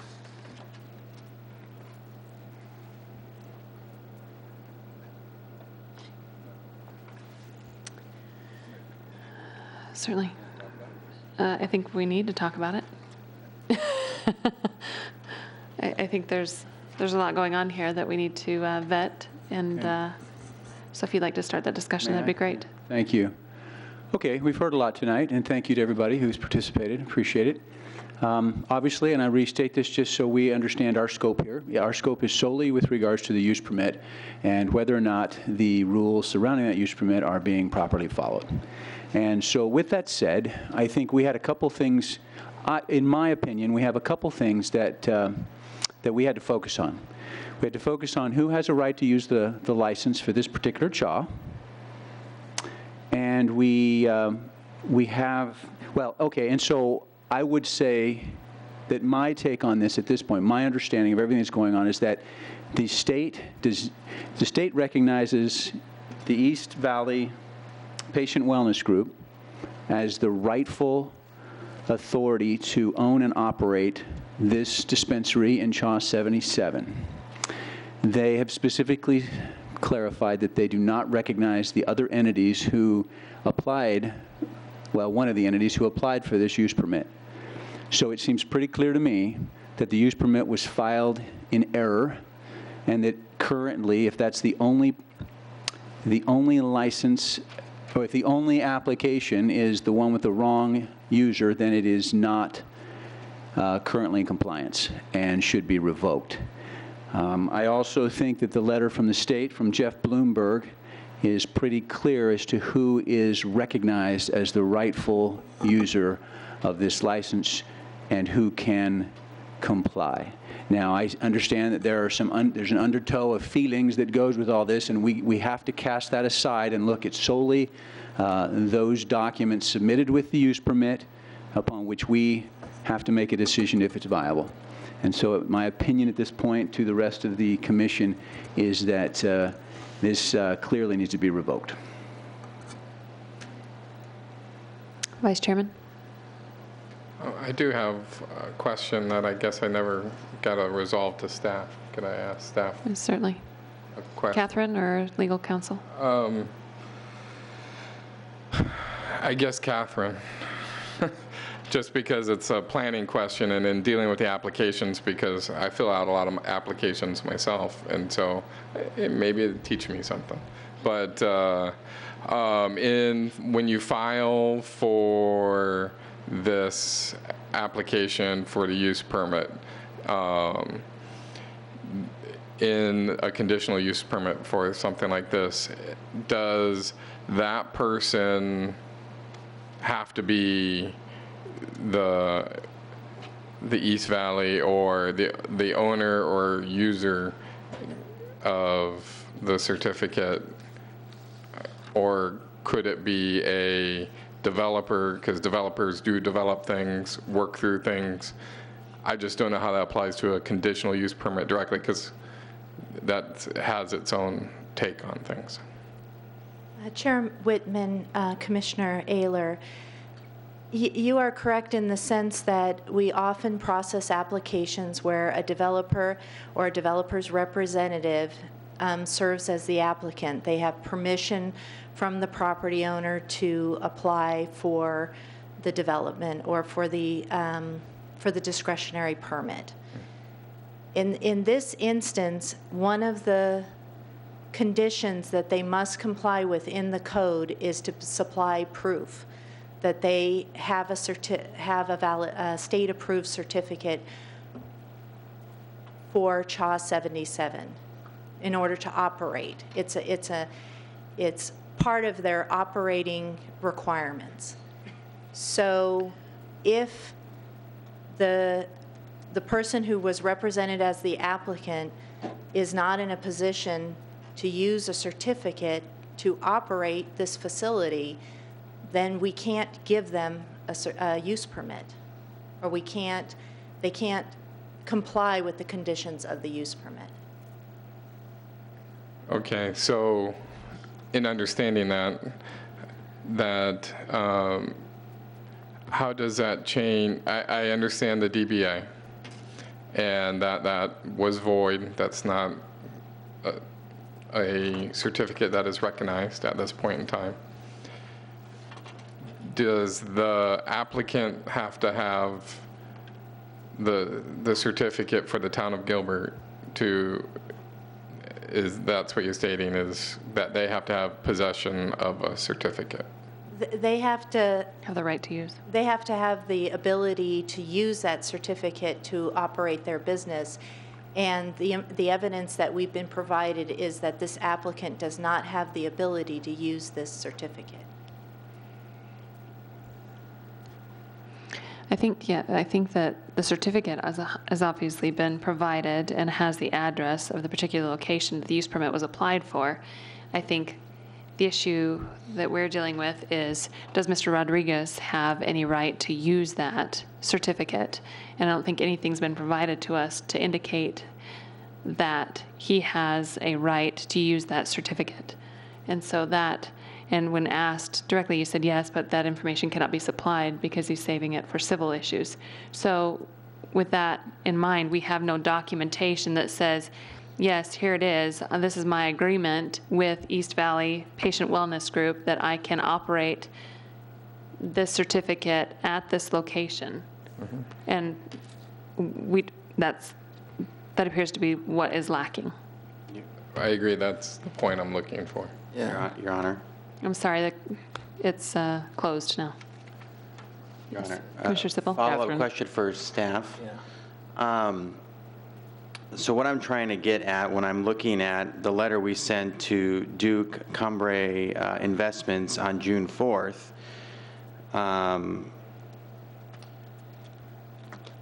it does stipulate number 4 is the use permit shall only become effective upon providing proof that the dispensary is state approved, certified or registered with the State Department of Health Services. Are we sending it directly to Duke and Cambrai? Are we saying that East Valley, who are we sending that to? I guess I see the letter sent to Duke and Cambrai Investments, but all we've talked about is East Valley Patient Wellness Group. And so I'm trying to understand, when you say they, do you mean, did we initially give this to Duke and Cambrai, or did we give it to this East Valley Patient Wellness Group? Commissioner Sippel, are you referring to the previous notice of decision that was issued when the use permit was originally On July approved? 3rd, 2013, yes. 2013. Yeah. Yes. Okay, so it is our practice to issue a notice of decision after the Planning Commission takes action. We would issue that notice of decision to the applicant who we have on record with the original application. So, but these conditions run with the use permit. They embody the requirements of the use permit, whoever the applicant is. So whoever the applicant is, or whoever's trying to operate a dispensary at this particular location, must comply with these conditions. And are we saying that Duke is that person, or East Valley Patient Wellness Group is that body that applied for the use permit? Can I ask the same question, I believe? When you get an application in, there's room for an applicant and a name for an owner. I'm assuming that this use permit was issued to the owner, not to the applicant. Are they one and the same in this case, or is there a different owner? There is a project name of East Valley Patient Wellness Group. Okay. There is an applicant of Duke Rodriguez, and then the original property owner was Joel Ortega. The use permit runs with the land, not with the people. And so if the people who want to, or whoever wants to establish a dispensary at this particular location where the use permit is assigned, must be able to supply proof that they have the ability to operate under the state. And in this instance, we do not have that proof from the applicant. And the applicant being Duke, Yes. not East Valley Patient Wellness Group? Because I get what you're saying. It's assigned to this property, 988 South 182nd Street, this entity, right? They're the ones that can dispense, if you will. They're simply the applicant. And whoever is going to operate at this location must comply with the use permit. Which, number 4 stipulates providing us that they've got Right. state-approved certificate and registered. Now, if you go on to, Your Honor, am I okay to keep Yes, going? absolutely. If you go on to the Department of Health's website and look at Char 77, it talks about that on 6/6/13, an application was, there was an application submitted, but nothing's been approved to operate yet, and I would take that because they don't have a CFO yet to operate. And so to me, it kicks back to, well, if you look at step 4, in order for, this isn't even a certificate to operate, certificate register. This just says that the applicant, the registration certificate is not an approval to operate, just that this entity at this address is where we're kind of assigned to at this point. But if we never get a CFO, they're never going to get a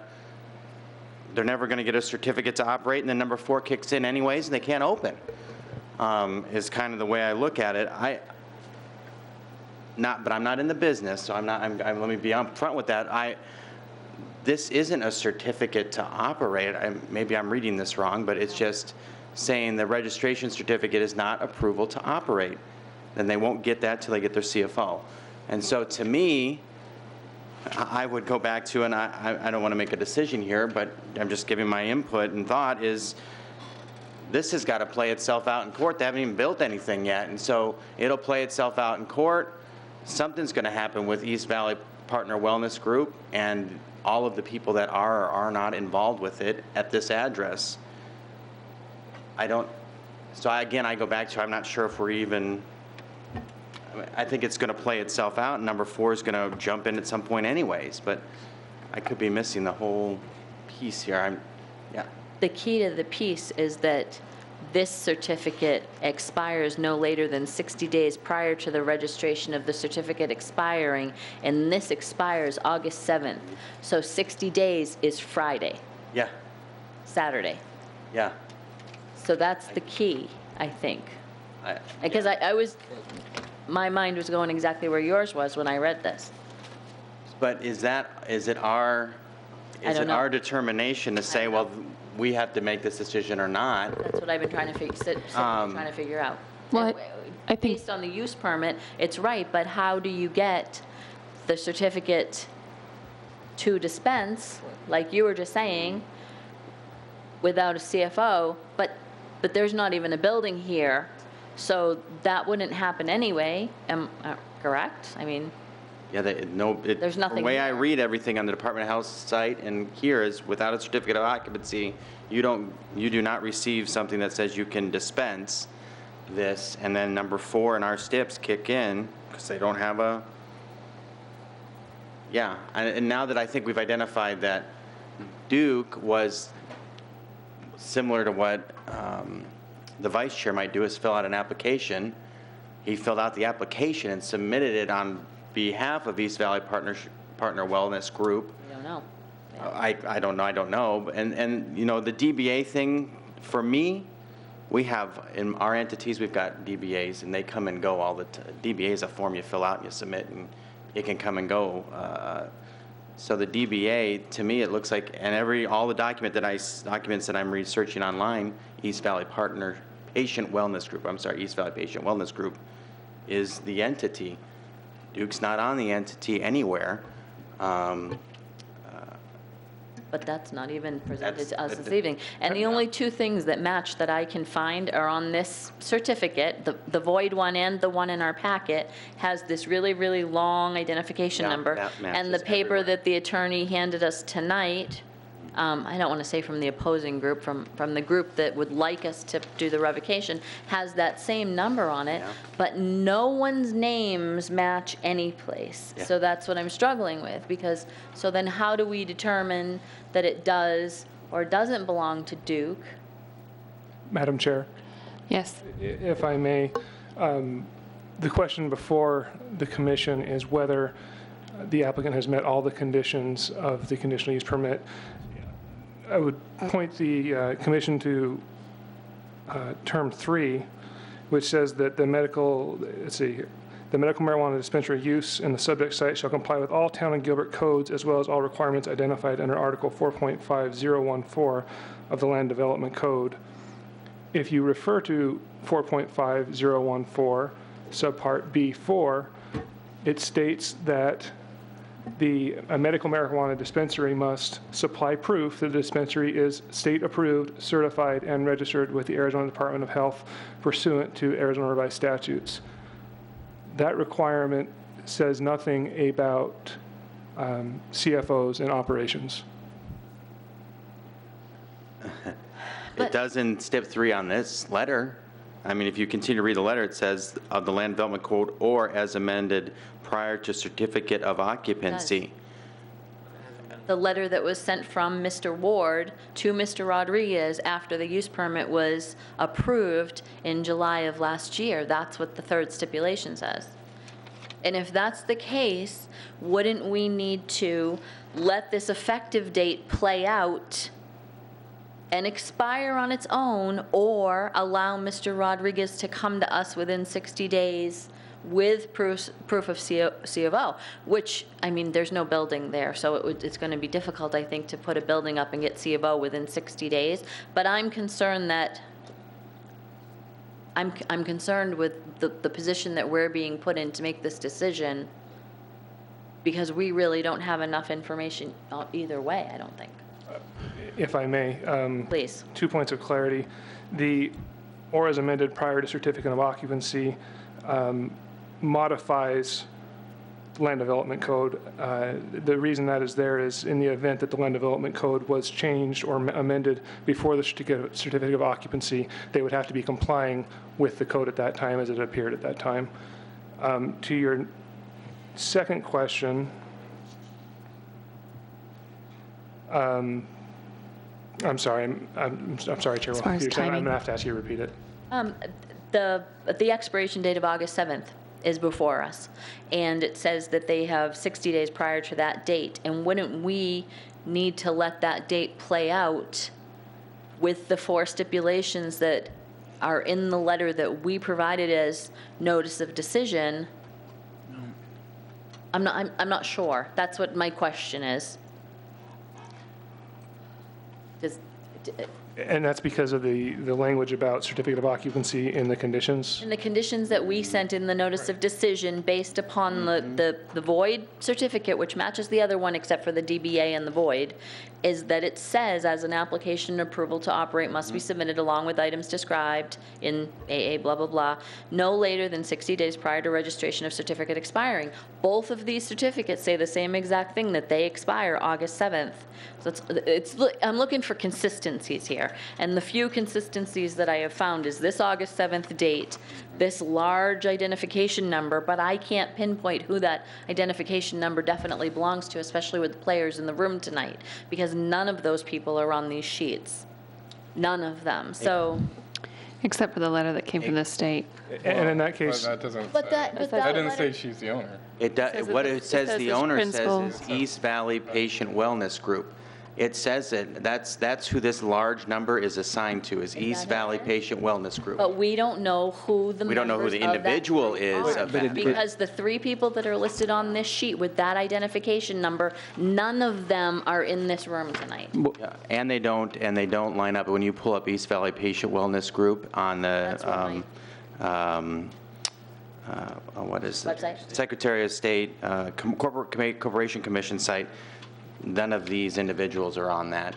And we've heard so many inconsistencies. We have an affidavit signed by Kathy Sanchez with a different location and different addresses, and then this patient identification group to East Valley Patient Wellness has a completely different address on it. So we just have a lot of inconsistencies. But the one letter from the state, from Jeff Bloomberg, does specify that Kathy Sanchez is the recognized principal of East Valley Patient Wellness Right. Group.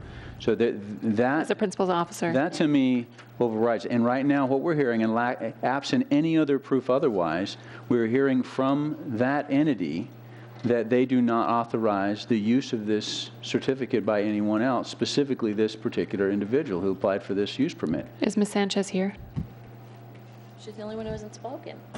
I mean, after all of this? and then the other thing is that, I forgot what I was going to say. She was represented by legal counsel, though, so Right. that's fine. Well, I don't know that David? her Yeah. husband was. I agree that that individual probably owns the entity based on the letter. Where I'm getting hung up is the entity is East Valley Patient Wellness Group assigned to that address. That's consistent. So I guess that I don't want to focus on a person, I want to focus on the entity, because I think that's what we talk about is the entity. Well, and I think we've got an interesting rub here. So the use permit is assigned to a piece of property, but the state gives licenses out to an operator or an individual, right, to a group. It's some group. It's not, they don't give it out to the land. I know that Mr. Rodriguez said they did, but I'm clearly reading that's not the case. So I think we have 2 different things here, and we have to look at, can this use permit be authorized? Can it continue to move forward if it doesn't align with the entity that has a right to use this area, CHA 77. And I mean, what we're hearing, and we absent any other proof, because we have not gotten proof that the applicant has any affiliation with this group. There's not. We didn't get a contract. We didn't get anything that says, yes, Mr. Rodriguez is part of our team, and we told him he could use our license. In effect, what I'm seeing is that, for lack of a better term, someone comes along and hijacks their license and says, you know what, I'm going to use your name. I'm going to use your license. And I think that's what we're hearing from the license owner or the registration certificate owner. And I'm sure the deal went bad. I'm sure at some point they might have had some verbal agreement, perhaps. I don't know that, but given the statements made here tonight, I don't think we can let this use permit continue to be active until we have the right registration certificate owner involved. But technically, the use permit isn't active anyway because there's not even a building there. Right. It says it doesn't become active until it is. So. Right. So making a decision tonight, those people are going to come in tomorrow and file for a different piece of property under this certificate because it doesn't expire until 60 days from Friday or Saturday. So we're, in essence, making a final decision on this case right here, right now, without the court case or anything. Expound. What do you mean? So. Meaning that if we decide that Mr. Rodriguez definitively does not hold any interest in this group and take away that use permit, that's what they're going to file tomorrow to get a use permit for a different piece of property using this certificate. Because if they don't file before Friday, this registration is going to expire in 60 days anyway. So what is the alternative, though? He clearly doesn't have a right to use it. Continue it for 30 days. I mean, Continue it on what basis? On the basis that I don't think that. I think we need a little more information on who has rights. I think that if they Who's find out authorized? a little bit more, because they have 60 days to deal with this. And I think it's awfully convenient, and I'm going to say this right here, I think it's awfully convenient that the complaint was made in March, that the letter was received by the other people in April. I don't know which way this is going to go. I'm just saying, based on what I've seen tonight and what I know about this case, I was here, I saw this case, I remember Mr. Rodriguez, I remember this case vividly, because it's only one of two that we've had in Gilbert. And so, based on what I've seen tonight, it's just too many things that don't add up that I can't definitively answer. One group is in control of East Valley Patient Wellness, or the other person is in control of East Valley Patient Wellness, and that it's not attached to this address, and who is attached to this address with that name. That's how I see it. I don't think it has anything to do with being attached to the address, the license with the address. Attached to the Yes, but the license. But aren't we, in essence, deciding the use permit is attached to the address? Use permit is, right.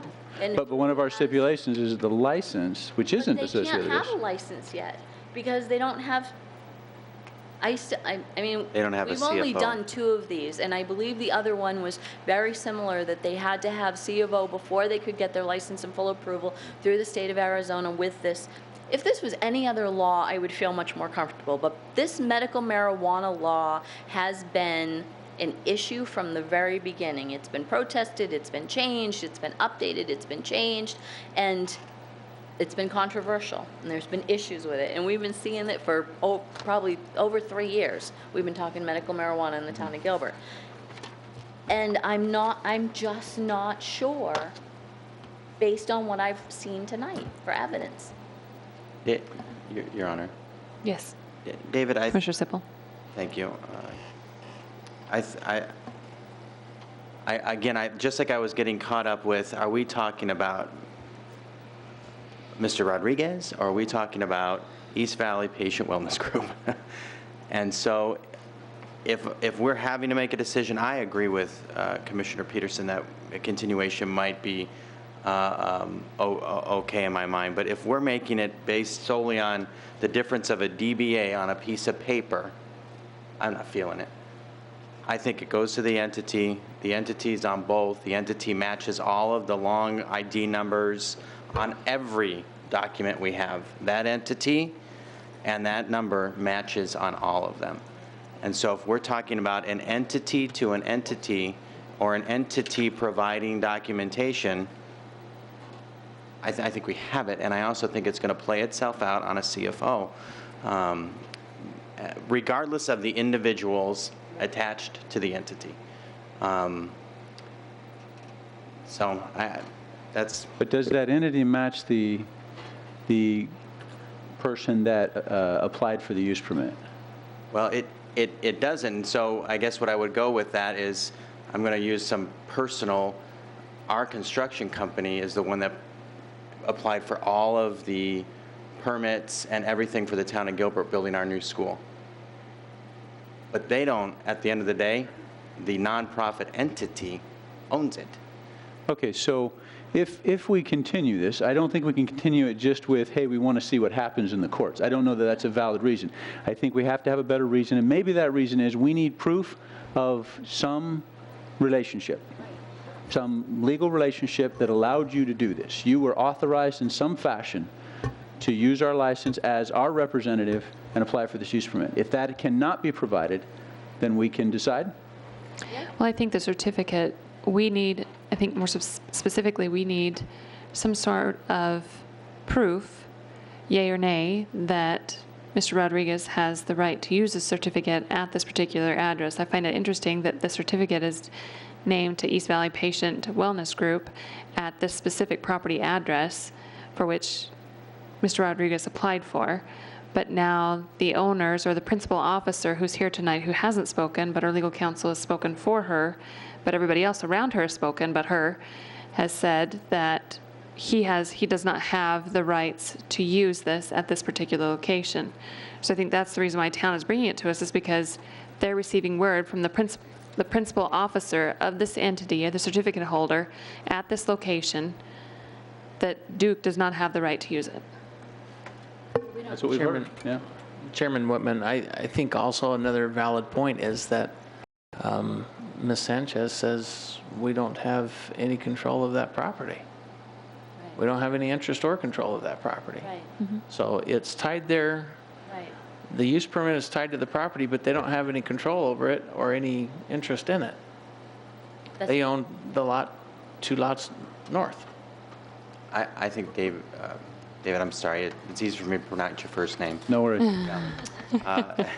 Makes a valid point. I mean, because again, going back to my situation, I've got a very legal binding agreement that says my developer can go do this for me. But at the end of the day, it's mine. I'm sure you get that too, Vice Chair, when you go and fill. Well, all of you that do that probably have that. You have an some sort of authorization. agreement. So I would feel comfortable continuing that based on being able to be provided documentation that he had at some point the availability, the ability to do this.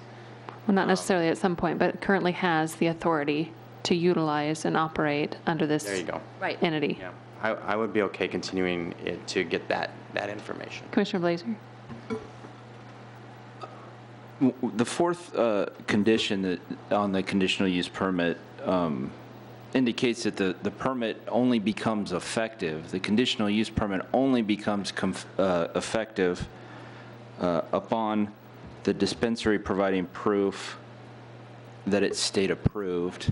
And just to support all we have here is a certificate indicating that this entity has the right to apply for approval. For 60 more days. For 60 more days. And maybe it would be a different argument if the building were built and we had a C of O or were closer to a C of O. But it reads to me as though that conditional use permit is not in effect and will not be in effect until they get a C of O and an approved. Kind of self-revoked at this point. It will be self-revoked, yes. It's not being used at the moment. There's no building there, there's no business there. It's not being used. And I would just add, there's just so many moving parts dealing with this issue. And if we were to leave the right, I guess we would be approving a right to continue forward with the conditional use permit, because it still won't be in effect until the building gets built, because the state's not going to provide approval till the state has a C of O in hand.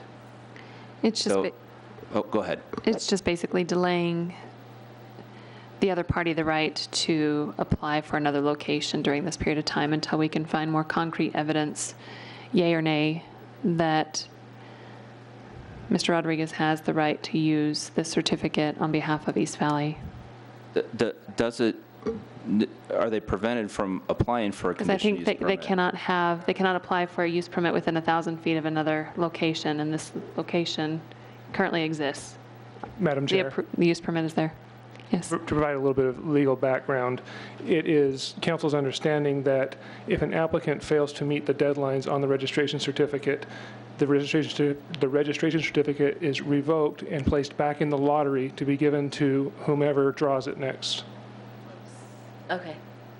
That's why we're here fighting tonight. So that's why they're trying to get the other location approved before that expiration. Correct. I would agree with Bridget. The timing is interesting.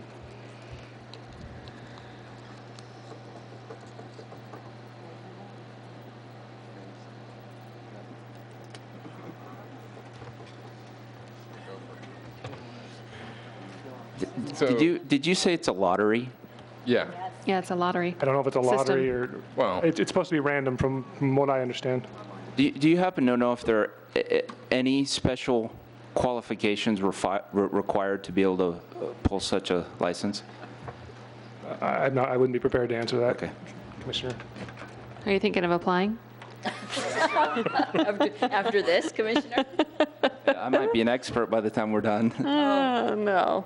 No. We're still not experts and been through this a number of times. I know a lot more about medical marijuana than I ever thought I would, but still not an expert.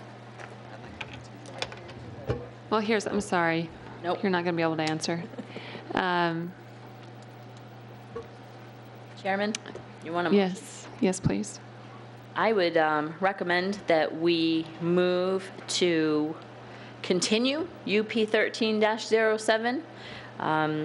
I would say to July, or should I make it an indefinite date, or should I say till July, and then if they have an issue, then?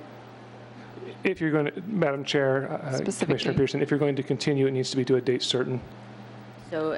To the July meeting. To the July meeting. I would move to continue to the July meeting and see what happens at that point. Do you want and request that the applicant and maybe the opposition provide more concrete evidence as to who has the right to utilize the certificate? Yes, or who has concrete evidence to show that they're actually attached to this East Valley, whatever it's called? Because I think that that's key, or who can show that they have evidence to attach them to 988 South 182nd Place, because right now I think the use permit goes with the location. It does, but if they don't have a certificate, they can't use it. So. Madam Chair, Commissioner Pearson, I would just caution that it is not the role of the commission to determine the corporate ownership of East Valley Patient Wellness. The issue before the commission today is to determine whether the current applicant has the authority or permission to utilize the certificate issued by the state. I think that's the documentation we need to be brought forth to the July meeting then. Yeah, I think in my opinion, based on what we've heard tonight, that is clear. So.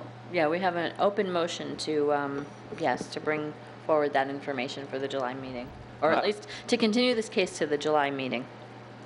Do I have a second? Second. I have a motion by Commissioner Peterson, a second by Vice Chairman Ayler for continuance to July meeting. All those in favor? Aye. Aye. All those opposed? Nay. Nay. Cavaney voting nay, and? Bloomfield and Me. Blazer. Okay.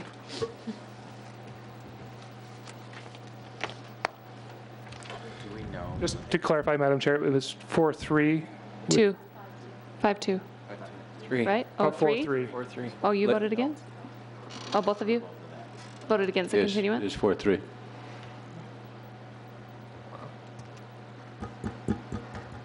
Just want to, Madam Chair, I want to make sure that we're clear that we know what we need to bring to July.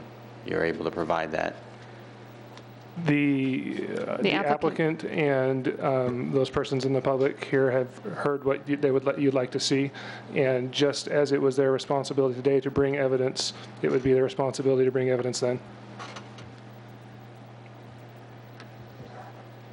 All right, thank you.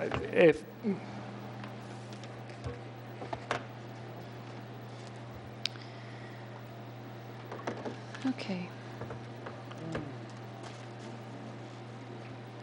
Moving on, just if I can find my paperwork now that I've completely destroyed everything up here. Madam Chair? Yes.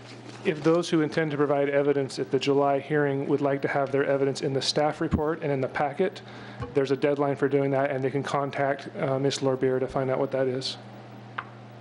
There's a deadline for the information that you need to supply for the packet, so please contact staff, Catherine Lorbeer, to find out what date that information is required to be submitted to her by. Thank you. All right, so that concludes our public hearing open agenda items. Moving on to administrative items, appointment of 2 Planning Commission members to the Behavioral Health Stakeholders Committee. I received one, Commissioner Blazer is interested in sitting on that stakeholder committee. Is there anybody else interested? On the behavioral health?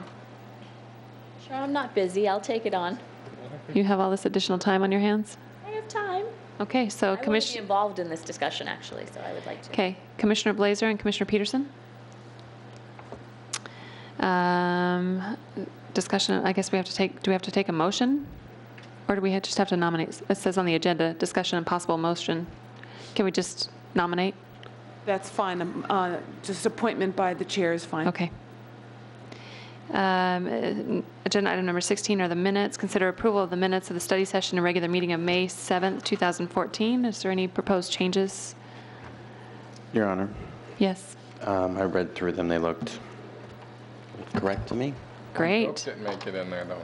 Your what? Need to jog more, joke. Oh, yeah, well. It's carefully edited. It wasn't that funny.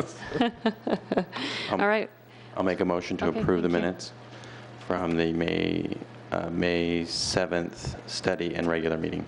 Do I have a... Okay, I have a motion by Commissioner Sippel, a second by Commissioner Cavney. All those in favor? Aye. Aye. Aye. Any opposed? Passes unanimously. Moving on to communications, report from the chairman and members of the Planning Commission on current events. I don't have anything specific to report. I don't know if anybody else. It's hot. It's too late. Be careful. Watch your kids around water. Don't leave your kids or pets in cars. Yes. Yeah. Agenda item number 18, report from the council liaison, who isn't here as well.